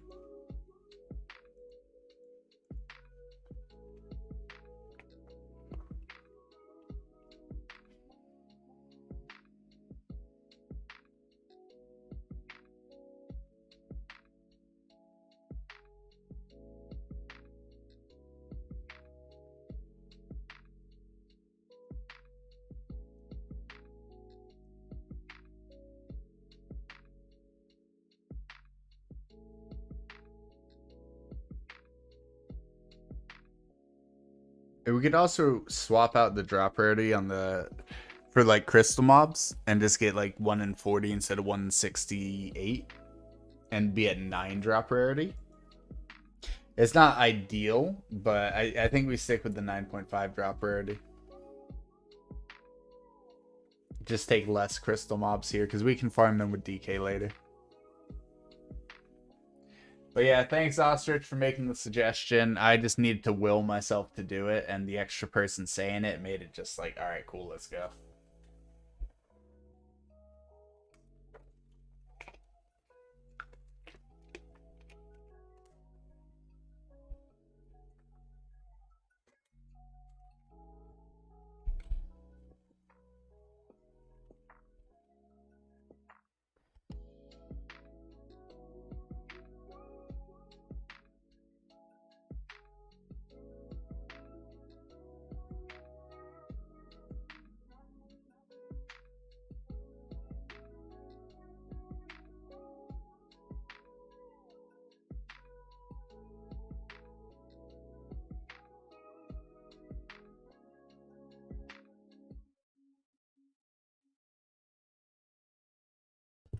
Also, guys, I mean, you know what? Here, guys, I'm gonna drop something in chat. This is where I was on the 15th of September, so you can kind of see where I've grown to now.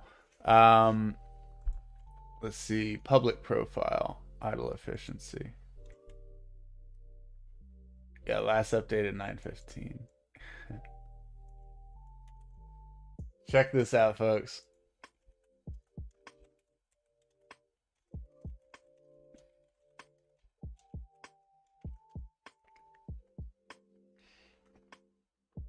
Yeah. So if you guys want to see where I was 15 days ago, or I guess now it's 23 days ago compared to now, then check that out.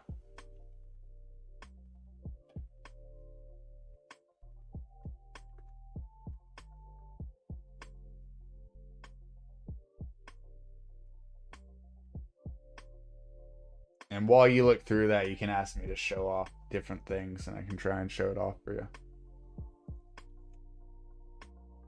But we've improved tremendously since then. And that was right after we made some extremely major improvements as well. A week before that, our prints were absurdly low in comparison. Things did not look great. We've improved incredibly every week over week over week. But yeah, that is still a huge difference from pre Subathon to like now. Kind of crazy.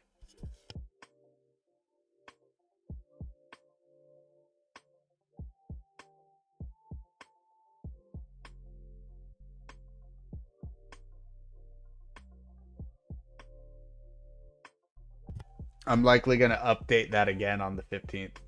What does alchemy look like now? Yeah, let's show it off. So for the low bubbles, like 139 for this one. This one's 140. We have our this one here at 198% multi-ore, level 116. So like not incredible. Like this one's only 82. This one's only 87. We still got a ways to go, especially on like the cheaper material cost. Um, and some are absurdly low, like Dream of Iron Fish or Shimmeron is not even leveled.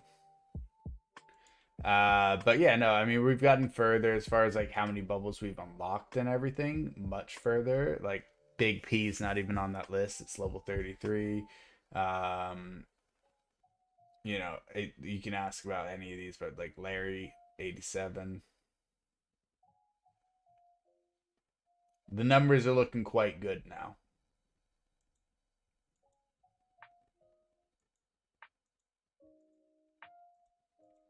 We also have much higher vials than what we had back then.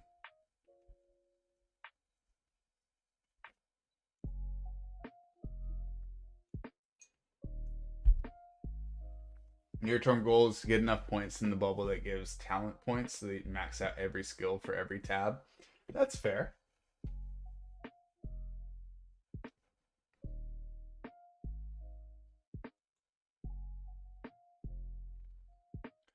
The one that they're talking about is Buff Boy. Buff Boy is lowest for me because mousy, but I also have, for example, on this character, Fast Boy's 48. We can get it way higher just because the material's so easy for us to farm that we could literally buff that like crazy. And I don't think that this one was hard to get either. Yeah, this is just straws, so it's 47. We can get it way higher. Yeah, so those ones, the Buff Boy's the hardest of the three. The other ones can go way faster, way easier.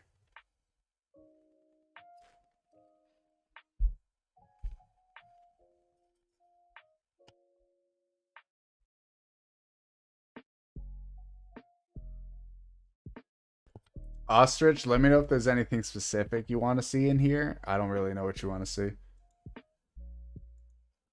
I know you want to see the comparison, but like I don't know, like there's a specific bubble or anything like that. A bubble that you know is important, so you want to see if I've leveled it at all.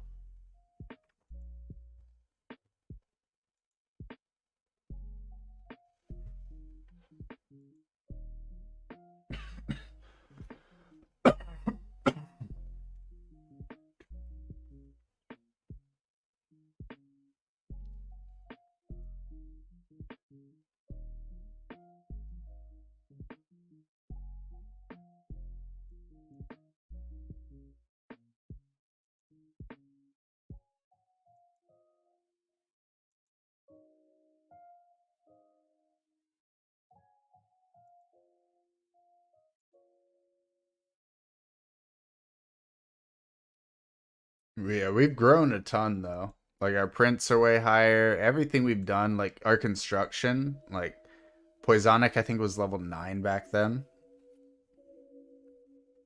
Just a couple weeks, it's 21. our build speed like is 481 right now, but if we were on our other character, it's like 700 something thousand. How long have I been playing? It's a tough question to answer because I quit for a very long time. I uh I played the game initially and I don't remember when I started. I feel like it was well over a year ago, but it was before World 4 existed. There was only 3 worlds and I don't know if World 3 came out while I was playing or if it had been out for a little while. But I had a main character, the Barbarian. He had not gone up to Blood Berserker yet. There wasn't elite classes at the time. And I had him at the end of World 3 fighting mobs, and all my other characters were at the very first mob, Sandy Pot, in World 2, with no gear on. And I think I neglected every character except for my main character, but I still set them all to level on Sandy Pots and came back to the game and they were all like level 80 or 90 from Sandy Pots. And I came back to the game, I think it was 90, no, not 90 days, sorry. 45 days or 60 days ago. So a month and a half to 2 months ago. So realistically, how long have I actually been trying to play the game? About 2 months. How long have I played the game? I played it a fair chunk of time, like a year ago, but I don't remember anything that I did, and I did not focus any of the right things, so I played it like an idiot back then. But apparently I had a bunch of things upgraded in terms of like the gem shop things that are permanent upgrades. I had a bunch of those already upgraded, and I was like, oh, perfect. But yeah, I think I've only been playing like as a decent player who actually listens to the advice and tries things and tries to improve under 2 months. How about you?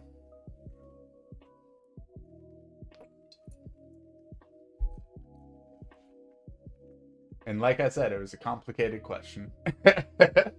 Sorry for the really weird, obscure answer, but yeah, that's the best I can give you.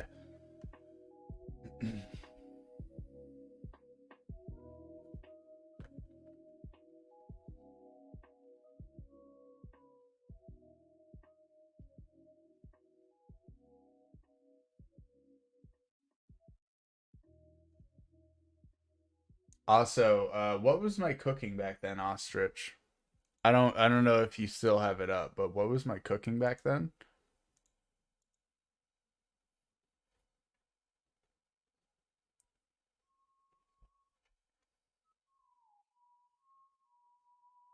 Will Steam say when you started? Um, I don't know if it says when you started, but it will like you can look in if you've ever made a purchase in the game, you can look in your purchase history to see when your first purchase was to give you a rough idea of when you may have started. If you've never made a purchase, then I don't know. Yeah, so total cooking speed just under 100 meals discovered 33 of 57, right? Uh, and 11 plus meals 26. Okay, so what I'm at now,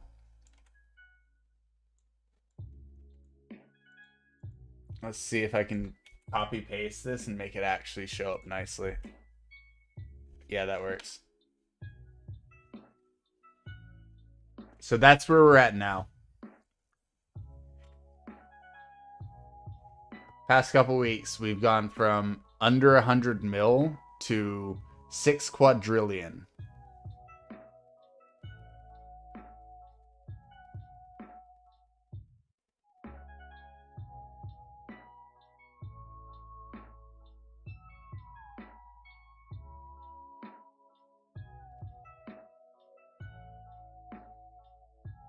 And what is that? Is that 60 million times where we were before? Yeah. 100 mil to 6 quadrillion is 60 million times where we were before.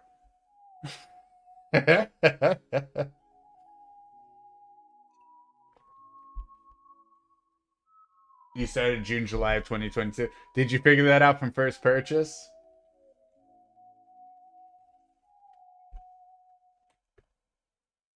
Or was that something that you could find on Steam?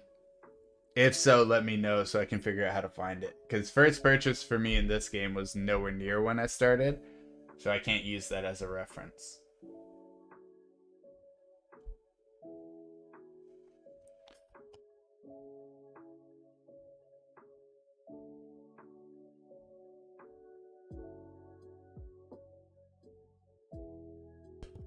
Ah, fair enough, fair enough.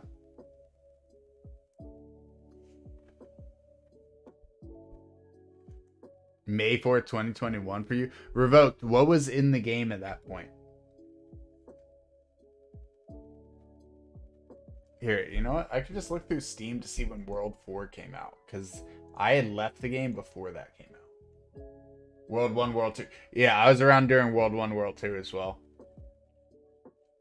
I'm going to start scrolling through and keep loading until we figure out where this was.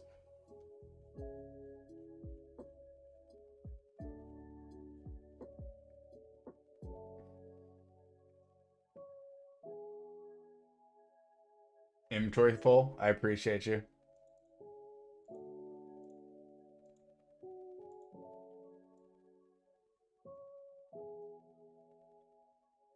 Even with those upped bags. Oh, man.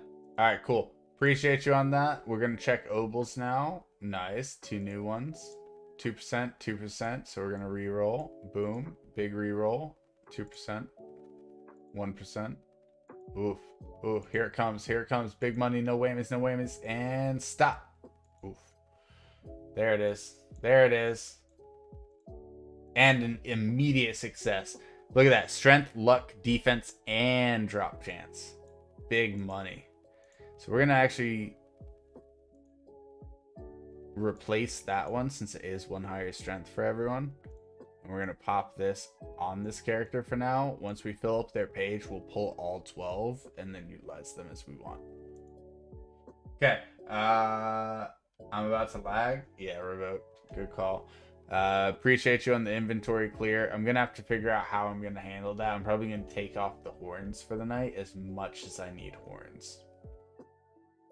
Okay, so we're scrolling back, right?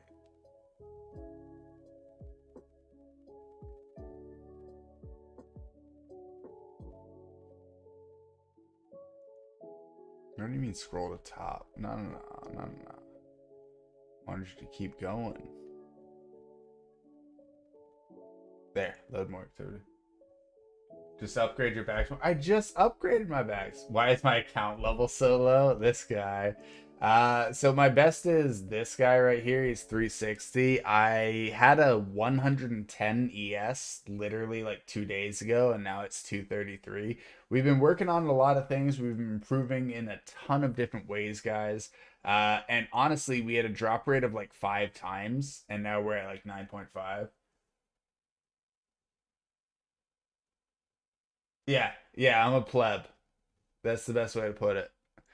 But I'm moving quickly. I'm growing fast, and soon I'll be OP. Eventually. Maybe. We'll see.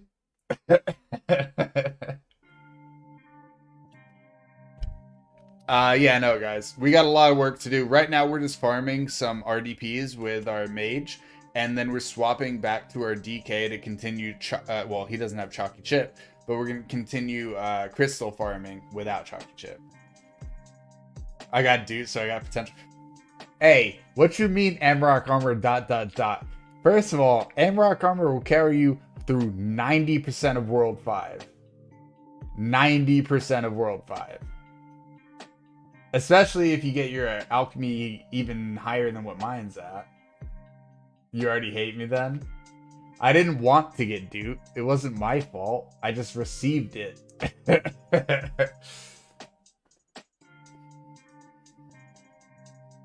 Honestly, here, let's put it this way. I don't have Rift Slug. I don't have Rift Slug. What's up, Xtazi? How you doing? I wish I had a Rift Slug 10. If I had a Rift Slug, I wouldn't be crying about it every single day, but I don't. But yeah, I still run Amarok armor on most of my characters. It's just because it was efficient at the time.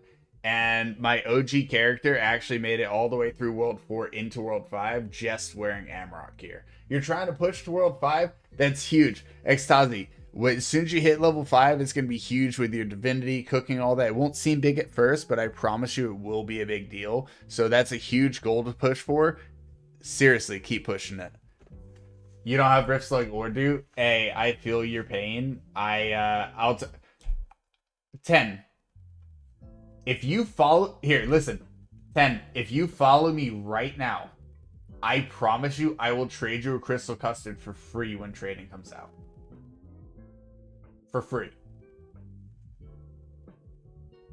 Revoked. I have all the companions. Don't want to talk about how my wallet felt after. Yeah, you don't want to waste a ton of money on that. Oh, I mean, I'm trying to push World 5 portals. 4 more till the end. Oh, Extazi. Oh, okay. Yeah, that's true then.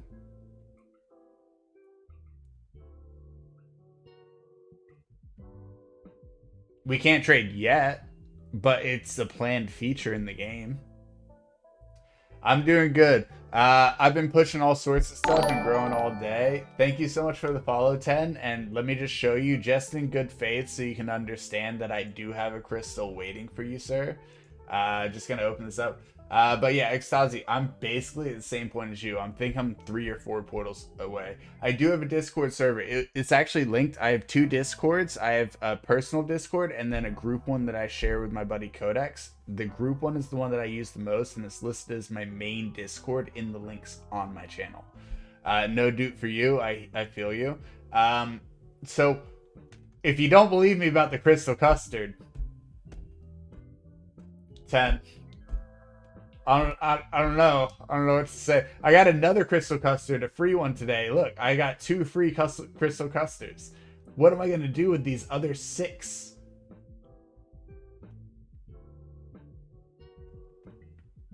Yeah, that's fine, 10. I already promised you that your follow is going to get you a crystal, so you actually have this crystal. As soon as trading's around, literally pop in my live stream and be like, hey, you remember me? You promised me a crystal? And I'll be like, bet. So as far as it goes, I'm willing, as soon as trading comes out, for anyone who needs to know, I'm willing to trade 2 rams and 2 crystals for a single rift slug. For a single rift slug, I will trade 2 crystals and 2 rams. Any day of the week, you message me with that deal, I accept. You just need rift slug and Doot. I hear you, Ostrich. Doot is a game changer. If you get a Doot, you have literally won half the game. You don't know if it will become a pet trading game. So 10, he promised trading, but he's not going to deliver because that totally breaks the economy in this game, because it literally makes it so that now you actually have an economy. It's not just your own personal gain. Trading breaks the game unless it's just pet for pet, in which case no one's going to trade a good pet for bad pets unless they're just trying to help people. Imagine if all the crystal buffs stacked. Yeah, could you? Maybe in World 8, dead. Hey. Dude just makes it easier. I agree. Dude just gives you a lot of quality of life. One of the biggest quality of life is every time you log in on any character, you're getting whatever hour gains they had. And then the second big quality of life is these damn divinity pearls, getting everything to 50 super easily. Alright, when will I do... When I will have a Doot, I will trade you for Frog. Nah, man, I already got Doot, but if you get a Rift Slug, I promise you I will trade you a fat stack for it. And you can have the free crystal, like I said. People already make free accounts and sell the ones that roll Doots. Revoke, that doesn't work. I thought that the free ones can't be traded. Oh, you're saying they sell the account that has a Doot. Oh, yeah. Before you could even say I understood. Full pet yard of crystal custards. Yeah, ostrich, right? But revoked, 100%. If they sell the account, that makes sense. I wouldn't mind starting on an account that already has a Doot. You kidding me? You kidding me? I wouldn't mind. I bet half the people who play this game would restart on an account that starts with a Doot. Knowing that they had to grind everything out and make it to World 5 before it did anything for them, half of them would restart to get it. Alright, let's head back over where we were and make sure we get some more of these ovals. When trading becomes a thing, just keep making accounts till Doot, then trade it to yourself. No, so Ostrich, the free ones that you grab cannot be traded. So basically you'd have to buy the pack that gives you the coins, or you'd have to actually spend real money on buying a bunch of like the special currency. So I think buying the pack, worth it. Buying the currency, not worth it.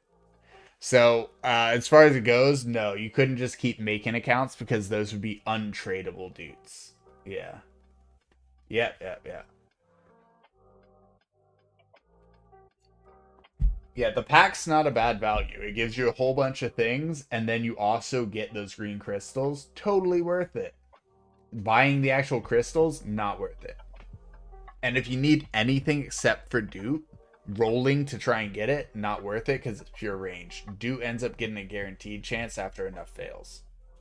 Which, yeah, if you don't get it by then, you probably spent a fortune, and it's not worth it anyways.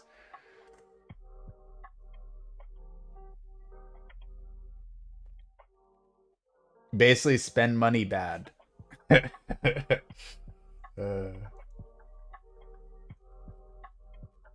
Okay, no new RDPs yet.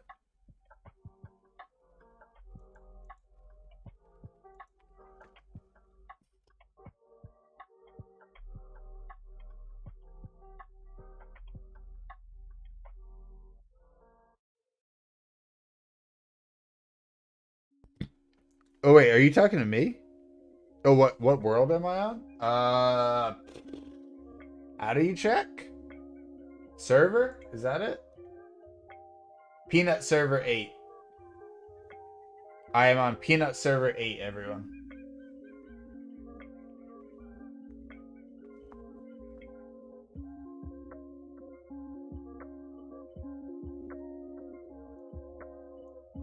I never checked the lists like that. That's crazy.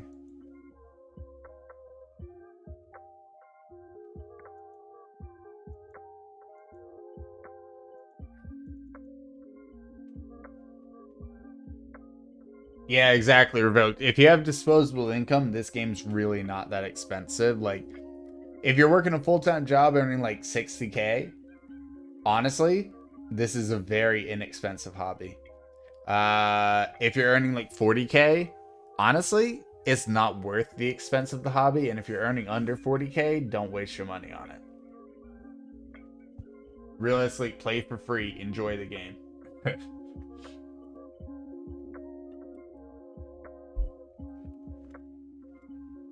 Granted, like I'm not talking about packs. I'm talking about like literally buying gems and like buying crystals for the pets and all that. Like that's what I mean by disposable. Buying the packs, even if you're earning like 20K per year, have a little fun on occasion. Buy a pack. I get it. I get it. I totally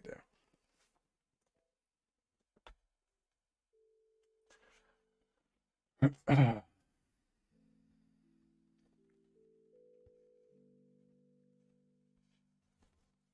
Yeah, I'd love to get to a point where I'm earning 100,000 per year, and I could literally just be like, "Oh, $1,000 to max out the entire cash shop, yay!" I don't know, like I don't know how much it would actually cost, but you know what I'm saying. But as of right now, I'm getting to the point where I can eventually just farm the World 5 boss if I can get to him and like keep getting stronger like I have been. And yeah, probably earn enough gems to max out the shop without spending a dime. So that's the goal.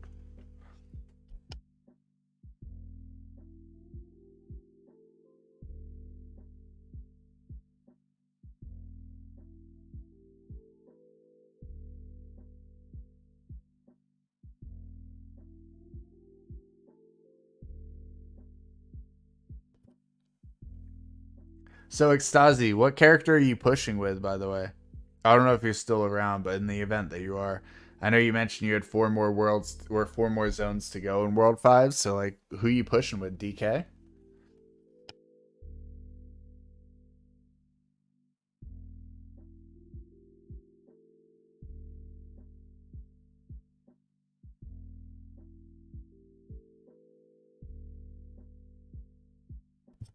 Wait, you just got the last one open? 1% chance to survive. Wait, so you pushed three zones in the past 10 minutes? How? Doesn't it require like 5 million kills per zone? How? What?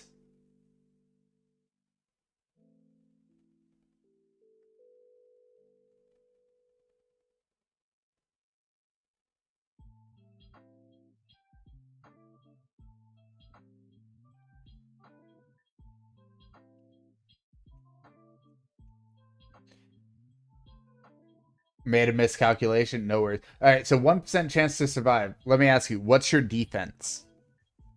I don't think, like, I'm assuming your accuracy is probably high enough, but like, what's your defense?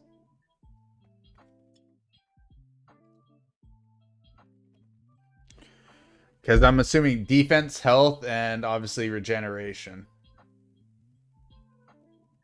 NC Sir chance, by the way. 1600's low. What is your bubble at? Go into your alchemy and tell me what your Shackers. No, not Shackers. Tell me what your FMJ bubble's at. The shield one on the left here. In the NC defense. What does NC stand for?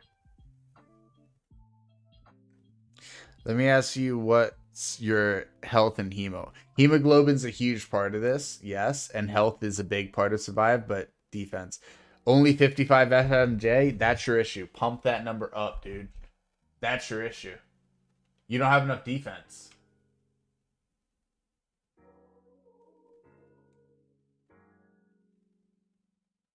Yeah. Yeah. So right now, this character is 2100. Oh, thank you so much for the follow, Extazi. So as far as it goes, your defense right now, I'm at 2100 on this character, and its survivability is literally only till about here. After this point on the map, it's gonna start to fail for down here. So I'd need to get to like 2500 to start to get to here. No, I'd say like 2300 for here, 2350 to 24 for here, maybe 25 for like the boss. I don't think the boss is actually tougher than the mob actually. 2350 to 2400, I think you'd be able to finish the entire thing. You said 3 or 4k revoked? Really? Really? By the way, listen to Revoked. Listen to Revoked. He would know more than me. I have not made it to the end of 5 yet. You have 2.6k defense and 40. Well, if you have high enough defense 10, you don't need higher FMJ, but his defense is only 1600 with 55. My defense is 2100 with 80-ish, and I'm running, like you said, Amarok armor, right? So if I'm still running some of the weakest armor from bosses in the entire game and I'm surviving more than him, he needs to get his FMJ higher, or he needs to get really high armor. Like, he needs to go full chiz and get the 115 defense in each slot versus the 28 that you get from Amarok. Those are the two choices. You have 42k HP. That's true. Defense and health. Gonna start crystal farming for thick skin stat. Don't worry about statues. Well, 20k edition. Okay, that's fair. But don't worry about the thick skin statue. You can literally get defense from FMJ alone. And if you're struggling to get prints big enough, let me know. We can go over like whole printing strategies and you can get some really nice prints. But as far as it goes, it's either craft better armor like Chiz armor, or stick with Amarok armor and pump FMJ. Just pump FMJ. And I'm telling you, if you can't print fruit flies fast enough, let us know. If your damage isn't high enough to destroy crystal mobs in World 5, they will destroy you at 2.5k. Yeah, that's true, Revoked. I was struggling on crystal mobs for a while. I can just now start to handle crystal mobs in there on my DK, who's got higher defense than this one. Void Armor, Chisel. That's true, Revoked. That's true, because then you can upgrade the Void Armor past where it needs to go, so you can head towards Troll instead of Chiz. You don't have time to push Tremor, but I think that you can beat them. I'm sure that you can, but it's just tough. Just make sure you got enough defense. Have you done the idle scaling stuff? I'm not done with it yet. I'm working on it. So I've already gone to like the back set of the rooms and completed the whole first set and unlocked the second one. So I have the final skill tree partially unlocked, if that makes sense. But yeah, no, I have not completed idle skilling yet, sadly. I think I kind of broke my delving on idle skilling because I can't get the early items anymore. I guess I did too much learning and like my guy's a beast now. So I kind of screwed up because I don't see a way to reset it. You're right now full Chiz? Honestly, Chiz is kind of dope though. What am I farming currently? So right now, this character is just trying to farm obols. We're trying to get the RDP obols so we can get a bunch of drop chance. We're trying to turn them into the silver drop chance with a 4% total drop. But my other character, the DK we have at the board beans, we were currently active farming him for crystal mobs. So the crystal mobs to get the 20k statues. But our drop rate's just a little bit too low there, so we decided to farm these obols instead to increase the drop rate. Luster armor and chiz, and you only have 2.6k defense. Dang, that's actually kind of low, because I'm at 2100 and I got 2 Amarok pieces, and I'm running the witch hat, bro. Like, I only have 1 chiz piece. You need FM... Oh, it's his FMJ. He said his FMJ was super low. Yeah, 10 said his FMJ is 42. If he pumped his FMJ up, which would only require a slightly better print, to like 60, not even 80, but 60, he'd be pumping those numbers. 42k HP, what do you mean you screwed your delving? Here, I'll show you. Well, actually, I can pull it up over this, I guess.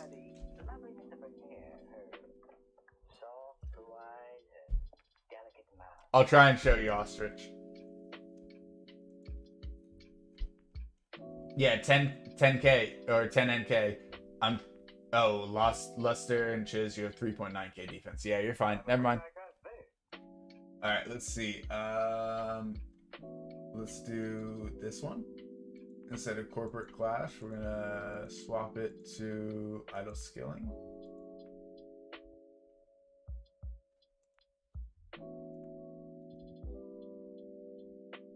This is only going to be temporary, guys. We're totally swapping back immediately. I'm just showing them the tunnels.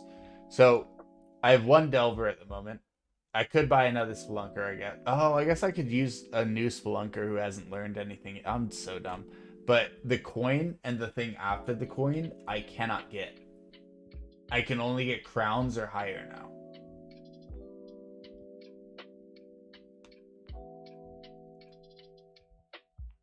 So here, I'll pull him out and show you his learn track. So if we swap to learn, we've done kind of good.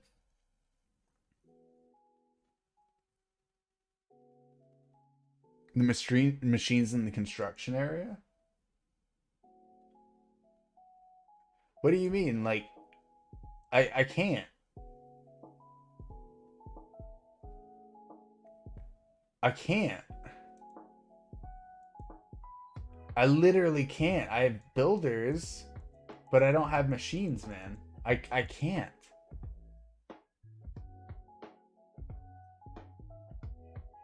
Like, I hear what you're saying, but I literally cannot.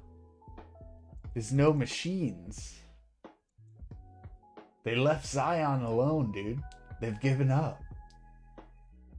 We don't need Neo. Yeah, I'm fucked, right? It's so painful. Alright, let's take him off of learning, because that does nothing for me at this point. You have learned way too much. Jump yourself in a hole, and maybe one of these new... Oh, I can't even buy the new Spelunker. That's right. The issue is I can't buy the new Spelunker because I can't get the resource for that Spelunker, because that resource is below the resources that I get. Pull immediately? You think? Yo, you right. Thank you, Ostrich. So if I pull at the right time, I can get that resource. Alright, bet. We're done with that game. Closed. Thank you. Oh, I should actually probably set that back to combat. I'm dumb. Idle Skilling was an awesome game, but goddamn was it a repetitive loop after 10 rebirths. Bro, I'm not even trying to do 10 rebirths. Nah. Nah, I'm not about it. This is where we're at. This is where we're at. Thank you so much, Ostrich. Seriously. But you saw how logically it looks like I was just broken. I couldn't pull myself to get anything lower. I was just like, what the fuck? Alright. I guess I'm hard locked, but maybe I can still beat the game. So yeah, 3 more zones to go. But you should rebirth. It will help once you get to later worlds. Yeah, so let me go over that with you guys. Obviously, we got ascensions, right?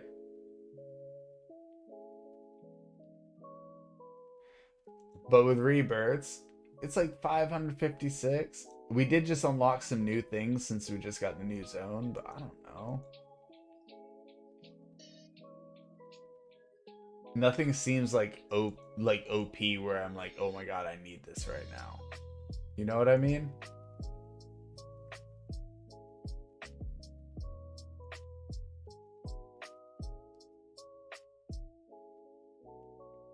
I just don't know what's just gonna break it. So you know what seems OP to me? Out of everything, when you go into raids and you level up your base strength. Because every time I level my strength, my damage shoots through the roof, and I think the higher levels you reach, the more it multiplies to higher degrees. That's 116k. That was literally like 70k before. And now it's 116k. I didn't change anything other than that one level. So I genuinely think it's just going hard on raids and continually increasing your strength level from that, and then potentially ascending and continuing to like do things that increase your strength. Anything that you can do to increase your strength.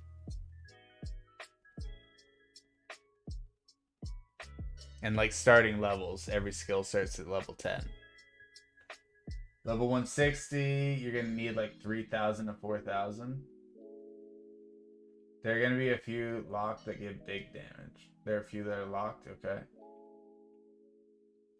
Level 160? I don't know what level 160 is, but yeah. So 10. Basically, let's put it this way. If I go to train here and I go to gems, no, not gems, sorry. If I go to train here and I go to the first page, there's an event where in Idleon you can get all sorts of different bonuses, including some very, very nice equipment that increases like your AFK gains and stuff like that, that are really, really powerful. So they basically make you play their original game to buff you in the future game. Speaking of, let's grab myself some crystals, folks.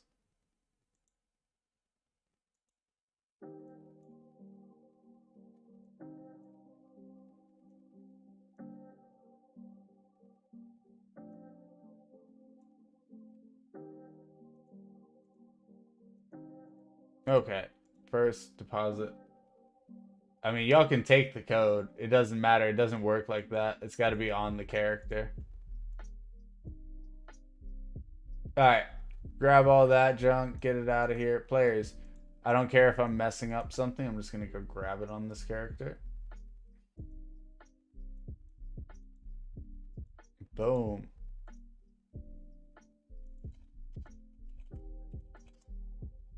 Look at all those gems. I was just saying about how I wanted some more gems. There's 550 right there. Boom. All right.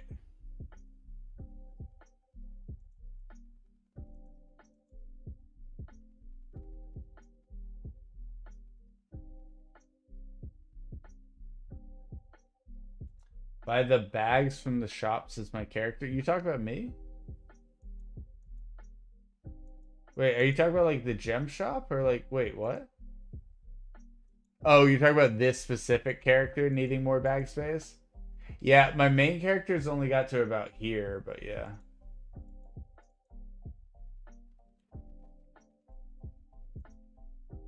Yeah, as far as bags go. Missing a couple, but yeah, the town shop bags, like those are the drop bags, and then these would be like the town shop bags, right? Well, some of these are drop as well. They're rares. Yeah, my main character has most of those. But I didn't go grab them on every character, no.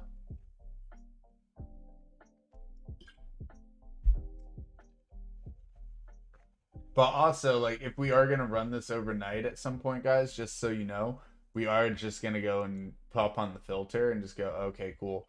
Well, we don't want to get the horns anymore for right now. You know what I mean, guys?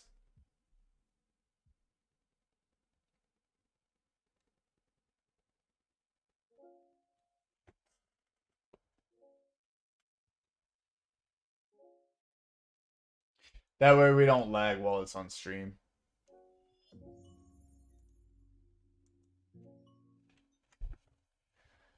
We do have like the ability to store like that, so we could let it all build up, but it's gonna be so much lag, won't be worth it.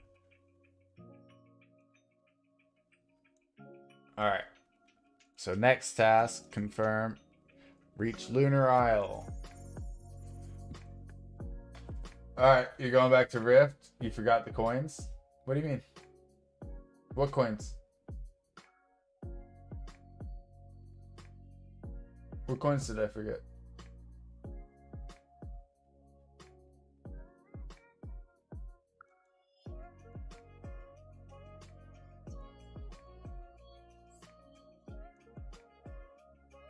Oh, the coins cause lag too? No, they auto pick up. What do you mean? The coins auto pick up. Auto loop.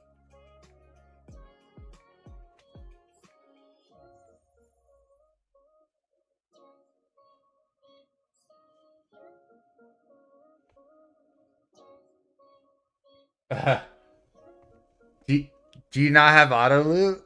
Are you all the way in the world 5 without auto loot, bro?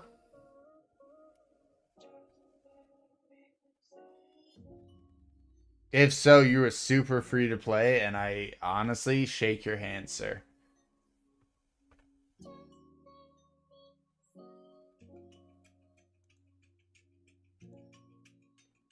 Yeah, if you don't have auto loot, then I shake your hand. If you're playing this game without that benefit.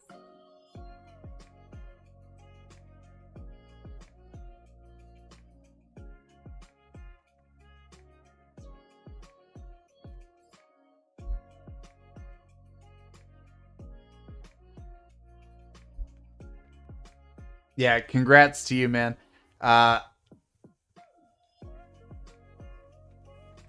I'll be real with you. Auto loot is one of those things where I was pissed that it was gated behind a time wall, or not a time wall, a literal money wall. But it's the only thing that you actually have to purchase in this game if you don't want to have to constantly drag your mouse across the screen. So if you want to be lazy at all, that's the only thing you have to actually spend real money on in this game. Personal opinion.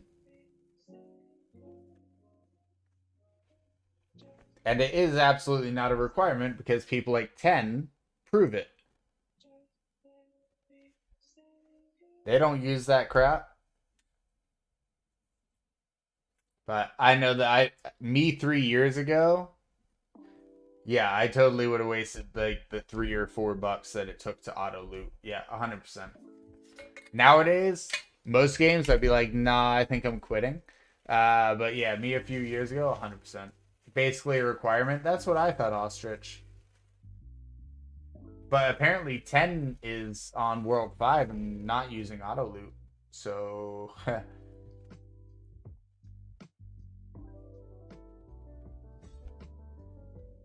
yeah, that's the only reason why I have to take stuff off though, guys, because my inventory will fill up. I'll get too many drops. And then I'm like, oh, cool. Well, inventory's full. What now?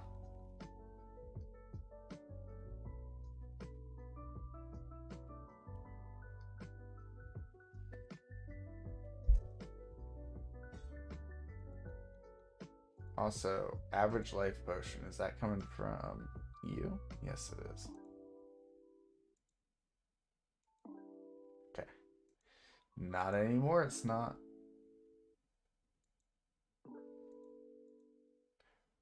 Oh, did the day reset? It did. Day has reset. So we're at 290 for the week. There's still 3 days left. I mean, today counts in that 3 days. So it's 2 days after today. And we need only 10 more points for the week. We skipped those Kalos on all of that. We're probably going to skip all of these. Very easy to hit 300 points a week just by casually playing. Oh, hello. No, that's completed already. Never mind.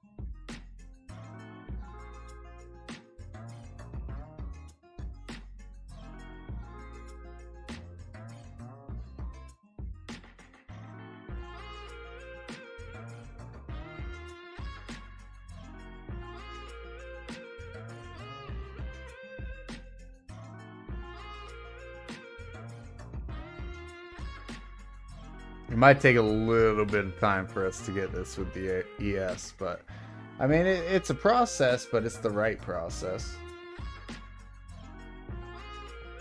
And then just swap all of that over to the DK, or just get enough so that both have it. I mean, let's look how bad it is, because I know only one character really has opals. So yeah, look, personal opals. Main character, who is literally just a ladle person now. All other characters.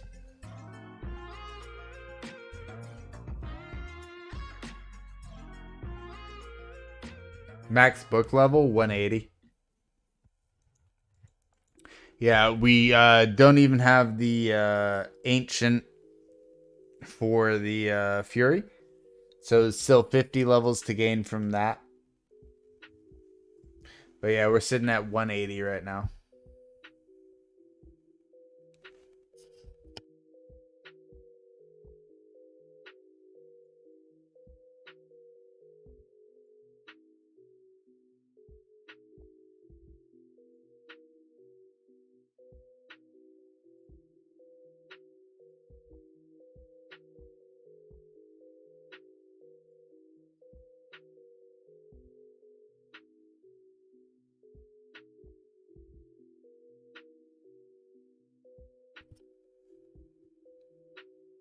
Nah, not even close.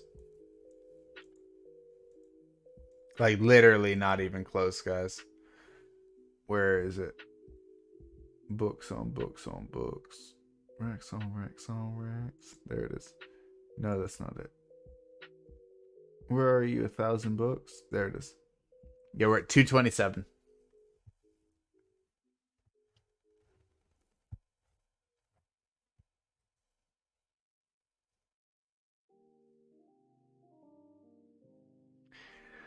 We were at 27 a couple weeks ago.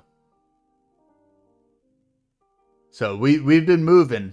We've been moving, but like you got to start somewhere. It's going to be a while, but it's also not. You know what I'm saying?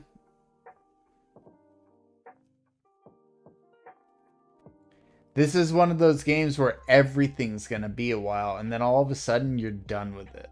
And you go, wait a second. I'm OP again. Each time you hit a new level of OP.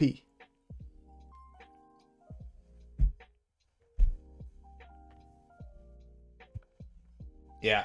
I was super far behind. Basically, I got to World 5 and was just like, holy crap. I've neglected every character except for this Blood Berserker, and he's trash now. What do I do? And just started getting everyone back to like where they needed to be. And yeah, now everyone's kind of looking good. Everyone's starting to farm a lot. People are starting to get drop rate. When I was at like 4 drop rate before, now I'm at like 10, right?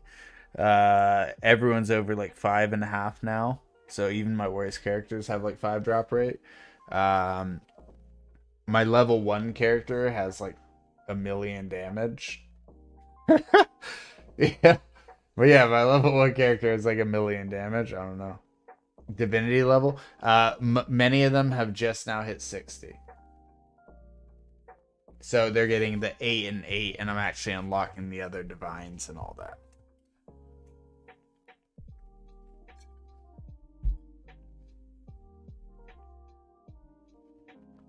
And then we can start looking at god ranks.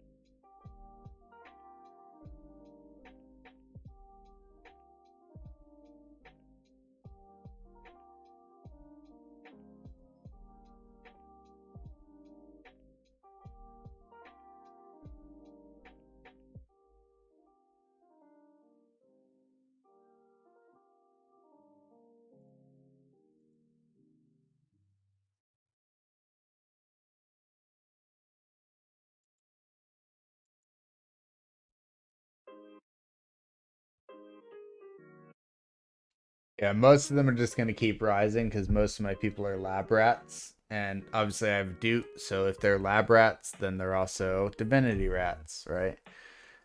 So all of them are just going to continue to rise, but I have most of them reaching 60. All my main characters are at 60, all the ones who are always out in the field. Uh, which is funny because they can't use the 60 skill while they're out in the field. And all my like completely passive people are around 58, 59. So they're just about to unlock the level 61 for 8 and 8.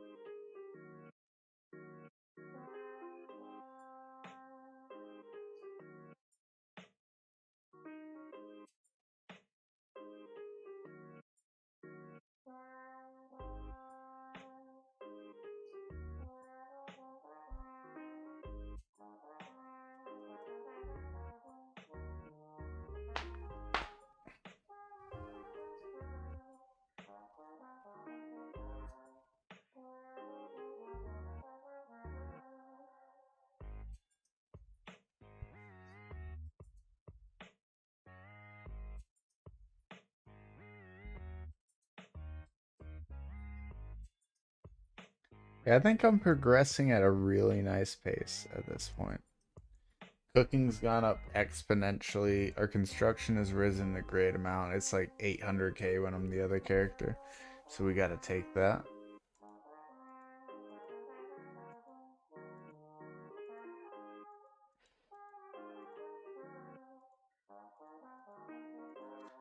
Maybe we go for remove the AFK gain one, right? And go for the crystal spawn one. I'm okay with that. It's 9 mil instead of 90 mil. And if we're above 150% already, it doesn't even apply. So primordial becomes obsolete at a certain point, as far as I understand. Which is kind of frustrating, wouldn't you say?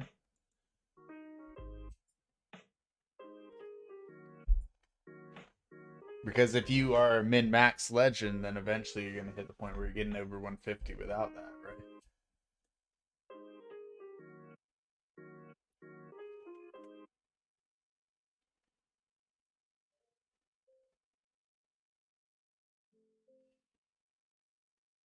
I'll be honest though, I think I need like 50,000 XP for my next level on this, so it doesn't really matter if I level this up. I'll be real with you guys. Oh.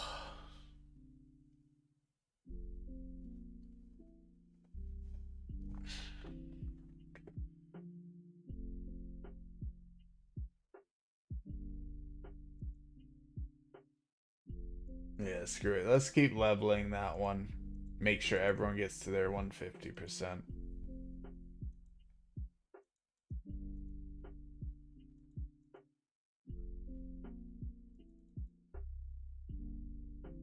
Fifty-one's not bad.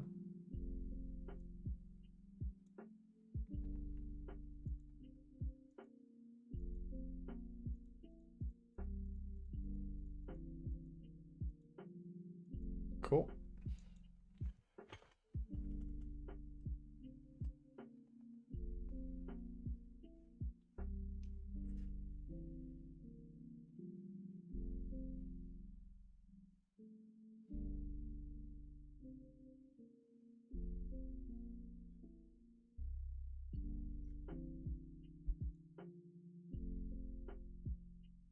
As much as I want to be on the other character for it, screw it. Genuinely don't care right now. Renegade for life.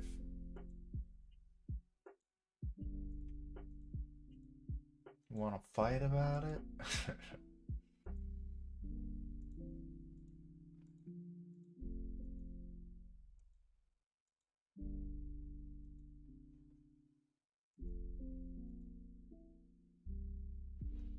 We would have gotten such a way bigger bonus from the other character. That was the dumbest thing ever. But hey, sometimes you just don't care.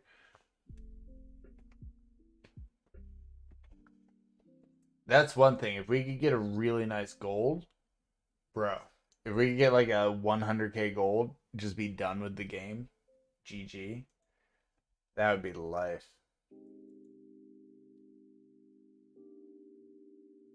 We got up to 9k recently, and I'm pumped about it because we were at 3k for ages. But damn, it's rough.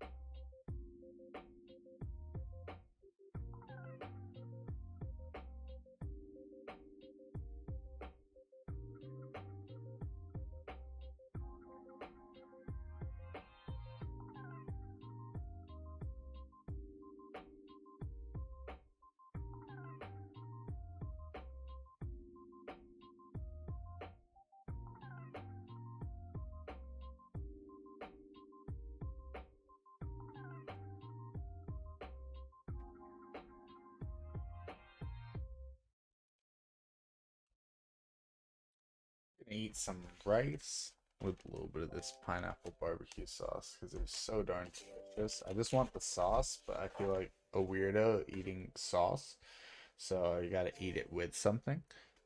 And rice sounds like a nice flavor combo with it.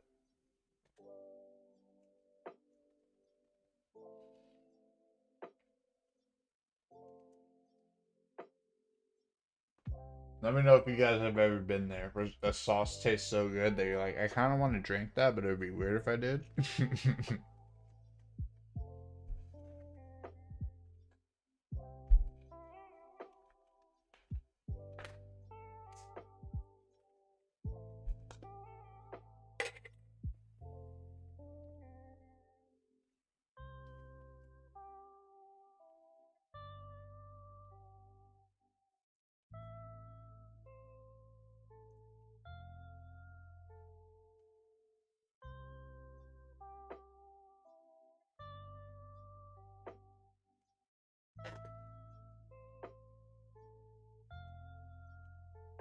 As far as I understand, drop rate. Percent stat, right?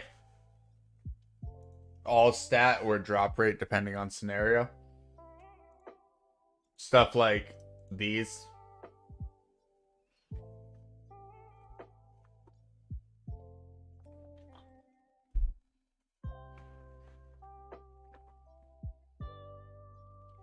Or is total damage better?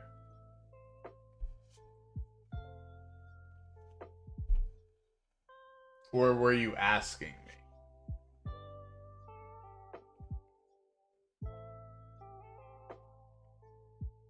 In which case, I'm personally farming for drop rate, but there's plenty of things that can be good. If you're farming for, like, for example, chopping power, you could potentially go for max chopping power on a build, and then go do your prints, and then you could swap to max drop chance to do other things. Like, it just depends on what you need it for. You can swap obols out consistently. So with the family build, I kind of go for like a little bit of drop chance over here, over here, over here. But then over here, I got some total damage, max stats, and then multi-kill. These are multi-kill per tier. You can only get hyper obols from the shop, but multi-kill per tier is only available from hyper obols. But yeah, a lot of drop chance, and then just specific bonuses from hypers are the main focus.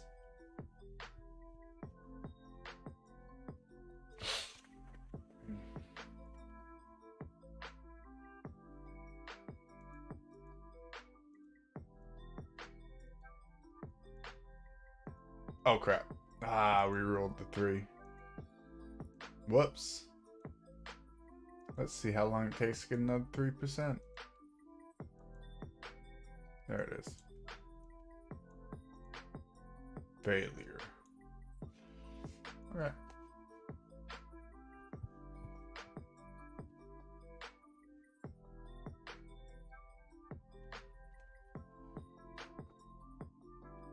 If you have suggestions, by the way, let me know. But I am someone who neglected them for a long time. I understand which ones are viable, which ones are good, but I just don't. I just haven't hunted it. You know what I mean? I'm even have some more of this rice. It was delicious. Put some like sauce on it or something. That does sound good. Ultra spicy to go with the sweet barbecue. And it's pineapple barbecue, so you know it's sweet.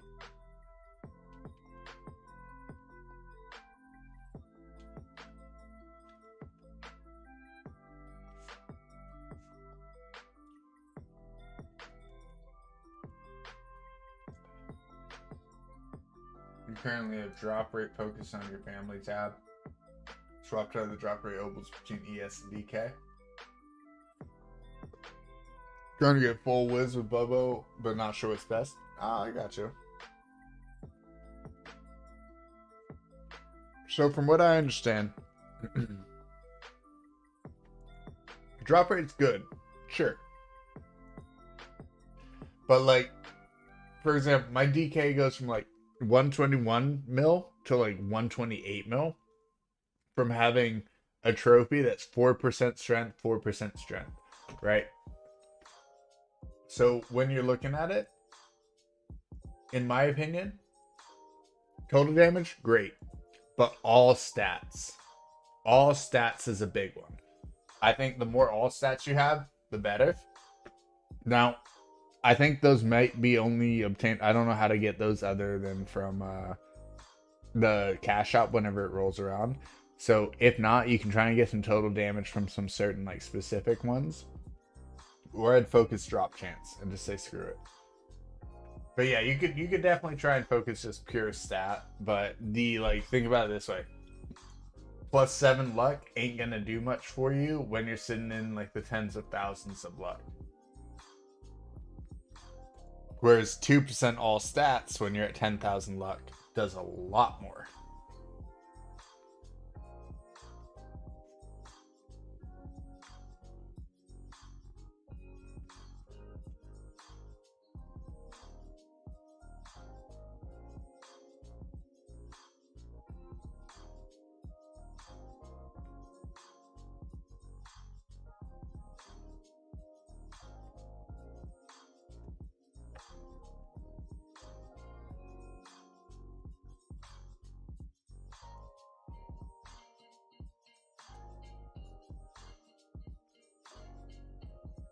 Basically the difference between getting 7 stat and 200, by the way. Sorry, I was eating, so that's the reason for the pause.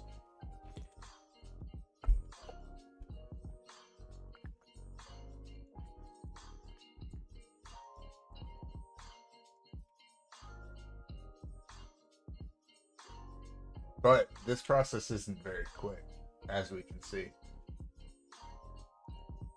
Probably take me like a day and a half to get it done on this character and the other character.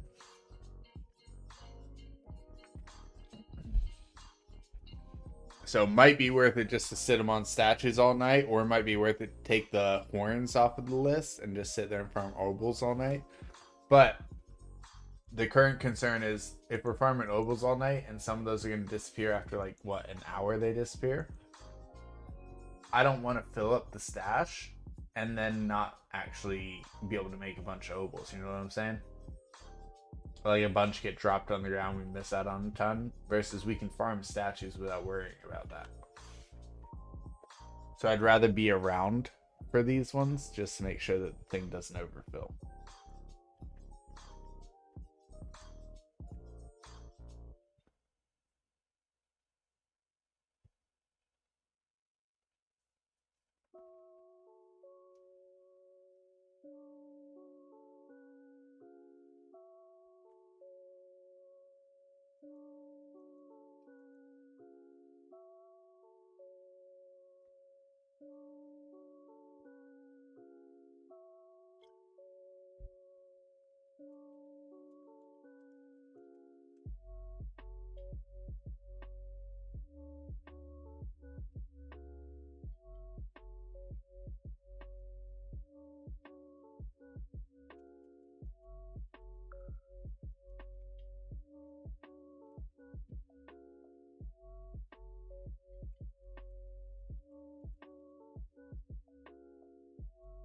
Second yellow bubble. You know, you're asking a whole lot here, but you're right. That is a thing to check. Drop rate's important. It's level 99.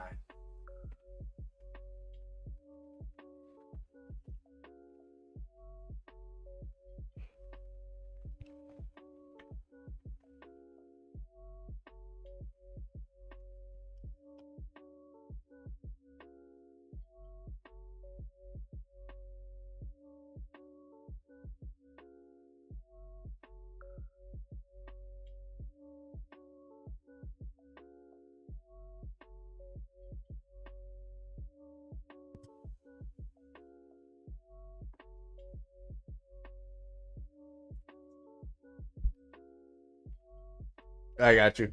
Yeah, no. I should push this. Honestly, I need to get to the point where I earn enough of these that I can push this to the point where it costs 100 mil to upgrade. So like level 120. And then I can just start using atoms for it. But yeah.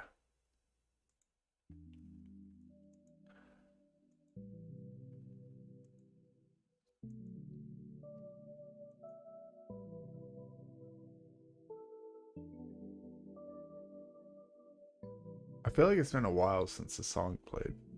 Maybe I just haven't been hearing them. Here's another option, yeah. When you get to a certain point, you use atoms. I haven't done it yet, but you can.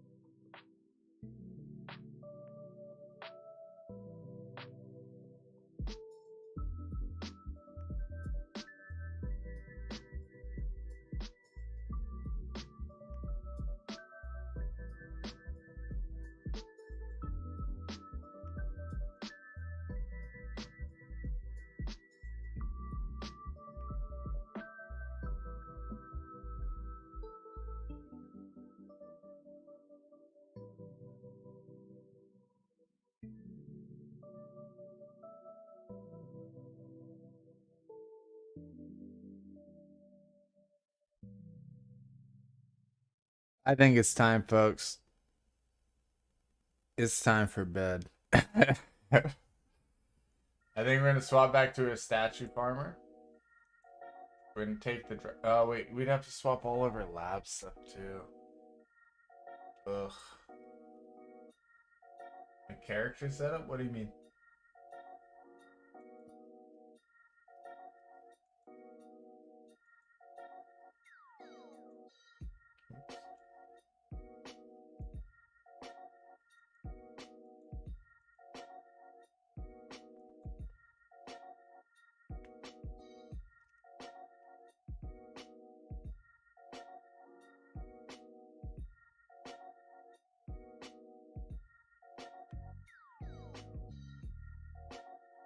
Oh, so I asked people today to confirm everything I had questioned before, but I haven't selected my elite class in my final three characters. The idea is we're gonna go a second DK, second bubonic, and a second siege.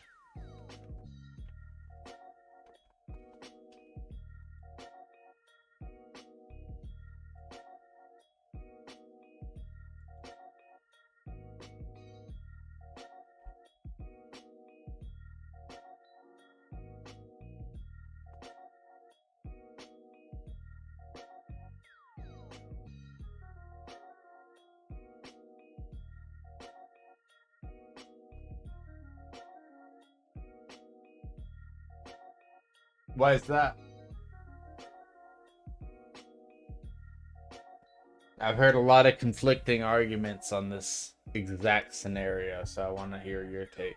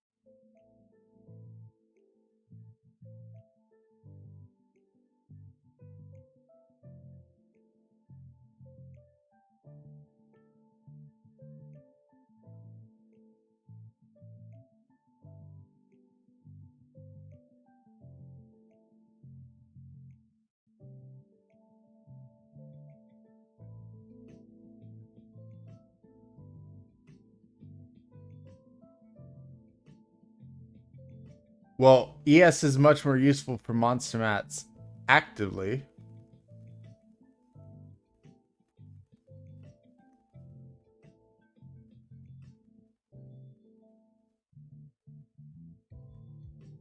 I hear you. No, I've see. See, it's a tough argument because you're only given a piece of the puzzle at the moment. And I've heard arguments from both sides, and it gets pretty extensive. But here's the thing.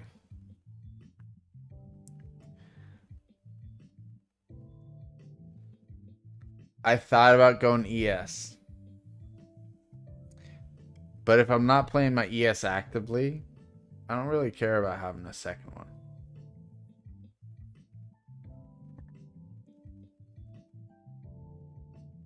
Like, what's the major benefit to having a second one if it's not active?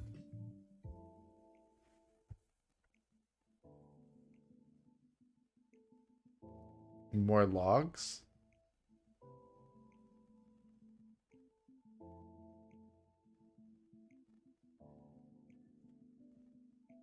Or is there like another benefit?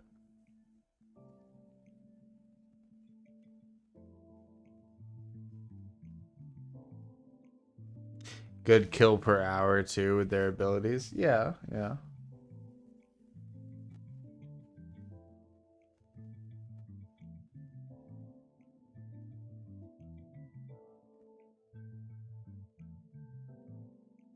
Even if not active. Right, right. I mean, this scenario would be in the case of not active. Yeah, I feel you.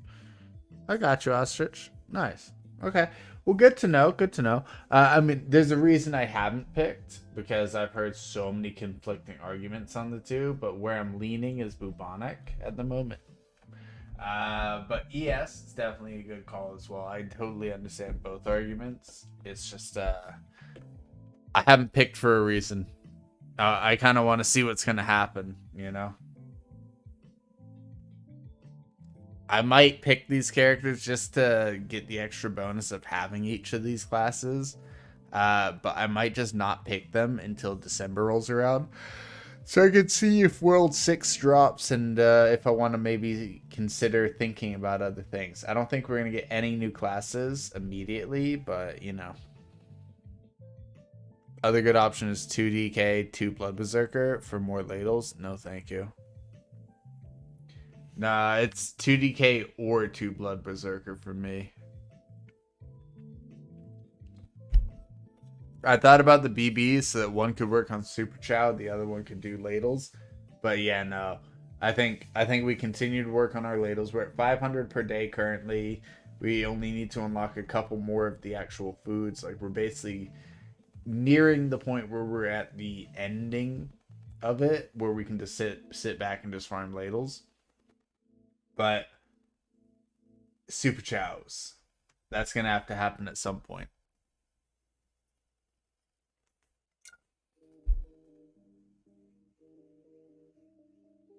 But yeah, I don't want 2 BBs.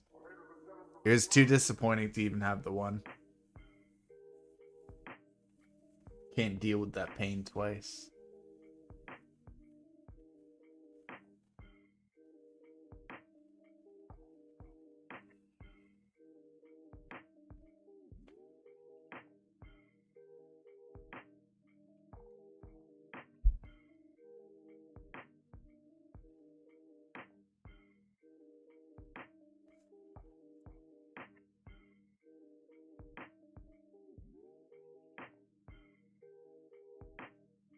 Yeah, I hear you. That's fair. Very fair argument. That's kind of what my initial argument was, but I've been getting swayed back and forth. Let's put it that way. So I'm hearing everything you're saying. I'm accepting it.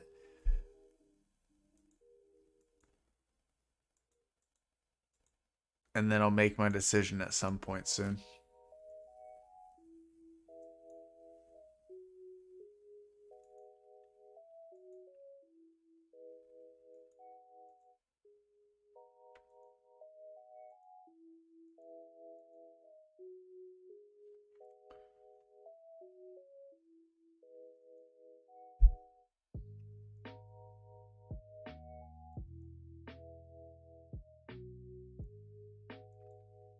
All right, let's get rid of the horns. How's the pop farm coming along? It's not too bad. Honestly, cannot complain, my guy. At all. By the way, the reason why your thing hits stars is because .com.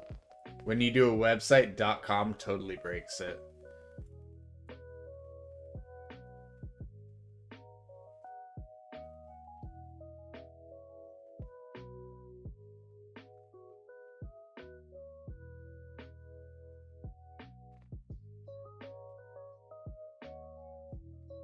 And we found a way around the profanity filter. So if you say something that goes into profanity, let me know next time so I could scroll up in the chat on the side here and fix it.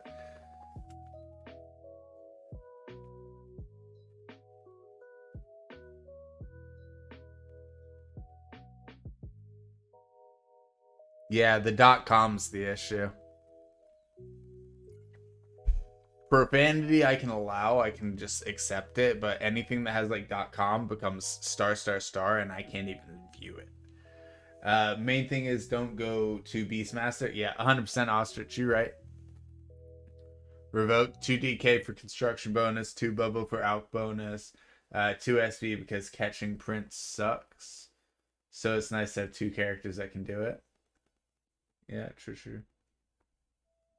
You're on mobile, so autocorrect can take a while. It's of course on some words if something I say doesn't make sense. Oh, worries, no worries. Autocorrect's just weird like that.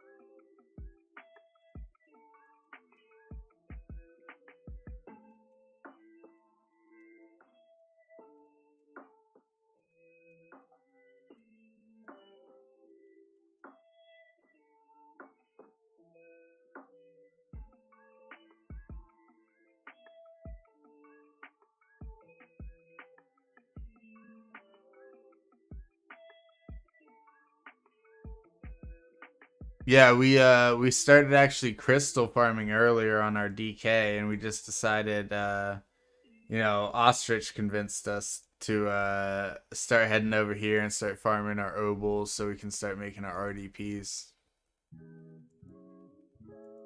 That one's 3% up here,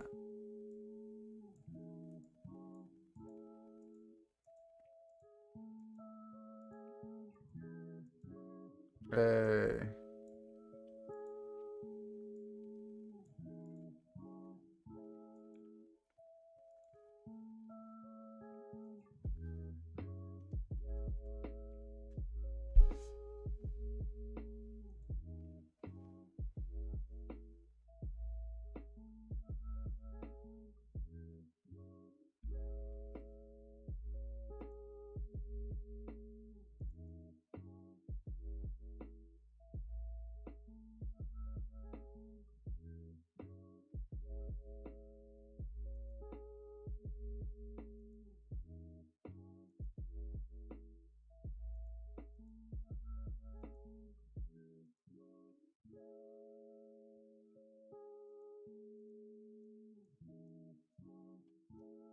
Doing all the chows and such is a bit annoying. Oh, I agree.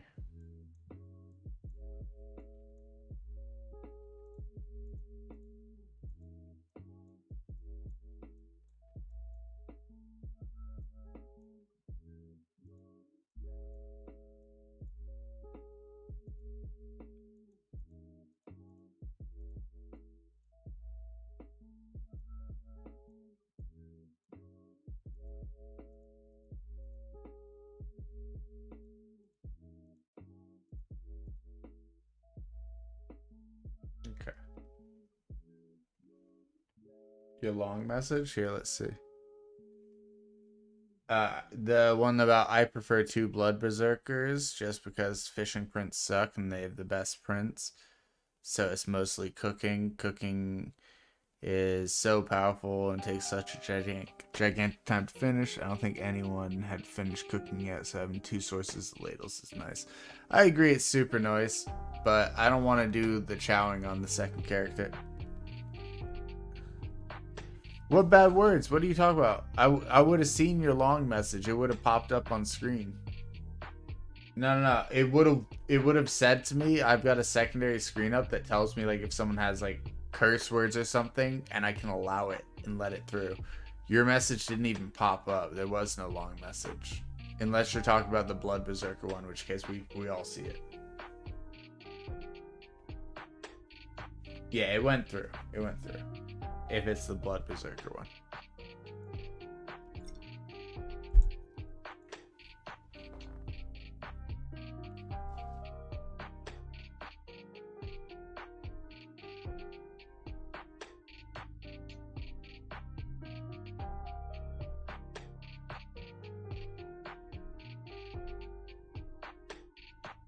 Gotcha.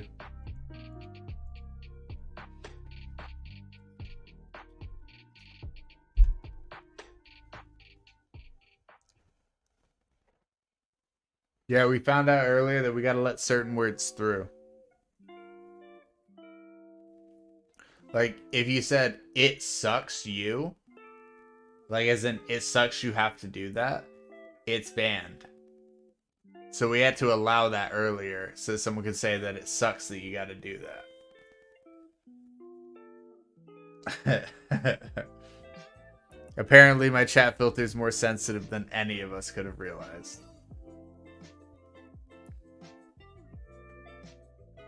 Such a major suck. Revoked.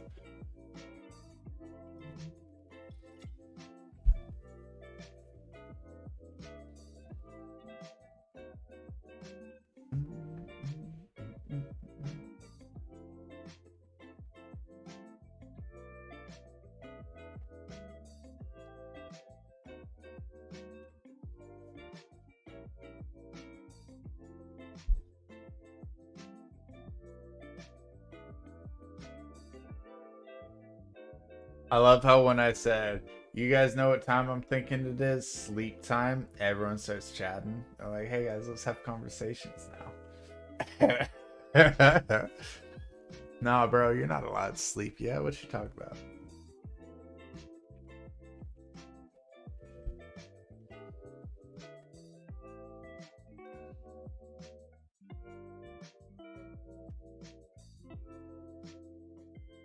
You're about to sleep? Yeah, no, I feel you. I feel you.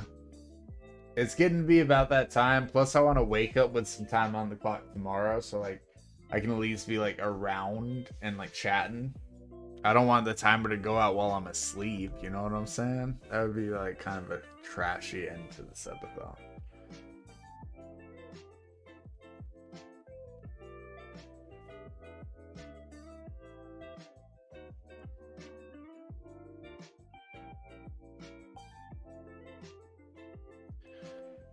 If enough of you guys stop by in the morning before the subathon ends, by the way, just yell at me to do marbles on stream and we'll do punishment marbles. Basically it'll be like, like shave my head, like do the spicy noodle challenge, stuff like that, right?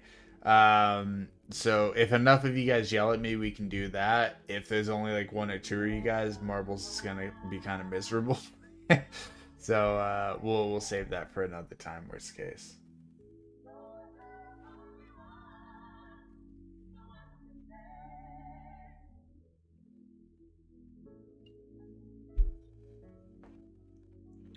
And who knows, we might get raided tomorrow and a bunch of people might bump up this time like crazy by following. So could be another couple days that we're stuck here. Who knows? But so far it's been just over 7 days.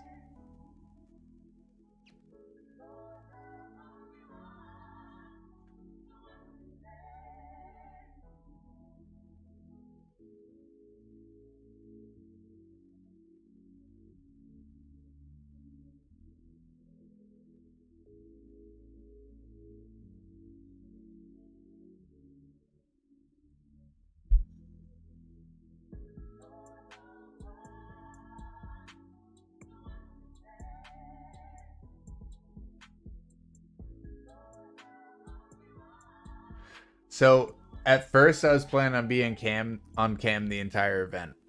And that was a lot more exhausting, not just on having to be the personality on camera and like showing like the emotion on the face and all that, but more of the light. The light hurt my eyes. I was getting way more tired those first few days very early on. um and it just ruined like the later nights of the stream. It was tougher to even focus on the screen. So it made it really tough to do the streams. So I ended up going without the cam, and it made it a little bit better. But the initial reason why that actually occurred, why the cam was off, was because we did so many streams in a row that my cam just didn't register one of the mornings. And I spent a full day without my cam registering and went, all right, well, I guess we're going no cam today. And then from there, it's just like, okay, well, I guess we can keep the cam off. But realistically, when I'm streaming, I plan to keep my camera on. It's literally going to be like camera on the entire time, except for like 5 to 10 minutes every 3 to 4 hours. I'll give myself very short camera breaks to make sure my eyes can get the rest they need and I can feel good to go. But otherwise, it's going to be full cam on all the time. But I think during the subathon, it was also a little weird. I didn't like having my camera on at night. Like, if I wanted to walk across my camera to go to the restroom at night, it was just weird. I really didn't enjoy that. I understand that some people don't mind it. Some people are okay with it. But I live in a very small apartment. And, it was just kind of uncomfortable in the evenings.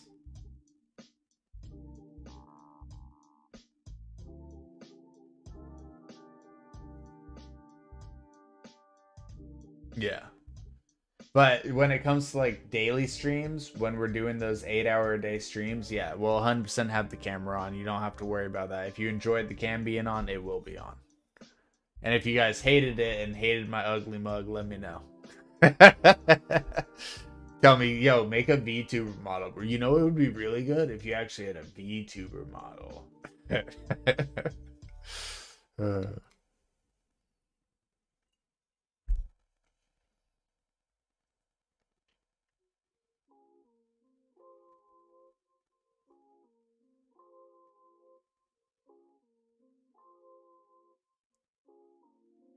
you wouldn't like to be on camera yourself. It's weird when people can see you, but you can't see them. It feels. I honestly, I've gotten so used to being on camera for the most part, but when it's like, call yourself ugly one more time, smother you with a pillow. All right, Mia, calm down. But yeah, I'll be real with you. It's uncomfortable when it's like bedtime because you want to be cozy and comfy at night, right? You want to be comfy in the bedtime. It's not a time to be on camera. Whereas like during a live stream, I'm okay with a million. If yeah, I would never have a million viewers at once, but not even the top streamers in the world, I think, have a million live viewers at once. But imagine you had a million viewers. I don't think I'd mind knowing that I had a million people watching me play a game. Wouldn't be an issue at all. Uh, Even if they saw me on a camera, not an issue. It's just at night. It just feels weird. Like I'm cool with sharing the subathon with you guys and being live all this time, but it's just weird.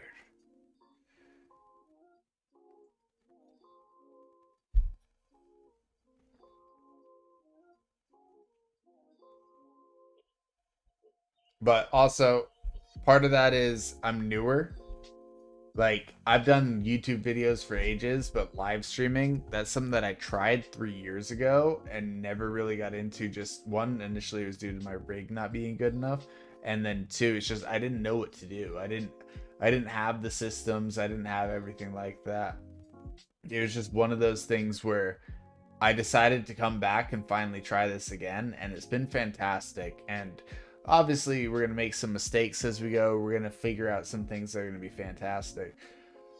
But overall, it's just a learning experience. This first subathon was a pure learning experience. There will be other subathons down the road. I'd like to grow a little bit more so that we have like, I'd like to have like steady of like 10 to 25 viewership every single time we're streaming, and then maybe do another subathon and like really start to grow from there and see how many new people and new faces we can run into there.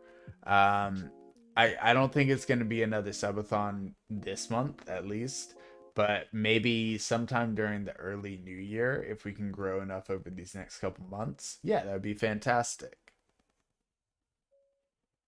But we'll be mainly streaming on Twitch moving forward. So anyone who has stopped by on the YouTube, thank y'all so much. We have videos that come out every single, well, not every day. It's every other day now. We have videos that come out every other day on YouTube, and it's not the live stream stuff that you guys are seeing with me here. It's literally like exclusive videos that you'll only see on the YouTube. I can't believe I just said the YouTube. How old am I? But yeah, we'll be live streaming on Twitch, not YouTube, not Facebook, but only Twitch moving forward. After the subathon ends, I've decided there's a couple people on YouTube that I'd love to like let know before it happens who have stopped by for the subathon on numerous days. But as far as it goes, the viewership is like 95% Twitch and like 5% or less YouTube. So I think the right choice is to head over to Twitch for our live streams and then make sure that all that footage is captured either by me recording it then uploading to YouTube or by us like taking the VOD and having it automatically uploaded to YouTube from Twitch. One or the other.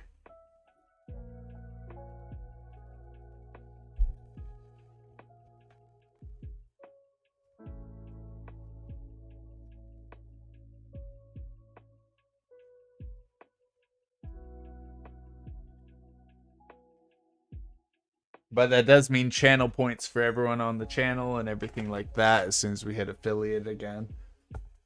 So we just need 3 average viewers, which I don't know if you guys know this, but when I'm asleep during the subathon, not a lot of people view the channel, which means that we average like 1 viewer during all my sleep hours. and then we average like 8 viewers like this, or 10 hours sometimes, right? Or 10 viewers sometimes. And then it somehow balances out to under 3, because all the time where it's at 1, which is really 0 because it just counts myself. So like when I'm sleeping, it's really hurting the channel during the subathon for us getting affiliate. But we should hopefully be affiliate a couple weeks after the subathon, because while I'm live, if we are live and we end up with like 6 to 7 average each day, it's going to start to compound and take over the subathon's hours. So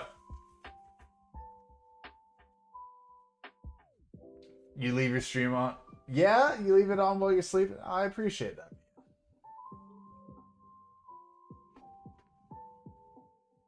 Yeah, there were days where it said 2 as the average, but obviously while I'm sleeping, I don't expect you guys to watch my stream while I'm sleeping. I'm just saying during the subathon, I wasn't allowed to end stream, guys, so it made it tough to keep our viewership at an average of higher than 3. So we don't have affiliate yet, but we should have it soon, and we'll be doing that so you guys can get all the channel points, and I'll probably speak with someone about getting some sort of designs going for like emotes and badges for you guys, continued support and everything like that.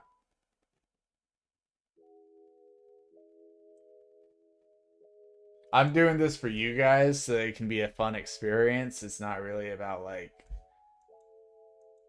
I enjoy the idea of entertaining people, if that makes sense to anyone. And it sounds like a vibe and something that I'd love to do forever. And on YouTube, you can only do so much entertaining because you're not interacting directly with people in real time. Whereas on stream, you can actually chat with people and we can go do things together. Like, oh, we're all chatting about something, then we all download the same game that's free and I'll hop in it. Or I start reacting to something and we all start discussing the lore behind it and like everything. Like there's so much that we can do as a group compared to just me reacting by myself and posting on YouTube and watching the comments so I can respond to people. Like there's a lot of different degrees there. So as far as it goes, first of all, thanks everyone for hanging out the entire subathon, everyone who's stopped by across the subathon, anyone who's even stopped by for a minute, or anyone who's just said hey and then left. Thank you all. But as far as it goes, we will have plenty more content coming out on Twitch, but also, like I mentioned before, every other day videos on YouTube.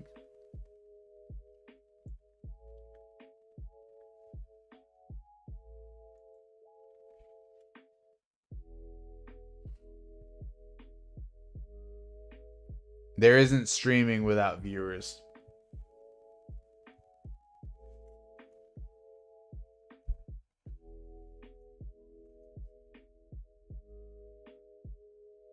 I mean, there is.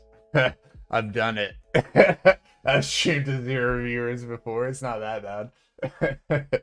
It's just much tougher because, like, you don't talk as much because it's tougher to interact with people if no one's interacting. But once people start interacting, it's a lot of fun, guys. So thanks everyone who's commented, because it does make this 1,000 times easier. I get to actually discuss what you're talking about and bring up new subjects and everything like that versus just me talking to myself. So thank y'all.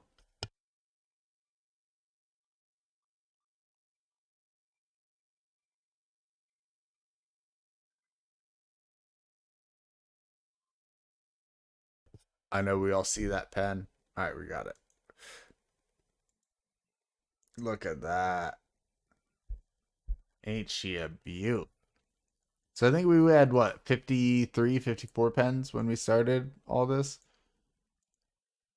60 now. Woof.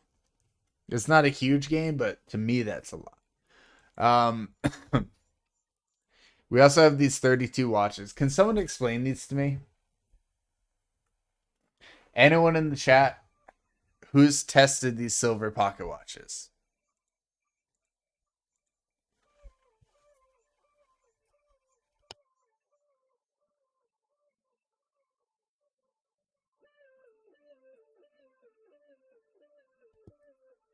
I realize the description is pretty self-explanatory. But for any of you guys who are like, is he an idiot? Does he not understand it increases or decreases by 15 minutes? That's not what I'm asking. For those of you guys who are thinking on my level, think about it this way. Day resets, right? You use one of these and increase your day by 15 minutes. Now the day resets again 15 minutes later. Now you use another one and reset the day again 15 minutes later. And again 15 minutes later. I have 32 of these. I can reset the day 32 times in a row. Or does it not work like that? Can someone explain to me, will it work like that? And should I buy as many more as possible before the week ends? Please? Who's tested? Because this sounds OP, and this sounds like the greatest item to ever exist in this game. Do you want, like, no bubble left behind? Do you want to stack 32 no bubble left behind triggers in a row? I'd like to. I don't know about you guys.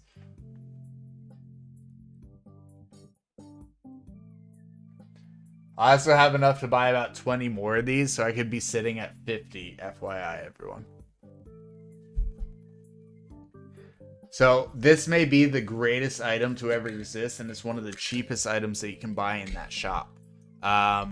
For anyone who doesn't know, if we test this and what I just stated happens, this item's brokenly OP. Like, honestly, brokenly OP.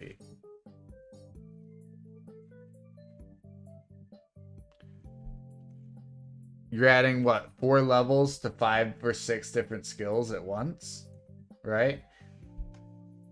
And you do that, let's say you get 100 of these at some point. Say you do that 100 times, that's 400 levels on 6 different things, right?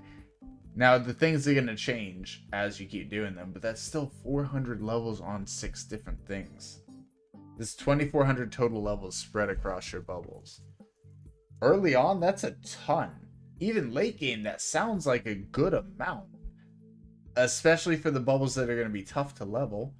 Plus, you have a chance of it triggering on bubbles that are harder to level up. So if it does, and you can just keep pushing time back by 15 minutes and just get a new daily reset every 15 minutes, is that not OP? Can someone tell me, like, wouldn't that be broken? Or am I misunderstanding something? No way it works like that. Why wouldn't it? Why wouldn't it? Hold down to change your daily reset time by 15 minutes. So if you just reset and you change your 15-minute time ahead by 15 minutes, why wouldn't it reset another time? Ostrich. Why wouldn't it? Why wouldn't it work like that? Do you see what I'm saying, though? Someone needs to test this. Do you see why this is the most powerful item in the game and no one knows it yet? Why am I the only one who's thinking about this? I literally, I didn't spend a single one of my resources from those bosses. And then I saw this and I bought 32 of them at 2 each. I spent 64 of my resources. I still got like 50. Still got 50 resources. I could buy 20, 25 more of them. But like, bro, I saw these and went, okay, that could be the most broken item in the game, and I'm too scared to test it, so I'm going to buy 32 and just save them. What do you mean, no way it works like that? Like, think about it. Why wouldn't it? That's literally exactly how it's described according to this.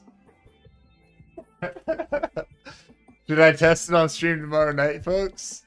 Probably not. I'm not gonna, because I'm not gonna wait until the exact reset time, because I always miss my reset time. That's my issue. It's what time? Yeah, so it would be at just before like 1:50 a.m.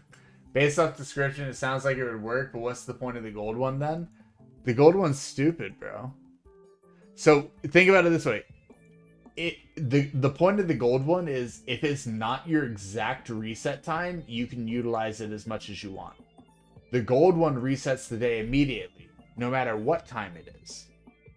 You get your rewards, right? The silver one is only, you're moving it by 15 minutes.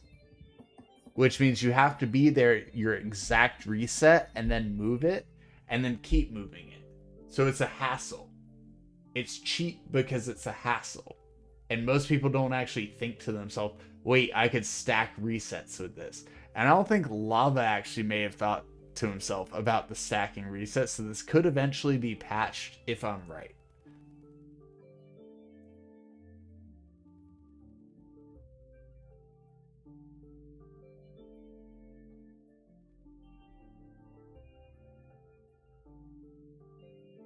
Like, I honestly believe that he's gonna patch it if people start stacking it.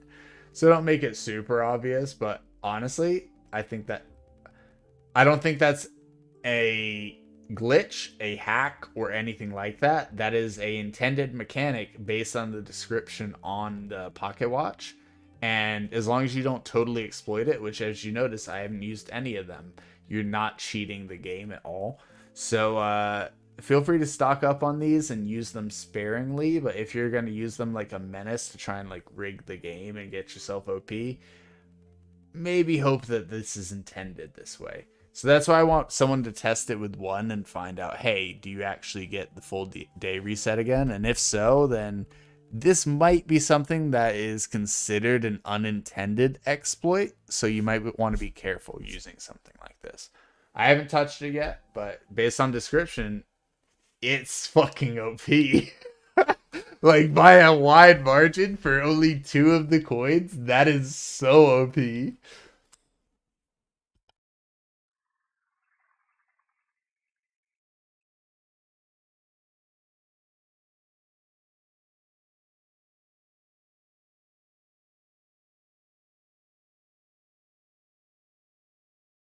I'll be right back.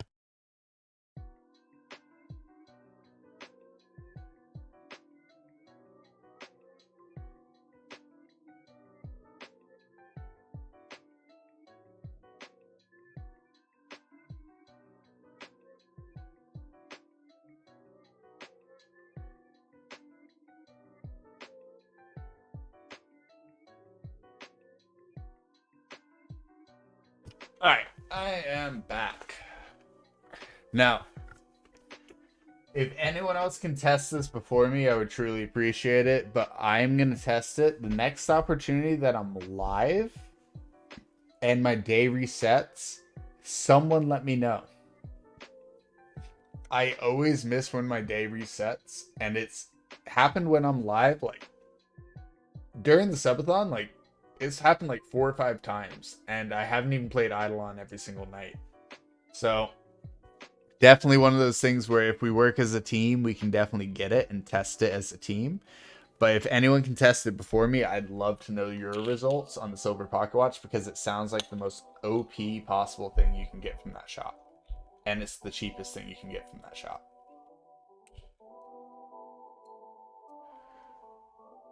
Statues sound great from that, but with how you can farm statues, they're kind of worthless.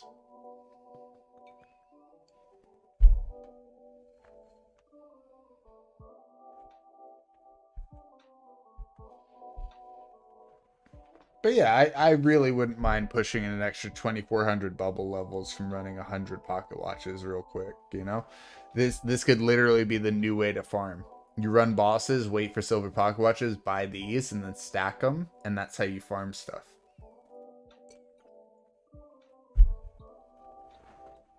The new technique that no one knows about, the secret jutsu. So make sure you give not the winner credit if you discuss it. We're so screwed, guys.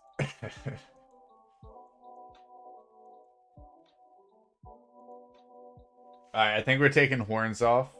And I do think that we farm this for the night and hope for the best without, like... Do we take off all these other ones? Like, I don't know. Only thing I can think of for it not to work like that is say your reset happens, you can get no bubbles left behind prop, etc. Then you reset it back 15 minutes. Then wait 15 minutes. It might not do anything if the game has already registered the reset. Well, that's the thing. No, that's the whole point. You're changing your reset time. You wouldn't go back. You'd go forward 15 minutes.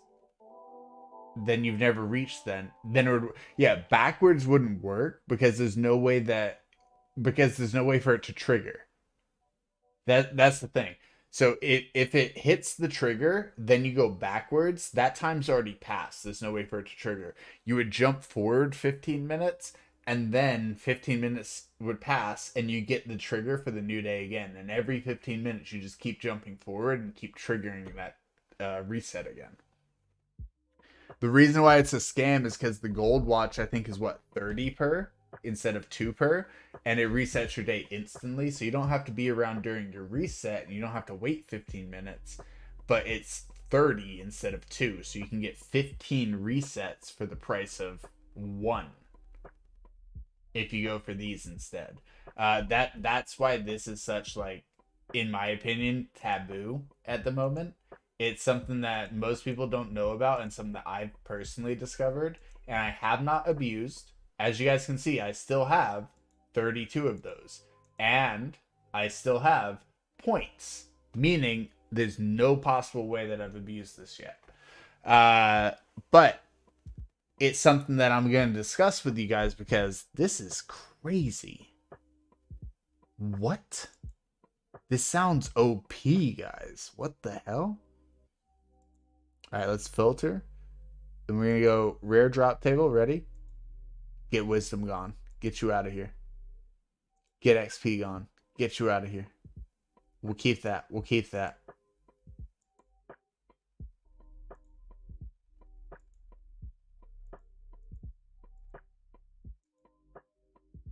We'll keep all of that. It jumps forward 15 minutes though, right? So you would need to use 4 hour. So you need 96 of them. No. Think about it. So say your reset time is midnight, right? Let me deposit things. Hold on. Okay, so let's hop over this. Say your reset time is midnight, and at midnight you get your no bubble, no left behind, right? And then you use this and change your reset time to 12:15 a.m. So 15 minutes after midnight. Then it will trigger again in theory at 12:15. Then you use it again to move it to 12:30. Then it triggers again at 12:30. Then you use it again to jump to 12:45. Then it triggers again at 12:45. The time in the game doesn't jump forward. Your reset time, your daily reset time is the thing that jumps forward, not the game time. So only the reset time jumps forward, and then the game time has to tick up to that point. So if you're jumping ahead by 15 minutes, then the reset time would basically allow you to reset every 15 minutes as long as you have enough pocket watches.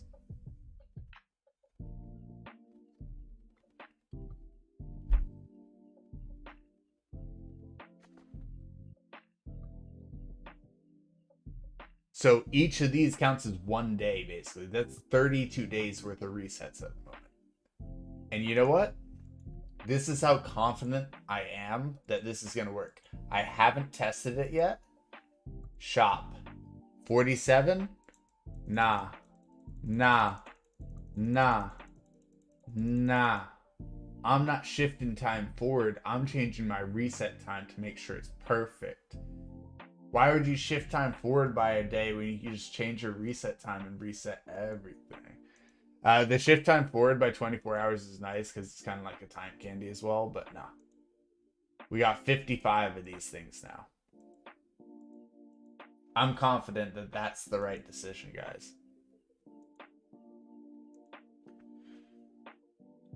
I see what you mean. Yeah, I got no idea how it works, if that works or not. Yeah, I will be testing on stream, so make sure you guys stick around. I can't test it today because our reset time was over an hour ago. And I'm not going to use 4 of them to jump our reset time ahead to start to test it with the 5th one. That's just not worth it, guys. But tomorrow, if I'm around during that time on stream, yes, you'll try it. Your reset timer's in like 40 minutes. Thank you, C. Spencer. Thank you, C. Spencer 83. You're a G. Let's go.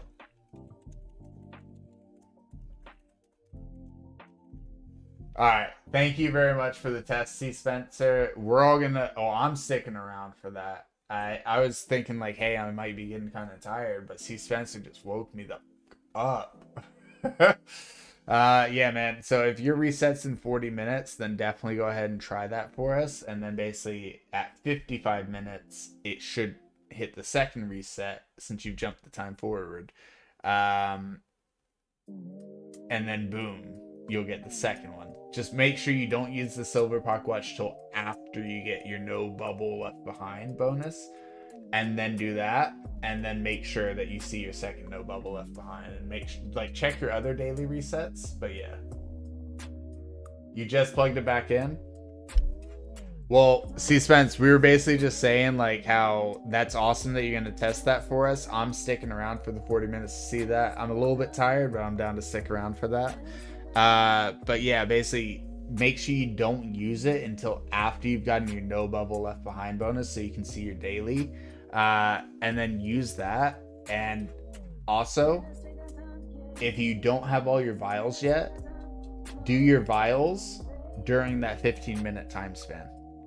Because every single day that passes, you should get 18 vial or however many vial chances you get. I think it's 18. I have 18. I don't know what everyone else says. But if you have 18, you get your 18 vial chances, right? So you could drop that, and then you could have your pocket watch, right? And boom, it's a new day. And you can do that again and get your no bubble left behind. So make sure you do everything during that 15-minute timer, and we're so excited to find out the answer. Yeah, good idea, right? That's what I'm saying. Like, I got you. I want to find this out, but I want to make sure you're maximizing it. Because guys, if you think about it, if you can trigger 50, I have 55 of these now. If I could trigger 55 days worth of daily resets from no bubble left behind and attempts to unlock vials, I could have every vial unlocked. I could have so many bubbles buffed. So many. Like, that's literally like saying, okay, cool. Do you want over 1,000 bubble levels? Okay, cool. Let's drop 50 of these right now. Thank you, C. Spence. And I'm glad that you guys are like thinking about this and being like, wait, this might actually be the most OP item. Like, I don't know, but I'm kind of on the line of like, I think this is the most OP item that I've seen introduced for such a cheap price. He doesn't know what he's done yet. And if you come back, C. Spence, and tell us, hey, it doesn't work, oh well. End of the world, oh well. I just bought 55 of these and I'm a sad boy. But that will allow me to set my reset timer to like 11 p.m. or midnight so I can make it more reasonable with my daily schedule, and then constantly change it whenever it does shift. So those will still be beneficial to me even if I happen to be wrong. But I bought those because I truly believe that I'm right on this, and this is one of the best items that you can possibly get if I'm right. Big if. I thought we took the horns off. When did we not? I think we were just talking too much. Yeah, take out the bullfrog horns for now. Oh, we just did the ovals before. That's what it was.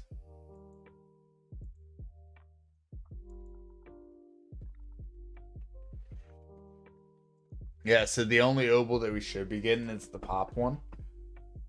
And that way our inventory doesn't fill up crazy quick. Okay, we still got agility and strength. Was that during or before we canceled? Let's check. Those aren't agility or strength, so that's something we got to look out for.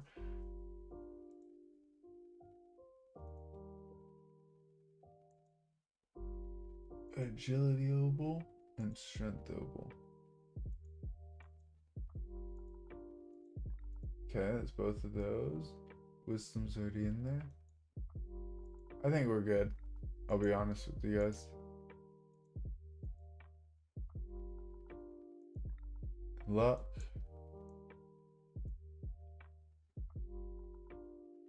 Silver strength. Wow. That's a rarer one, but we'll take it out too.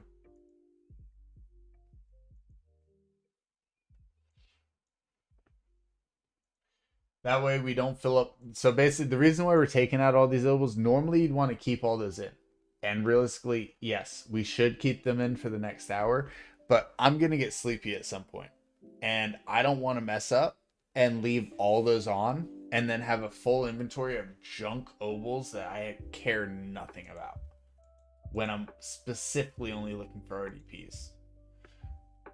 So if I wake up with a full list of RDPs, that's fine.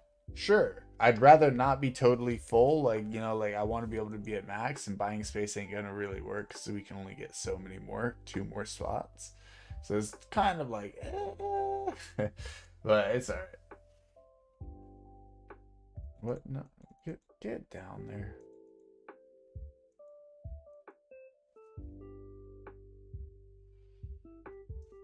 We'll get there though. We've never been able to farm these RDPs before, and now we actually have an insane drop rate, which we never thought we'd achieve. So everything's moving, guys.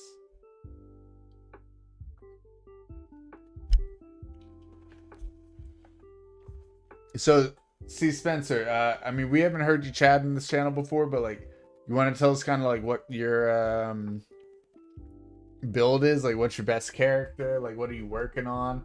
Just anything about your character in Idleon. Give us a better idea.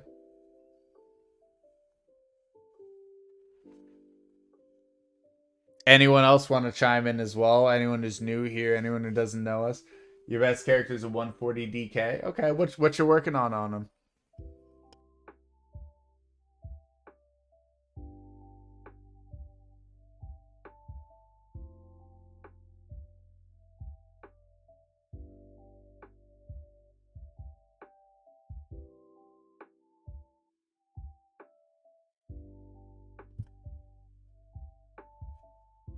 I noticed we had a lot of new viewers recently. For anyone who's wondering, we're going to be testing something in the next like 40 minutes. We got one of our fantastic viewers assisting us with this, but the silver pocket watch here, where you hold down to change your daily reset timer by 15 minutes, we're testing to see if after their daily reset occurs, if they can use one of these to pump ahead their time by 15 minutes and have another day occur 15 minutes later, meaning another set of no bubble left behind, another set of attempts at their vials being completed, everything like that.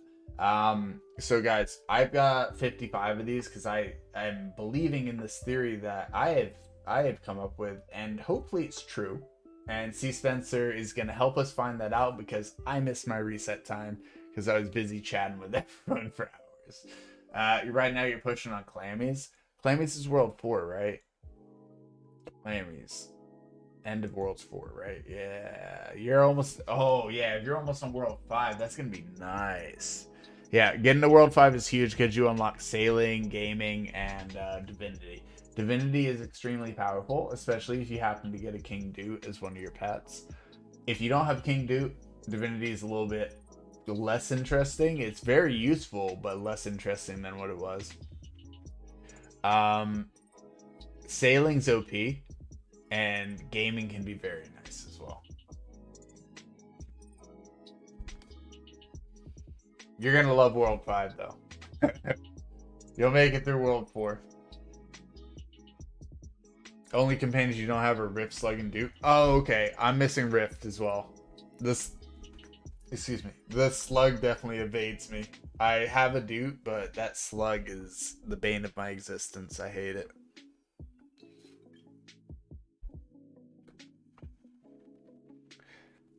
Speaking of, question to those who have bought a gold stopwatch. I know that the silver pushes your time or your reset time by 15 minutes, but if the gold jumps you ahead by 24 hours, couldn't that work for your free pulls? If it works like the gold watch, then it will only reset your daily tasks like mailbox, guild quests, and stuff like that. Instead of 24 hours, it only turns the clock back or ahead by 15. Yeah, so I'm thinking I don't like gold would work for something like if you wanted to reset your weekly draw on your free companion, that could work. But this one is gonna be it's literally your it's resetting your reset time. So it would be for things like if you want no bubble left behind is a reset time trigger. Um, it's things like your vials that's going to trigger, or it's going to be like your mailbox quests. Yes. It's not jumping you ahead by 24 hours. It's not going to move you forward on like your pets or anything. So that is a small downfall. But if you think about it, this has a cost of 2. That has a cost of 30. So you could still jump ahead by 15 days for the same cost that you could jump ahead by 1 day. And yes, it's not hours that you're jumping ahead, but it is 15 days of no bubble left behind. And it is 15 days of attempts at vials. It is 15 days of PO box rewards, which honestly for me, I don't have the final PO box. So if I could sit there and farm 6 PO box or 5 PO boxes and then reset by 15 minutes and do another 5 PO boxes and keep stacking those and get a ton of PO box rewards, and not only that, get my final PO box unlocked, that's huge. So for the people who aren't at endgame, silver pocket watches are broken, especially with the no bubble left behind. Even at endgame, that makes it valuable. But Fuji, I haven't tested gold pocket watch. Does that actually reset your pet timer as well in terms of drawing your pet for the week? Is that 20? Is it like actually jumping 24 hours ahead? Not like time candy, but oh no, really? It literally like just fake moves the day forward, keeps you at your exact same point in time, and just gives you the reward. It's not even a jump forward. That's disgustingly bad then. The gold pocket watch sounds terrible. Oh my gosh.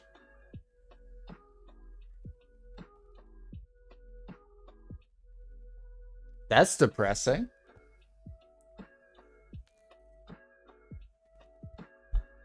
Well, let's hope that the silver pocket watch has a lot higher value, guys.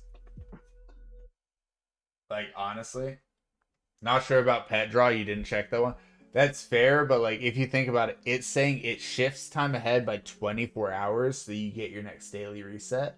It doesn't say that it moves you to daily reset on the gold pocket watch. It literally tells you that it's gonna shift you by 24 hours ahead. So you would assume that anything that has a time trigger would move ahead by those 24 hours as well, right?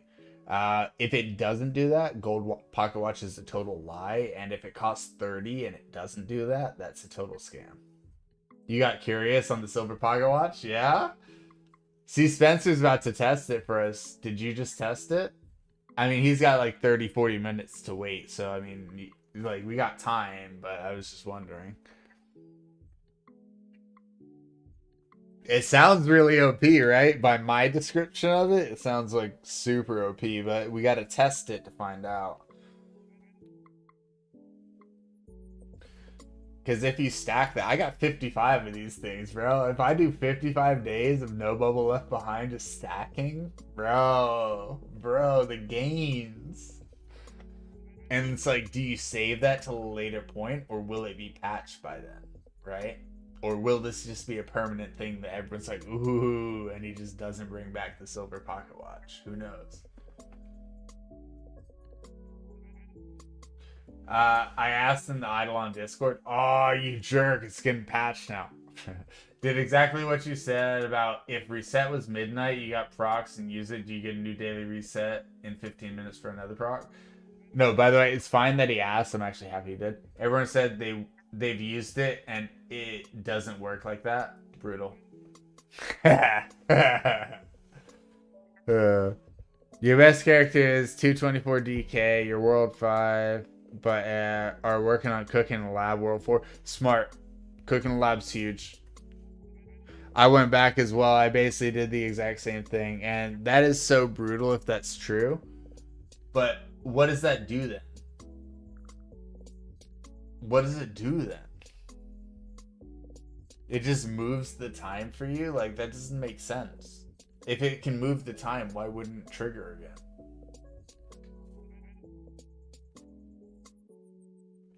You would have got out of bed and bought them all. I did buy them all, bro. I have 55 of those. uh, but no, it doesn't make sense that it wouldn't work. Like logistically, it has to work, but it doesn't. That's what I'm saying. It would be too much of a scam if it worked, and I think he knew that and coded around it. But hopefully, everyone's wrong in the Discord, and we find out that that's not the case. You cannot move past your current day or something. No, no, no. But listen, it says you can move the time forward by 15 minutes.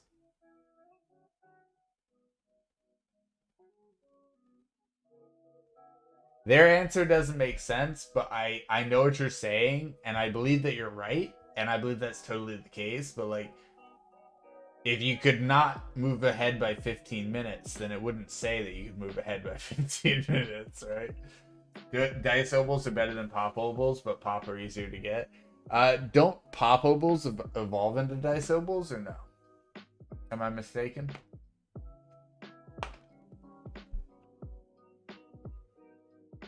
I could be totally wrong, by the way. I was just like literally asking because I have a bunch of dice obols on like my character here, but I thought the RDP, if you tried to fuse two silver RDPs, they just became a dice.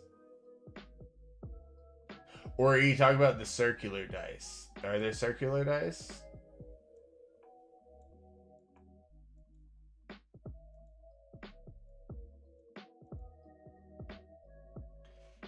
Uh, well, if you were to use it to skip to another day, it just won't work. You won't be able to use it, and you won't be able to use the watch per set. Okay. Well, I mean, we'll just wait. I mean, we know that C Spence has one, and we know that C Spence is waiting for their reset. So we'll see, and they'll tell us. Uh, I hear what you're saying. I feel like your autocorrect is confusing me a little bit. So maybe we just see what happens, but I believe you. I believe that it won't work. I believe C Spence is going to give us the bad news. I'm 100% there. Dice are always square. Yeah, okay. So if dice are always square, I believe the RDP evolved into it, right?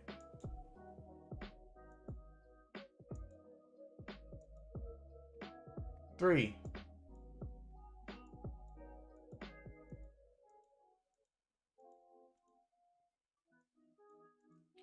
Four. 9.73. Now we're almost at 10. It's kind of cool.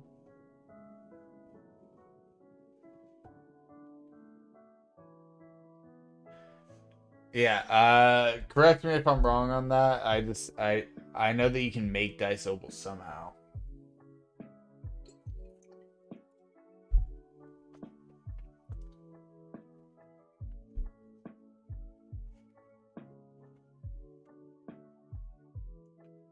Yeah, because like think about it real fix. We're talking about like say it's like 3 a.m. for you. It's already the new day, and you jump ahead by the 15 minutes, right? It should just trigger again.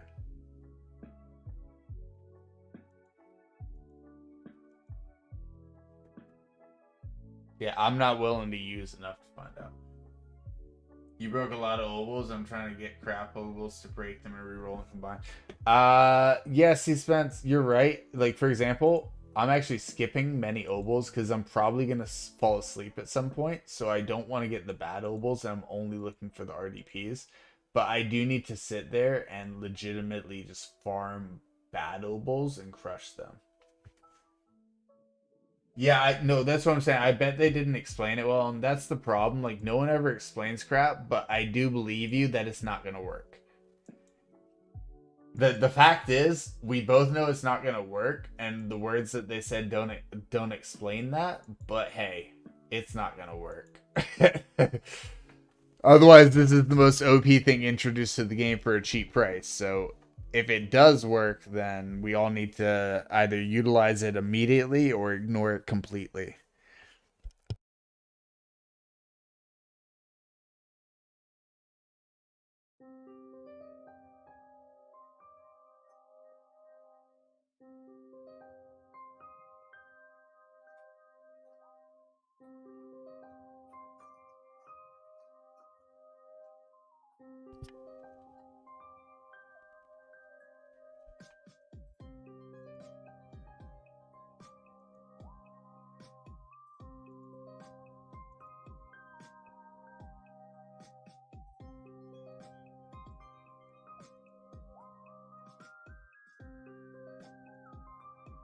Uh, I am farming 20k strength statues. You're up to 13k. Dude, that's tight.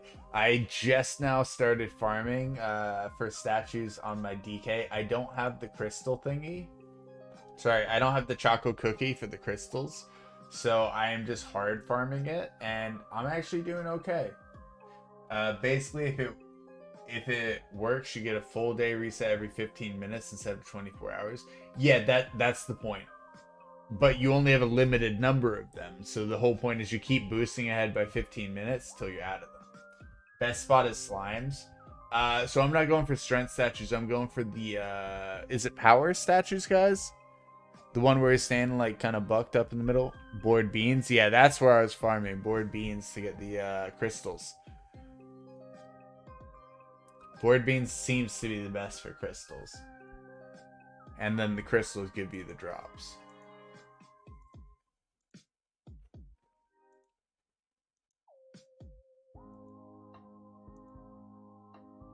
%, drop it there. Just kind of wait till we get another RDP, guys. And crush that. Boom.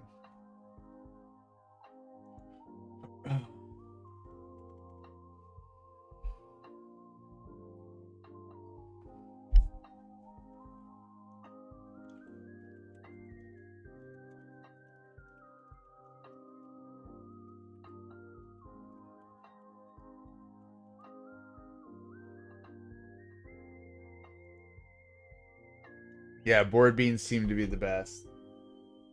I mean, if you're running with DK, yes. Especially if you have a high level for your knight that you summon.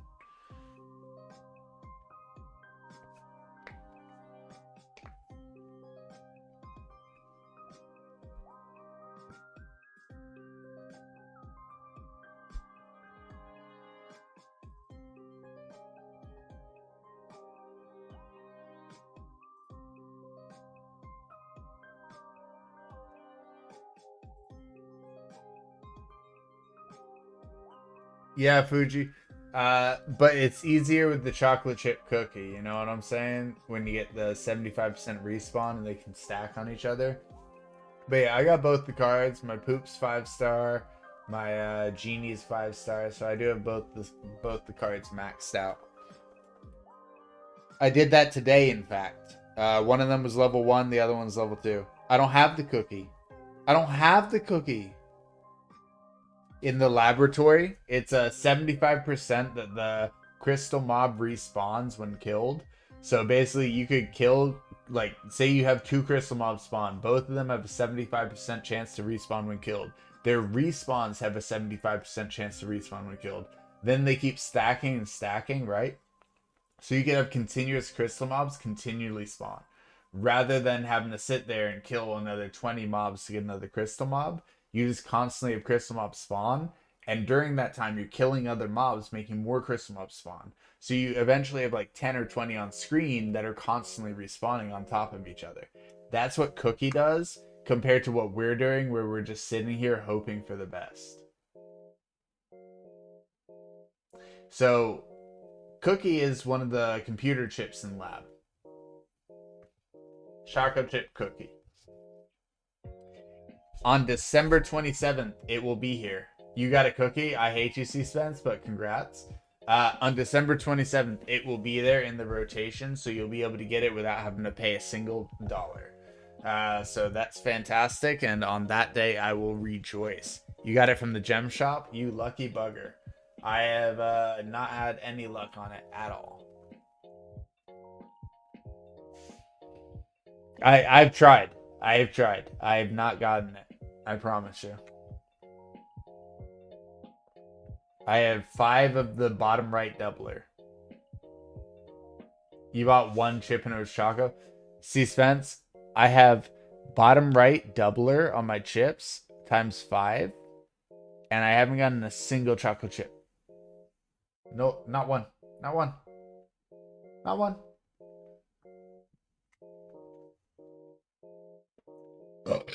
Excuse me, guys.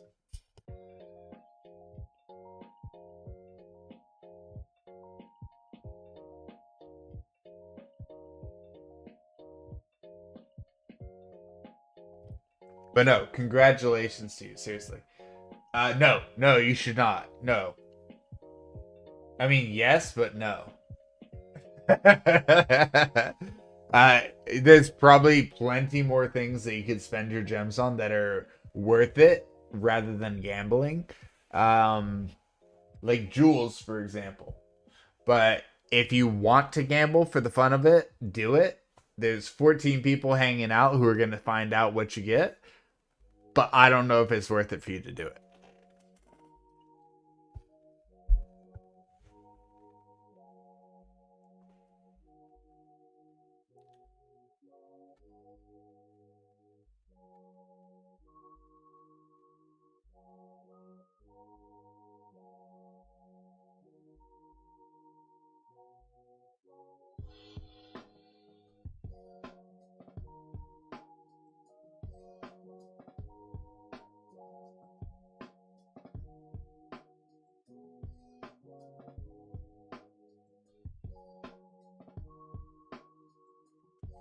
10% damage, it's not a bad one.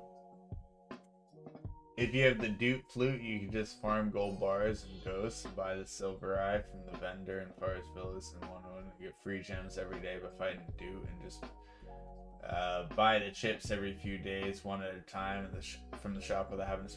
Yeah, it's true, Fuji.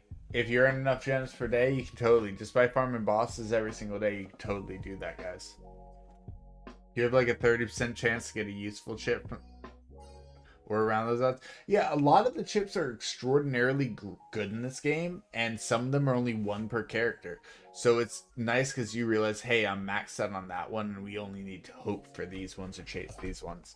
So yeah, I totally see the value in buying chips, guys, but also, like, careful. As long as you're only spending the gems that you're earning, it's cool. And also remember, there's things that come to the shop like hyper obols, so you don't always want to use up all your gems at once. It's never a dupe chip. It's always a unique chip. No, that's not true. No, that's not true. You're absolutely wrong, Fuji. That's only for the jewels. That's only for the jewels. You don't know how many dupes. I don't have a chocolate chip, my guy. Jewels cannot dupe. Chips can. I don't have my chocolate chip. I have a lot of chips, but I don't have a chocolate chip.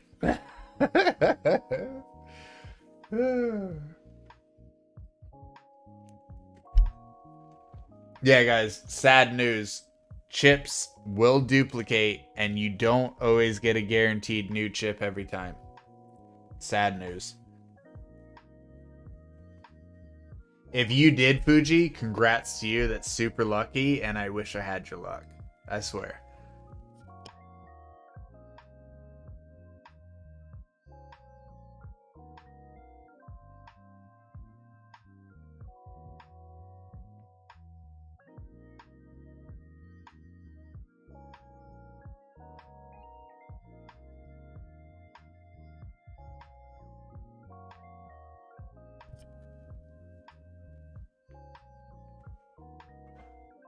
I think I might increase the timer. Like, not, no, sorry. Let me rephrase that. I'm not going to increase the timer, but I might increase how much it, no, because if I try and change how much it goes up per sub, it will, like, break the timer. That's right. I can't change that now. I can manually add extra from subs. But yeah. I might make it like 5 minutes per sub or something, because it's a minute and a half right now. And I've loved everyone's support. And the subathon's been amazing. So I feel like I should make it longer for everyone during the last like 12 hours, right? You have to equip chips on 10 characters, so if you have 10 of a chip, it won't dupe after that. Or it shouldn't. That's not what it says even in the shop here. I mean, if that's true, fantastic. But like here, jewels, they won't restock once you have them all, but these gives you a random console chip. They're currently 22 chips, 1 in 22 chance of getting any particular chip. I've got more than 10. I think no, I don't have more than 10 of any yet, but like I've seen people with more than 10 of certain chips.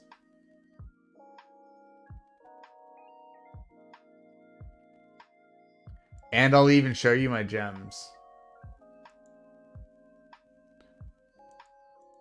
Here, we'll go over here.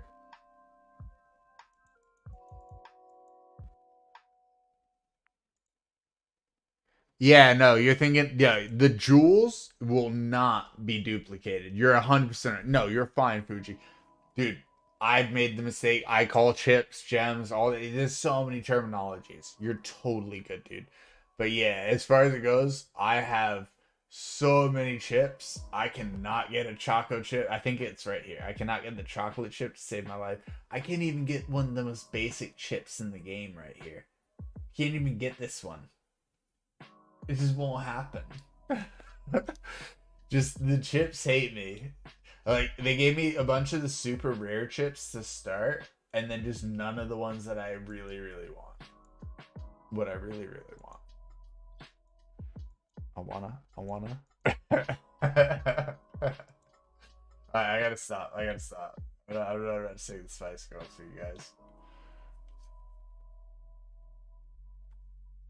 Or am I?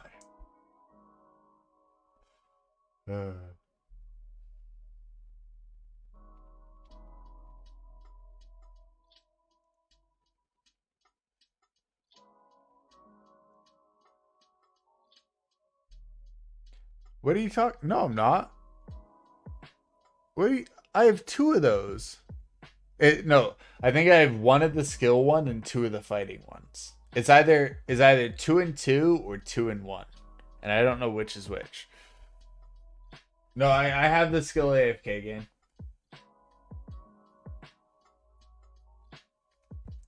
Thankfully, thankfully, I use it on my BB for all his ladles. That's why he gets almost 500 per day.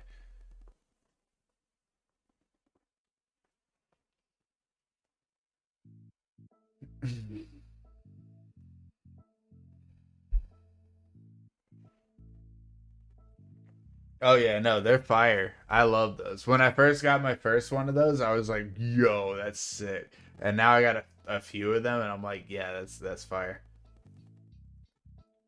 I probably had it equipped to someone, so it showed 0. But basically, if it's there at all, then it means that I already have it. Versus the ones that are completely empty are the ones that I don't have. But no, I feel you. Yeah.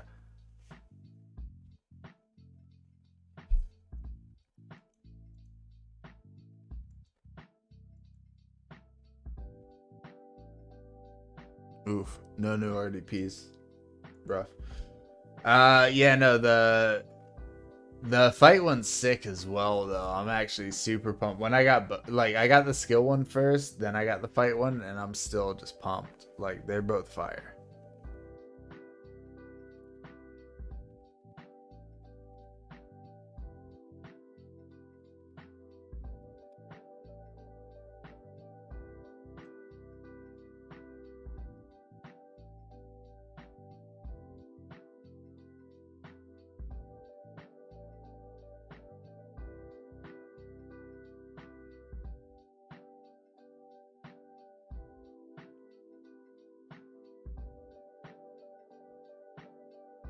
It might be getting close to that reset time for C Spencer. Like I feel like it just happened or it happens in the next few minutes. And then they're gonna push their time forward.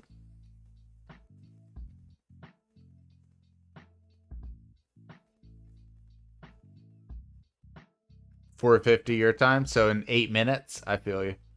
So, guys, in 8 minutes, we're gonna find out. Well, we're not gonna find out in 8 minutes. In 8 minutes, his day resets, and once he gets his no bubble left behind, he's pumping his day forward by 15 minutes, and we're gonna find out for a fact if he gets a second no bubble left behind stack. And also, Spencer, make sure you check your post office. Make sure you check your alchemy. Knock both of those out so we can make sure that those reset. Basically find out everything that does reset, everything that doesn't reset from that. And we'll figure out whether the silver pocket watch is OP or whether it's the trashiest item ever made to know, like, ever made, or it's just kind of mid. Where basically, like, if you guys want to change your time, it's kind of cool. Otherwise, shit. I have 55 of them, so for me, I'm weighing a lot on this working, and if it doesn't, then I've got a time fixer for the rest of my Idleon career.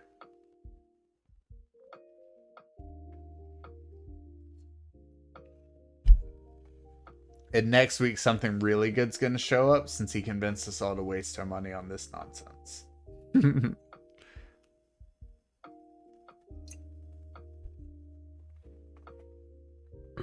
Excuse me. But yeah, 6 minutes till his day resets. He uses that, and 15 minutes later, we find out the truth.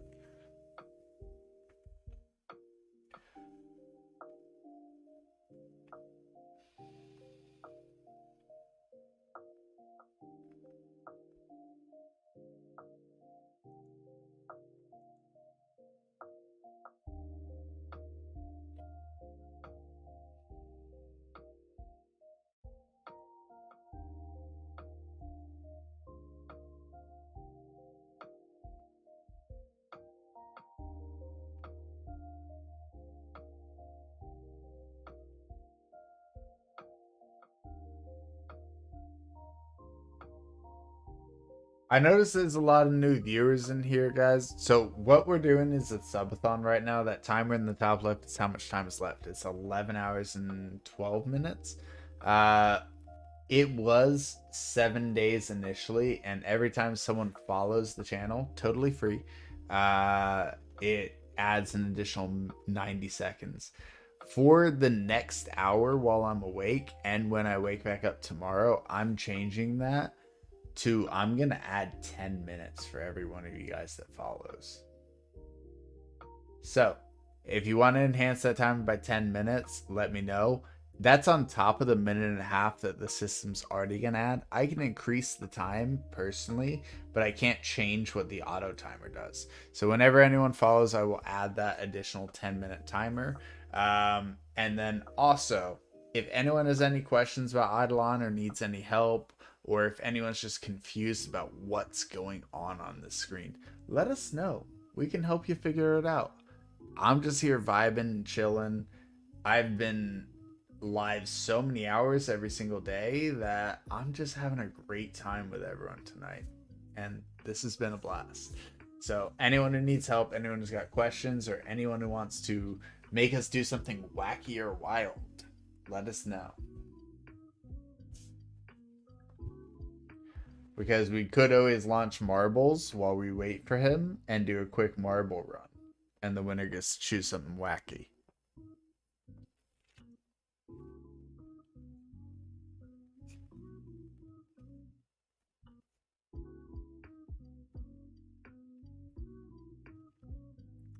It's integrated into Twitch. So basically the way it works is I'd open marbles on my stream. I'd pick a map, basically at random, maps that I don't know. And then everyone would basically do exclamation point play. And it puts them into a lobby, which you'd see on my screen.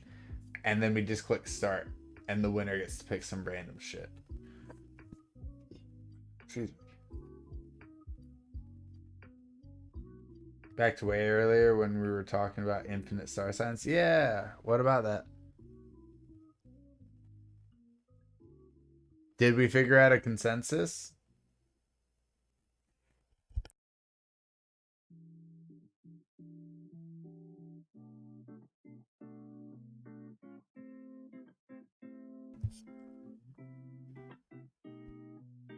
Because I'd love to know the truth on that. Because from what I understand, they're all active with none of the negative benefits, but they don't count as equipped, so they don't get the benefit from the doubler, except for the ones that you actually equip. That's as far as I understand it, but I know that you were saying that none of them are in effect. And wait, how were I can't remember exactly how it was being described. Sorry, mate. Let me know exactly Yeah, you got it. You were right. I was wrong. Every star sign is activated, like you said. And if you were to have every single star sign infinite, and you don't know any star sign doublers, then you don't need them active. Uh, you asked the super end game. Okay. Hey, you don't have to say that you're wrong. First of all, we were discussing things that we were both confused about, and I told you what I heard from someone who I understood as an end gamer. I'm not right. They were right, and I just repeated what they said, and you heard something from someone else. You're not necessarily wrong. We repeated ideas, we discussed them, and it just turns out that that one was just like, oh shoot, okay, cool. That ends up being it. I appreciate you doing like the you're wrong, but you don't have to do that with me, my guy. Like we were discussing things that we've heard. You're not wrong necessarily. We were just thinking like, hey, is this it or is this it? And it turns out that that was it.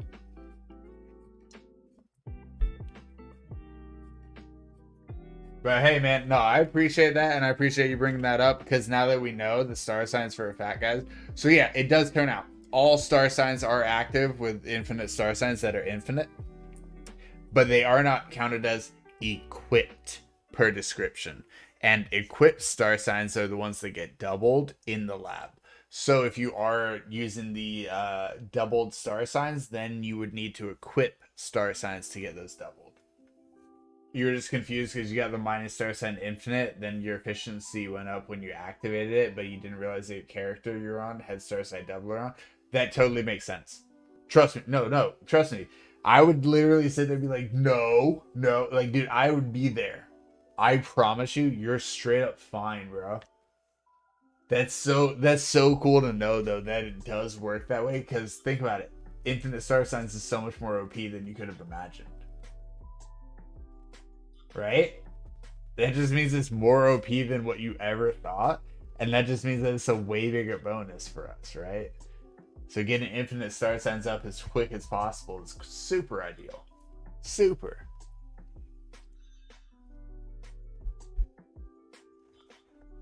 Big gains. All right, so day should have just reset. Not for us, but for C. Spencer, pressure's on. No worries. But yeah, no. So 15 more minutes, and we should have our answer from them. Yeah, they're super strong. You thought they were meh before? Yeah, super strong, right? So I never focused on any of my star signs for ages, and like, bro, first of all, the doubler allows you to actually decide on star signs to be like, damn, that's actually kind of OP. And without the doubler, the infinite's just broken. That's just so OP. It's insane. So very happy that I have infinite star signs now. That was one of my major goals, and we well surpassed it now. Having the skill mastery and all of my skill cards be passive now. Like, guys, this is insane. Being able to go, okay, cool. So I'm ready to go farm my logs. Let's go and equip. Oh, passive? Oh, passive? Passive? Huh. Passive. Okay, cool. What if I want to do mining? Oh, passive. Okay, cool. Passive? Wait, hold up. Catching? Passive? Huh. You know what? Trapping. Well, that one doesn't count. But passive? Yeah, so guys, absolutely huge. Even our worship ones are passive here. Like, what? Yeah, everything is completely passive. It's absolutely huge. Completely broken.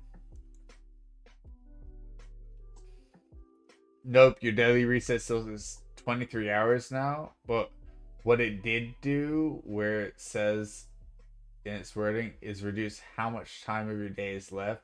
So instead of being 24 hours, it's 23 hours, 45 minutes. So he calculated for the exploit that I was planning on. And yes, you would need to use 4 per hour. So for 24 hours, you'd need to use 72 of these to skip forward one full day. So 72 of these is absolutely not worth 144 points when you could just spend 30 points on a golden one.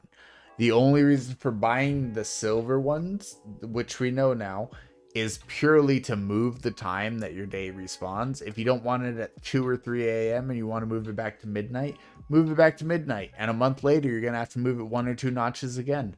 So having 55 of these like I have isn't necessarily half bad. Eventually, a year or two from now, you'll run out. So thank you very much, C. Spencer. That is honestly huge that you checked that for us in live action so we could completely determine it and figure out the exact science behind it. That is huge of you to do that for us. Thank you for wasting your resources for our endeavors here. No, but seriously, man, thank you. And yeah, so now we know for the future. I have 55 of these things, and I don't like my day resetting at 2 a.m. I would much rather have my day reset closer to midnight. So we'll be likely using probably a chunk of them just to knock that down to there and then hold on to the rest whenever our days get messed up in the future. Not the end of the world. I wish that wasn't the case. That would have been fantastic if we found ourselves a little power move there. And based on the description, the exact description of it, I do believe that we were scammed.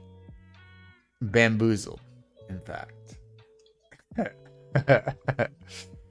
It's alright. It happens.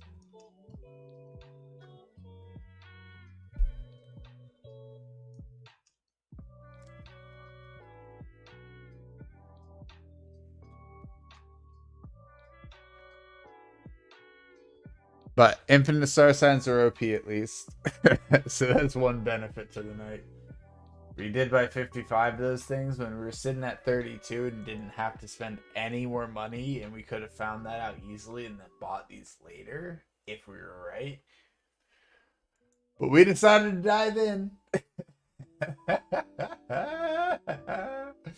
No, I see how the wording could be interpreted as, see, on the right side, it'll increase your reset time by 15 minutes.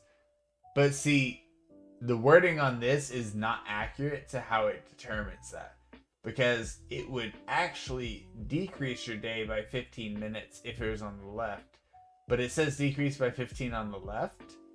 But what it would actually do is change your time forward. So it would be 24 hours and 15 minutes ahead, not behind. So the wording on this is actually opposite of how it applies. Incorrect. You fail, Lava. GG.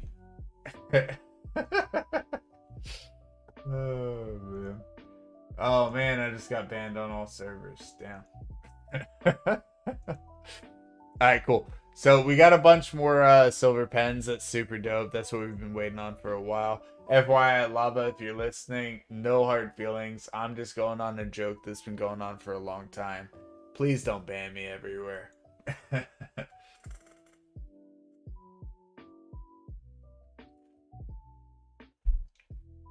We're all just having fun.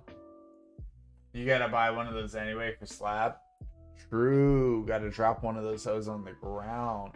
Don't just, so remember guys, don't just buy things from this. You gotta drop them on the ground and then pick them back up. Slab doesn't always count when you buy things from things. You actually have to drop it and pick it back up half the time. Same thing for quest rewards. Quest rewards do not count unless you drop and pick it back up.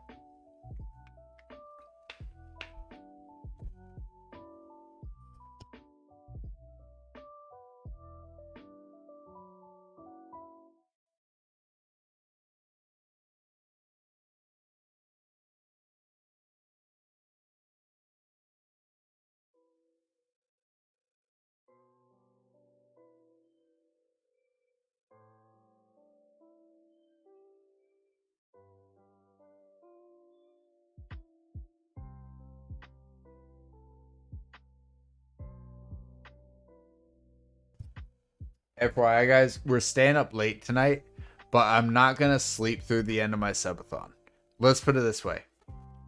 Say I wake up late tomorrow, and there's 10 minutes left on the subathon. I'll add 2 hours on that bitch. I don't care. Like, real talk. we're gonna be gaming tomorrow, and if a bunch of people want to subscribe to us or follow, not subscribe on YouTube, which is free, or follow on Twitch, which is also free, then they'll also add a shit ton of time to that timer since we're gonna be doing 10 minutes while I'm awake tomorrow. Also 10 minutes tonight for anyone who subs or follows. So you could also follow on Twitch and then sub on YouTube and get 20 minutes total. But yeah, guys, that's kind of what we're doing for the rest of the subathon while I'm awake. If you sub while I'm asleep or follow while I'm asleep, I will also add that when I do wake up. But just know I won't be able to react to it because I'll be asleep. Everyone that brick their slab for quest items gonna be very cautious when the 11th character comes out. Make sure every item's slabbed. Yeah, that's what I'm saying. There's probably 1 to 2 that I've missed. I don't care. My thoughts are get my slab to 1400 before World 6. Anything that I miss between that, I don't really care. I'll pick those up along the line. I don't think 12 characters is going to be our maximum by the end of the game. I think that's just a thing for now. I think we're going to have like 14. Maybe 15. There's too many more worlds left to brick us at like 12 characters, especially if 11's coming already.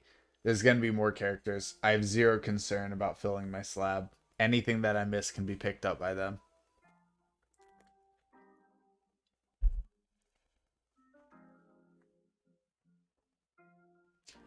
I get everyone's worried, and if we are done with 12 characters, that's silly. A lot of things in this game kind of tease that there will be 12. That's because he built the game and planned all these worlds, and then the game started being designed. He had plans for certain sizes in this game and realized, oh snap, that ain't gonna work. 12 characters, yes. That's what we've all been told. That's what we've all been teased, right? There's a small problem, though. How many more worlds do we have left? 9, right? Is it 8 or 9?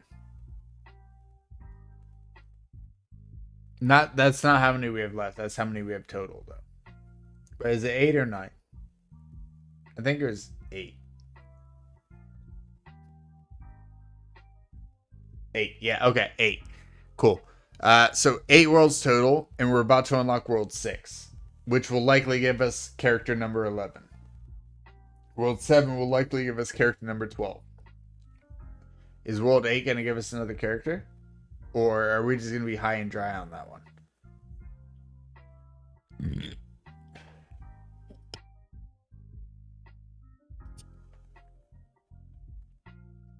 And also, by the time we get to World 8 or 7 for that reason, are we not going to be paying attention to our characters and the remaining drops that we have? Because the amount, like, they got to make our total level insanely high for those ones to make sure that no one messes up on their slab. You know what I'm saying? Like, he can literally pick a high level for those to make sure that those people are prepared for the mistake.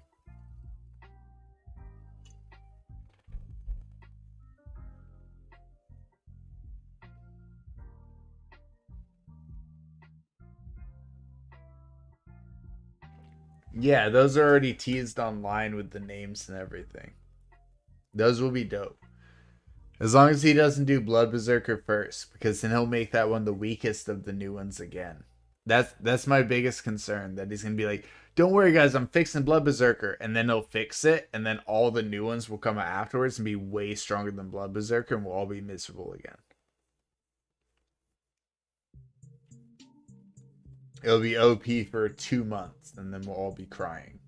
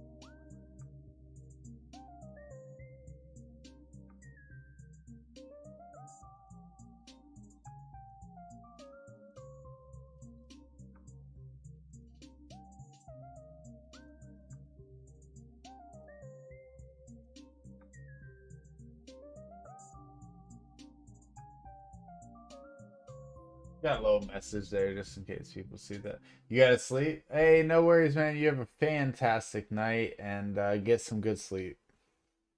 I'll probably be heading to bed somewhat soon. I'm vibing tonight. We're all having a good time, so hey, why not?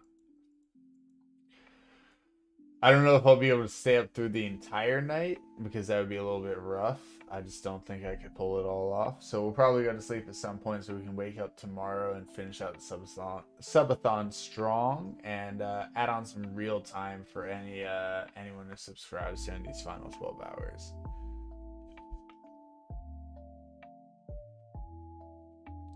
Ovals, RDP, 2%. We got one already in there. Yeah, but probably gonna get destroyed finally. It's been a while. Hey, we got it. Yahtzee. Alright, did we get rid of one of these finally? Trent 7, Luck 7. I mean, it's like, you know what I'm saying? Because we got luck, defense. Yeah, we'll get rid of the luck 7, throw on the RDP for everyone. And we got empty slots here for days, but still. It's just such like a mid one. Like any base stats on there are just gonna be so mid compared to what you're gonna already have from alchemy, for example.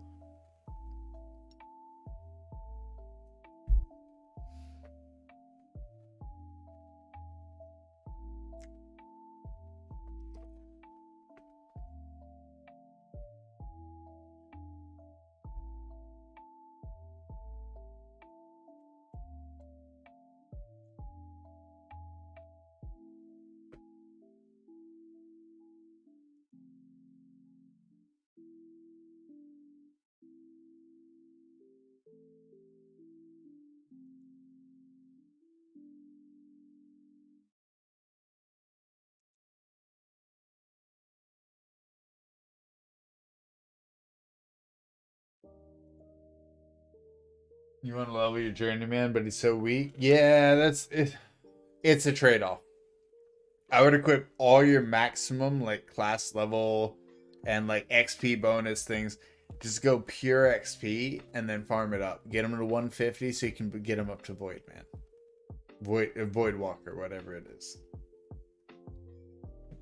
It's worth it, man. I'm telling you.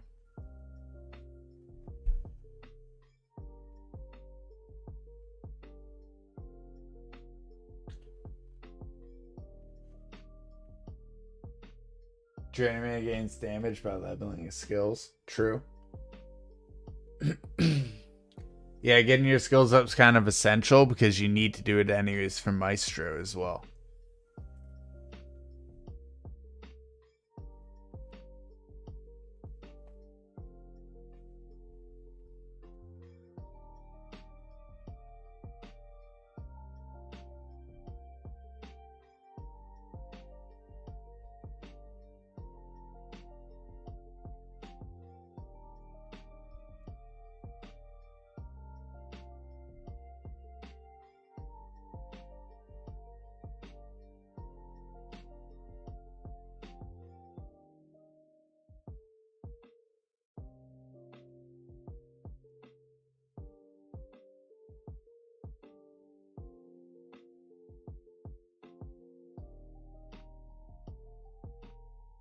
Yeah, no, Journeyman's kill rate's terrible, but here's the thing.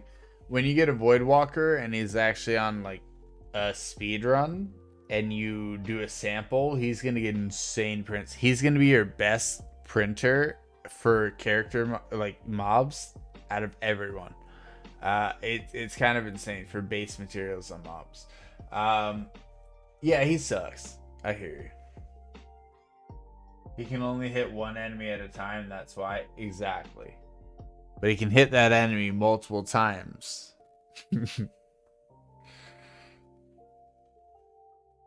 Yeah, he's a very frustrating character, but C Spence, I'm telling you, huge rewards.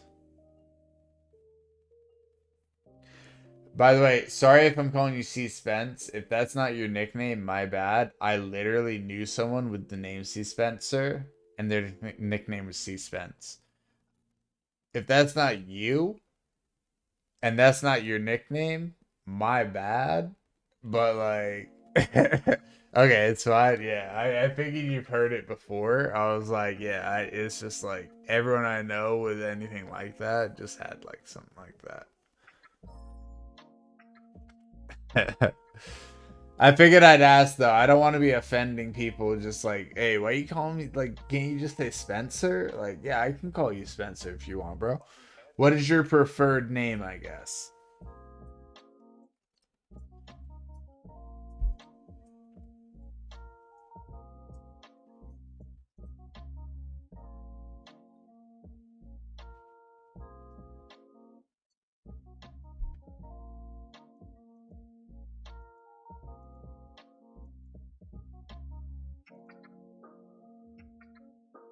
Another pen. Whichever. Enough people call me both, but most people just say Spencer. I got you. The only reason I was saying like C Spence and all that is because you got the C in the front. But yeah, I can definitely call you Spencer if that's what you prefer.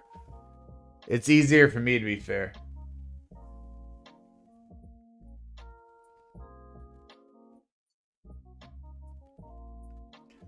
And Fuji, if you have a preferred name, if you want me to say the whole thing, also let me know. That's kind of the vibe here. I'm here to just chat with you guys, hang out with you guys, get to know everyone. Like, sure, there might be a point where we get large enough where it's very challenging for me to do that. But for now, I want to get to know everyone. And that way, if I do grow to that point where it's challenging, I can at least conversate with everyone who I do know their names of and try and learn as many names as possible at that point. All right, Fuji's fine. Bet.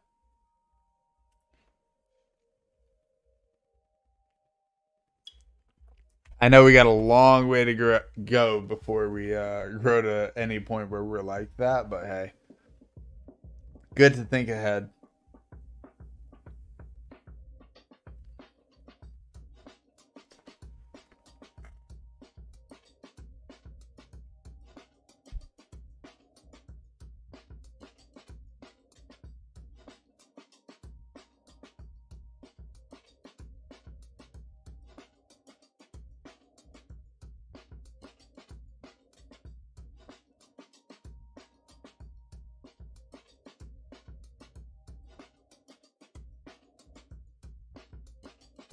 It's gonna be so tough. Literally only farming RDPs all night versus farming for statues where I'm getting 7 different statues. I mean, I guess we're getting statues here as well. Let's be honest. The crystal mobs are still there. We're still getting the 7 statues, just not as fast. While also getting this. Because it's lower crystal summon chance since we're going for drop rate, right?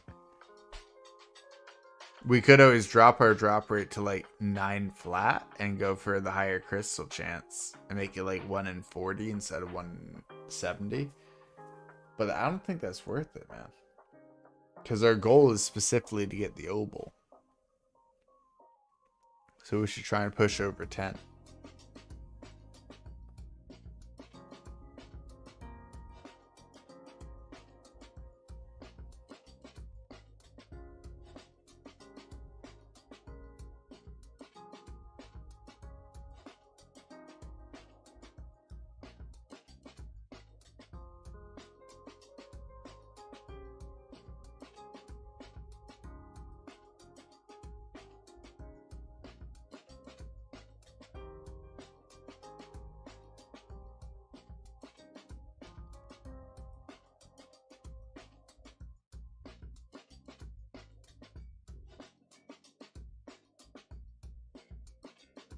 I wish telekinetic storage would auto when inventory's full. No, do you really? Do you really? I mean, dedicated RAM, I wish would auto. I wish I could have the storage automatically deposit all. Oh, see, okay. I see what you're saying, but you're basically asking for the dedicated RAM power to automatically work versus your one where it deletes everything extra on the ground. The idea of your one is that it's gonna like delete everything else, right? There's a reason I stopped using this one the second I got the RAM. Yeah, deposits your items to storage. So yeah, this was basically automatic storage from the past, but it destroys everything extra on the ground. So it's garbage when you have the RAM and you can open up the storage with free will. But I get it. For an instant deposit, it's kind of cool.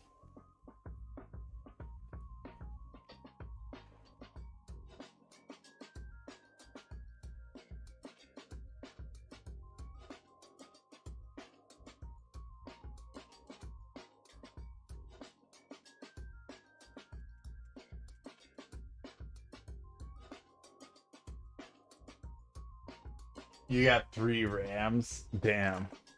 So if my inventory is full, it would go off, so nothing would get destroyed. Right? No, but you're saying it as if it was OP. The point is, it's not OP, so you have to like try and like buy the pets so you can get the OP version of it. But also, that one also doesn't automatically deposit it. Like I love your idea, but they're not gonna give it to us because it's broken. If you could just sit there and farm all day and things automatically deposited to your bank, you would never have to like come back to the game. You could come back a year later and everything's in your bank and you're safe. That also wouldn't work for like accessories and all that once your storage gets full. So it'd be kind of weird. It'd be tough.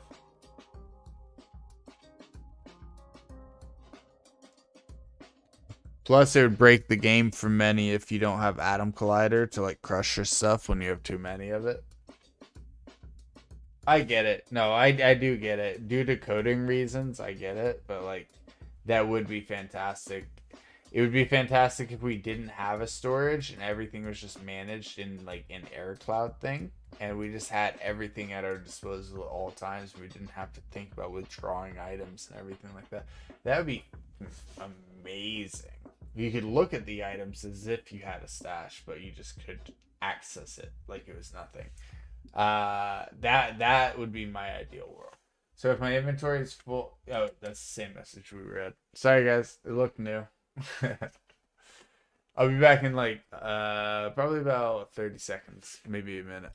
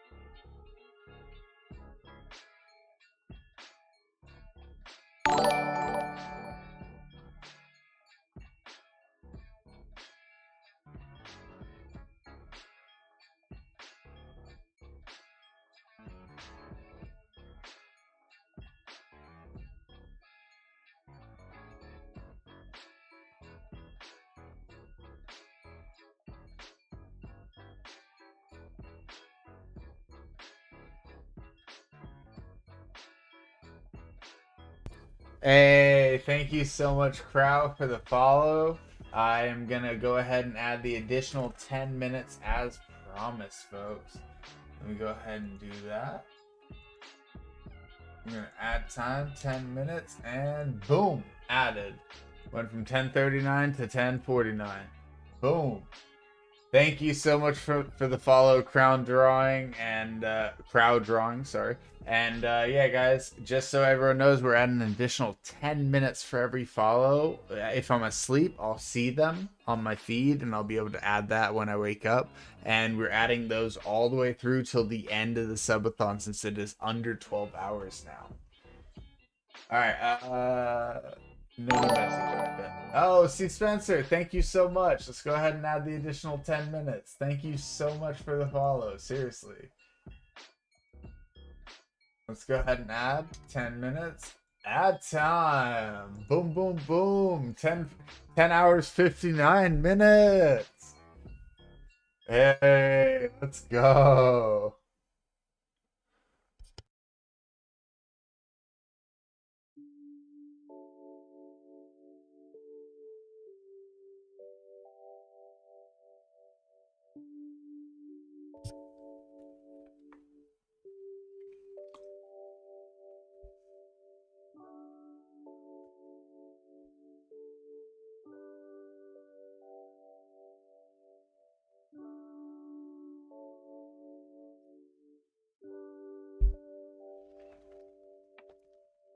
I got a feeling like we're going to start to get a lot of follows during the last hour. Right when I think it's going to end, people are going to see that 10-minute additional thing that I said, and they're going to be like, "Oh yeah, you think you're going to finally end this subathon?" No, I don't think so.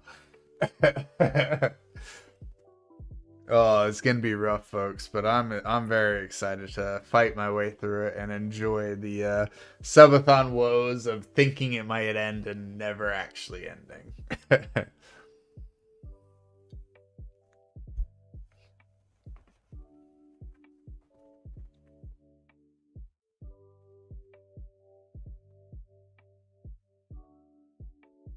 That last hour is the scariest hour for sure, folks, because you don't know.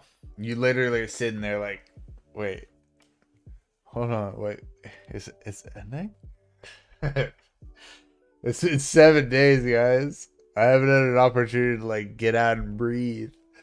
But I'm actually very excited. Even if people start subscribing and making an extra week longer, I'm totally fine with that. Don't be worried. Don't be worried, guys. I prepared for this to go the entire month of October. I have plans for the entire month. I will make it spookier. We have more Halloween themed games. We even have like spooky type games for when it gets to like certain nights. So we can totally have all sorts of good vibes. If it does reach that long, if it doesn't, then we're still going live anywhere between 6 to 10 hours per day, on average 8 hours per day. In which case you'll get plenty of Halloween content.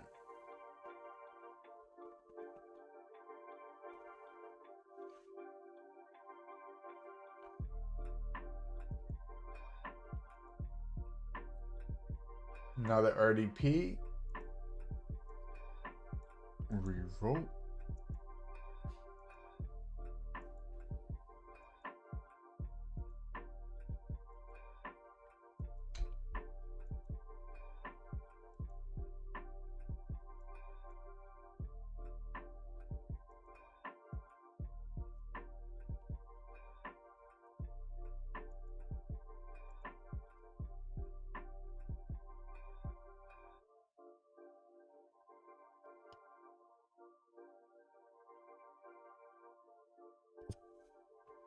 All right.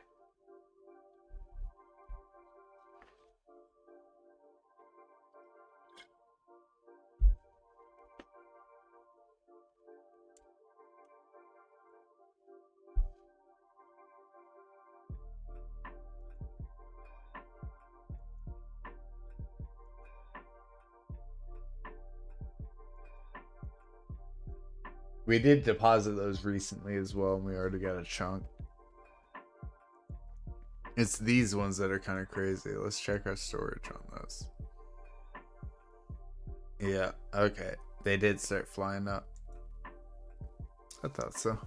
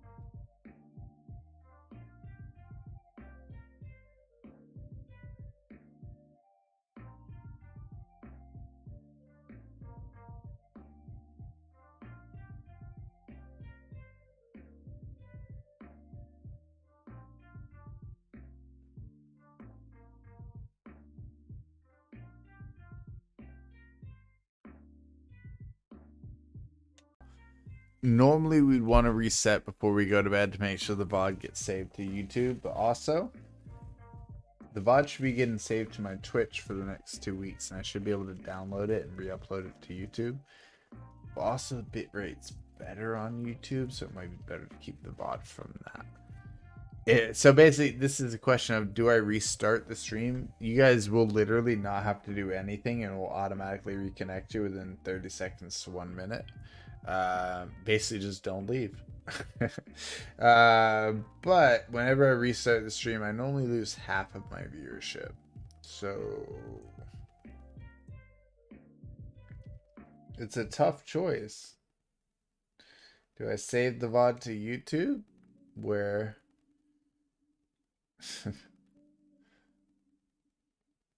yeah, I think we'll just keep it running, guys.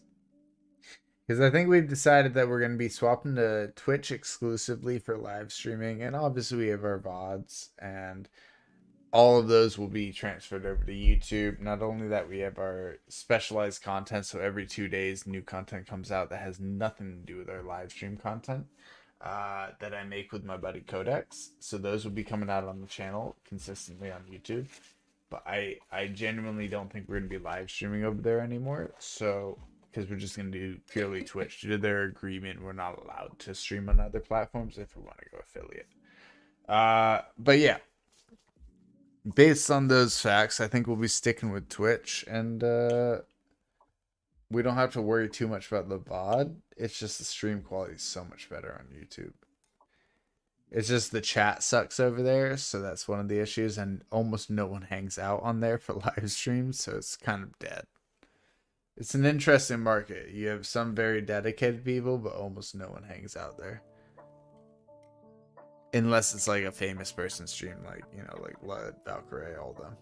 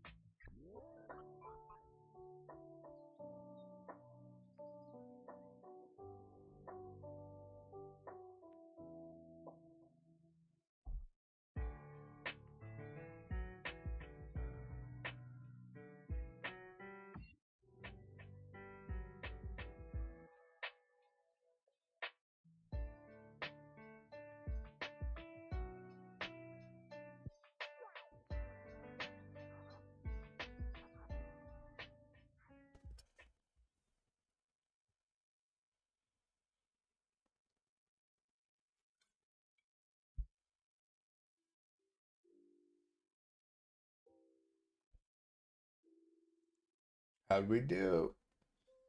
No whammy. Stop. Whammies. Rough.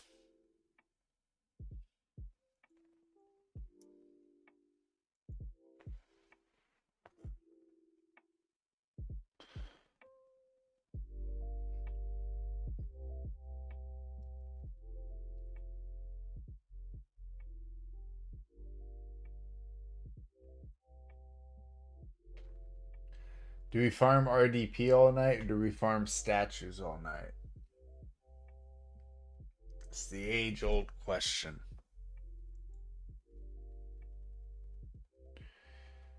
We're getting there on drop rate, but like,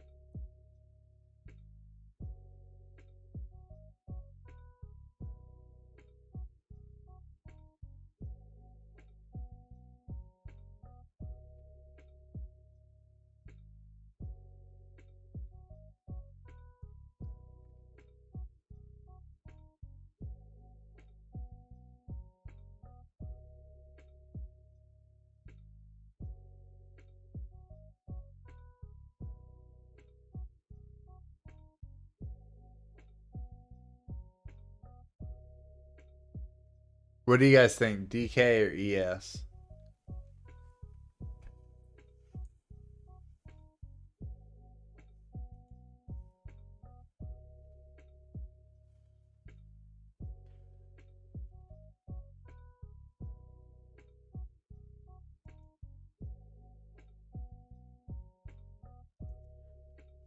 I guess suspense or Spencer. I guess what my question is if I were to go to sleep right now, which would you want to watch tonight?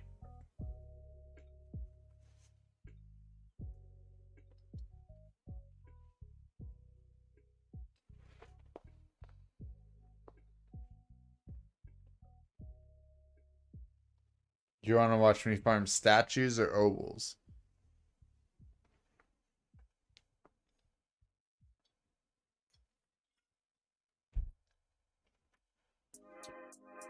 You're gonna sleep soon as 5:30 a.m. Yeah, it's 4:30 a.m. for me, and like, I'm also quite tired.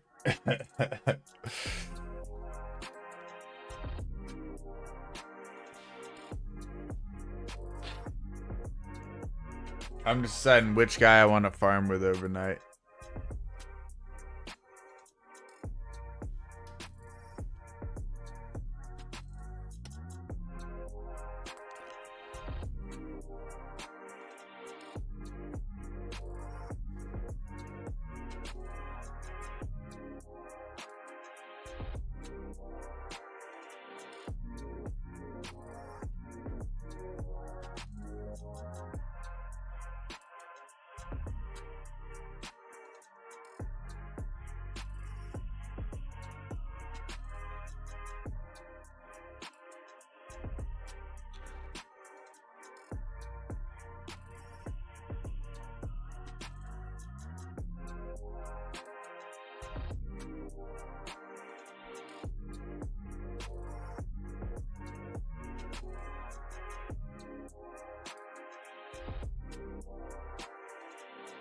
What I think I'm gonna try and do, FYI everyone, sorry, my allergies are kicking up. What I think I'm gonna try and do is I'm gonna try and sleep, but I'm only gonna try and sleep for like 5-6 hours. I only want like a power nap, right? That way we can wake up, come in strong, and that way we still got 5 or 6 hours left in the stream when we come back, so we can do a whole bunch of events. If the stream ends up being like 3 hours left when I wake up, I'm adding 2, maybe 3 hours onto it just to make sure you guys get the full experience on the final day. We're gonna do all sorts of wacky, weird events. I was gonna do some marbles tonight, but it didn't seem like anyone's down. If there's a bunch of people tomorrow, we'll get a marble stream going. And yeah, basically we can have stuff like shave my head, eat spicy noodles, like there's all sorts of crazy, crazy stuff we can do. We can't do one chip challenge since they're not in stores at the moment due to that horrible scenario that happened. But there's a lot of other challenges that we can do.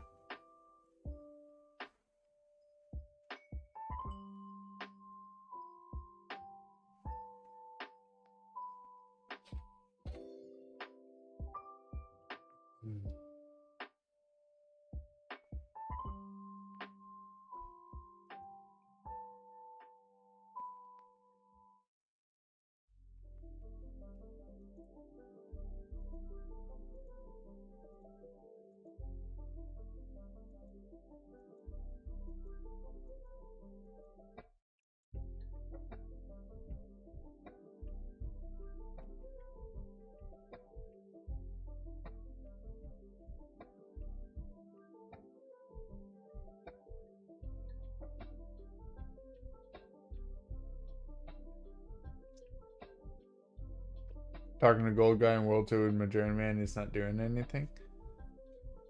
I think I know what you're talking about, but there's like a weird trigger.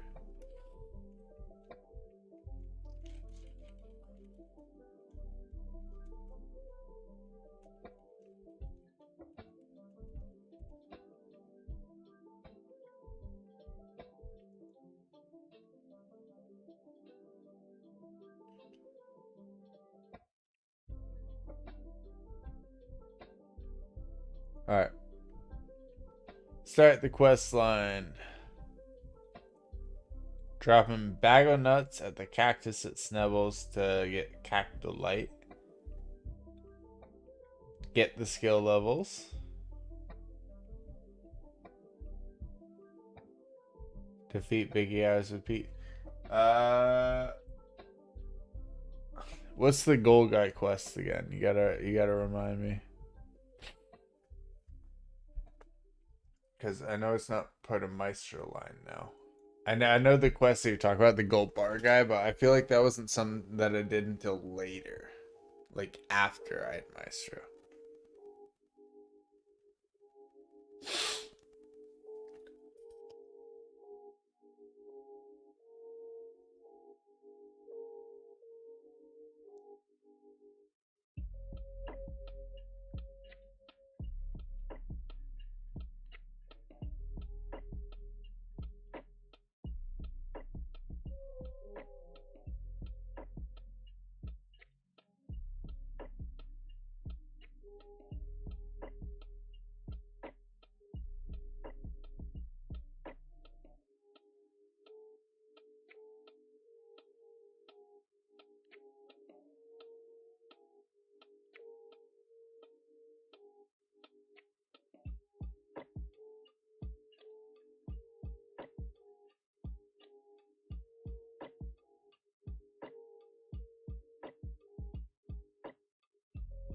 Oh, do you have to wear gold armor in every slot?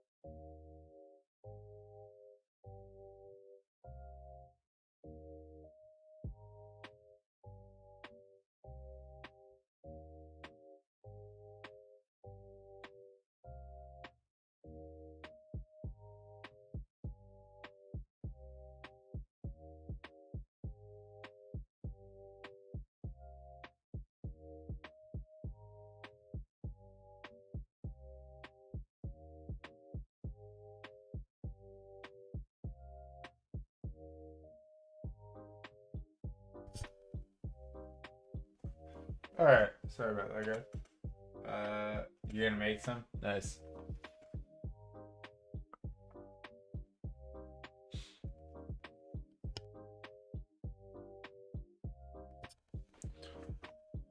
Hmm.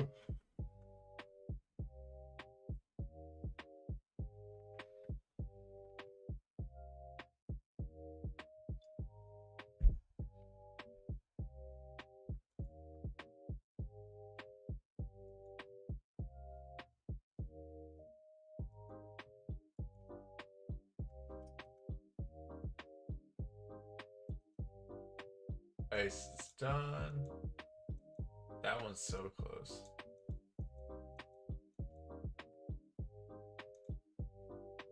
So is that. Okay. Better than no progress, that's for sure.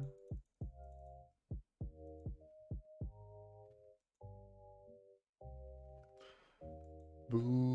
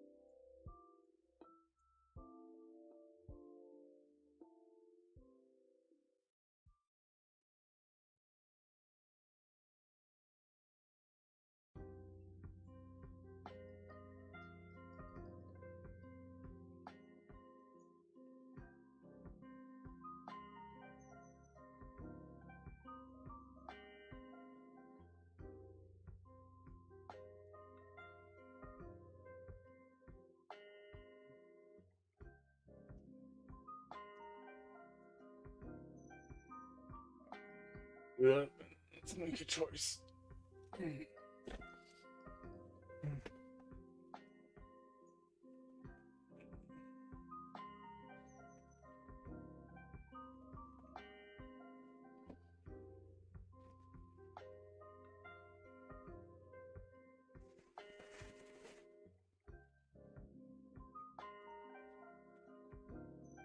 Yeah, good. I'm hopping in bed. I'm exhausted. I'm falling asleep.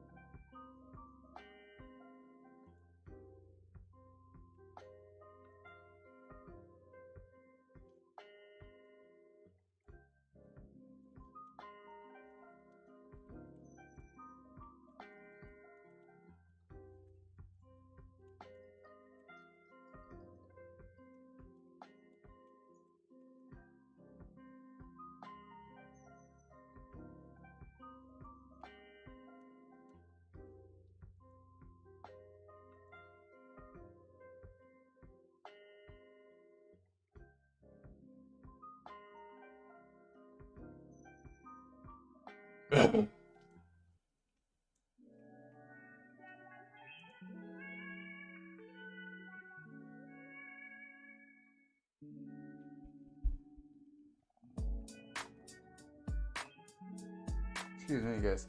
So, guys, going to bed.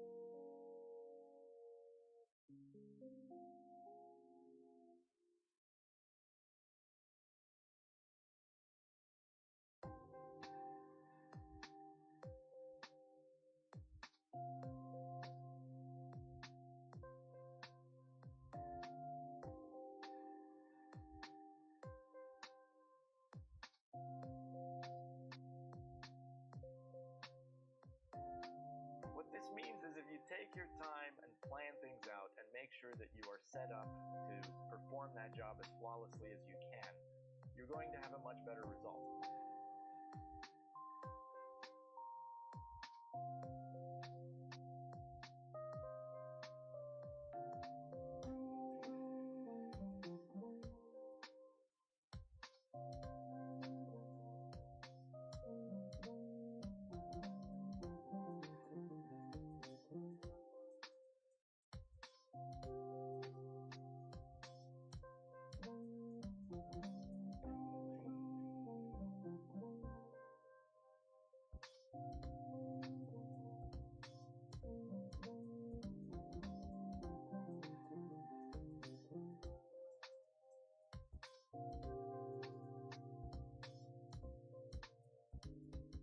The worst thing you can do is rush through something and then take 3 times as long as you need to because you have to troubleshoot all these weird issues. And what's even worse than that is you end up with lingering doubts as to whether your workmanship is good. So don't be that person. Take your time and really enjoy the process as much as you can and try to make the product as perfect as you can. Then you'll be able to rely on this thing for years to come.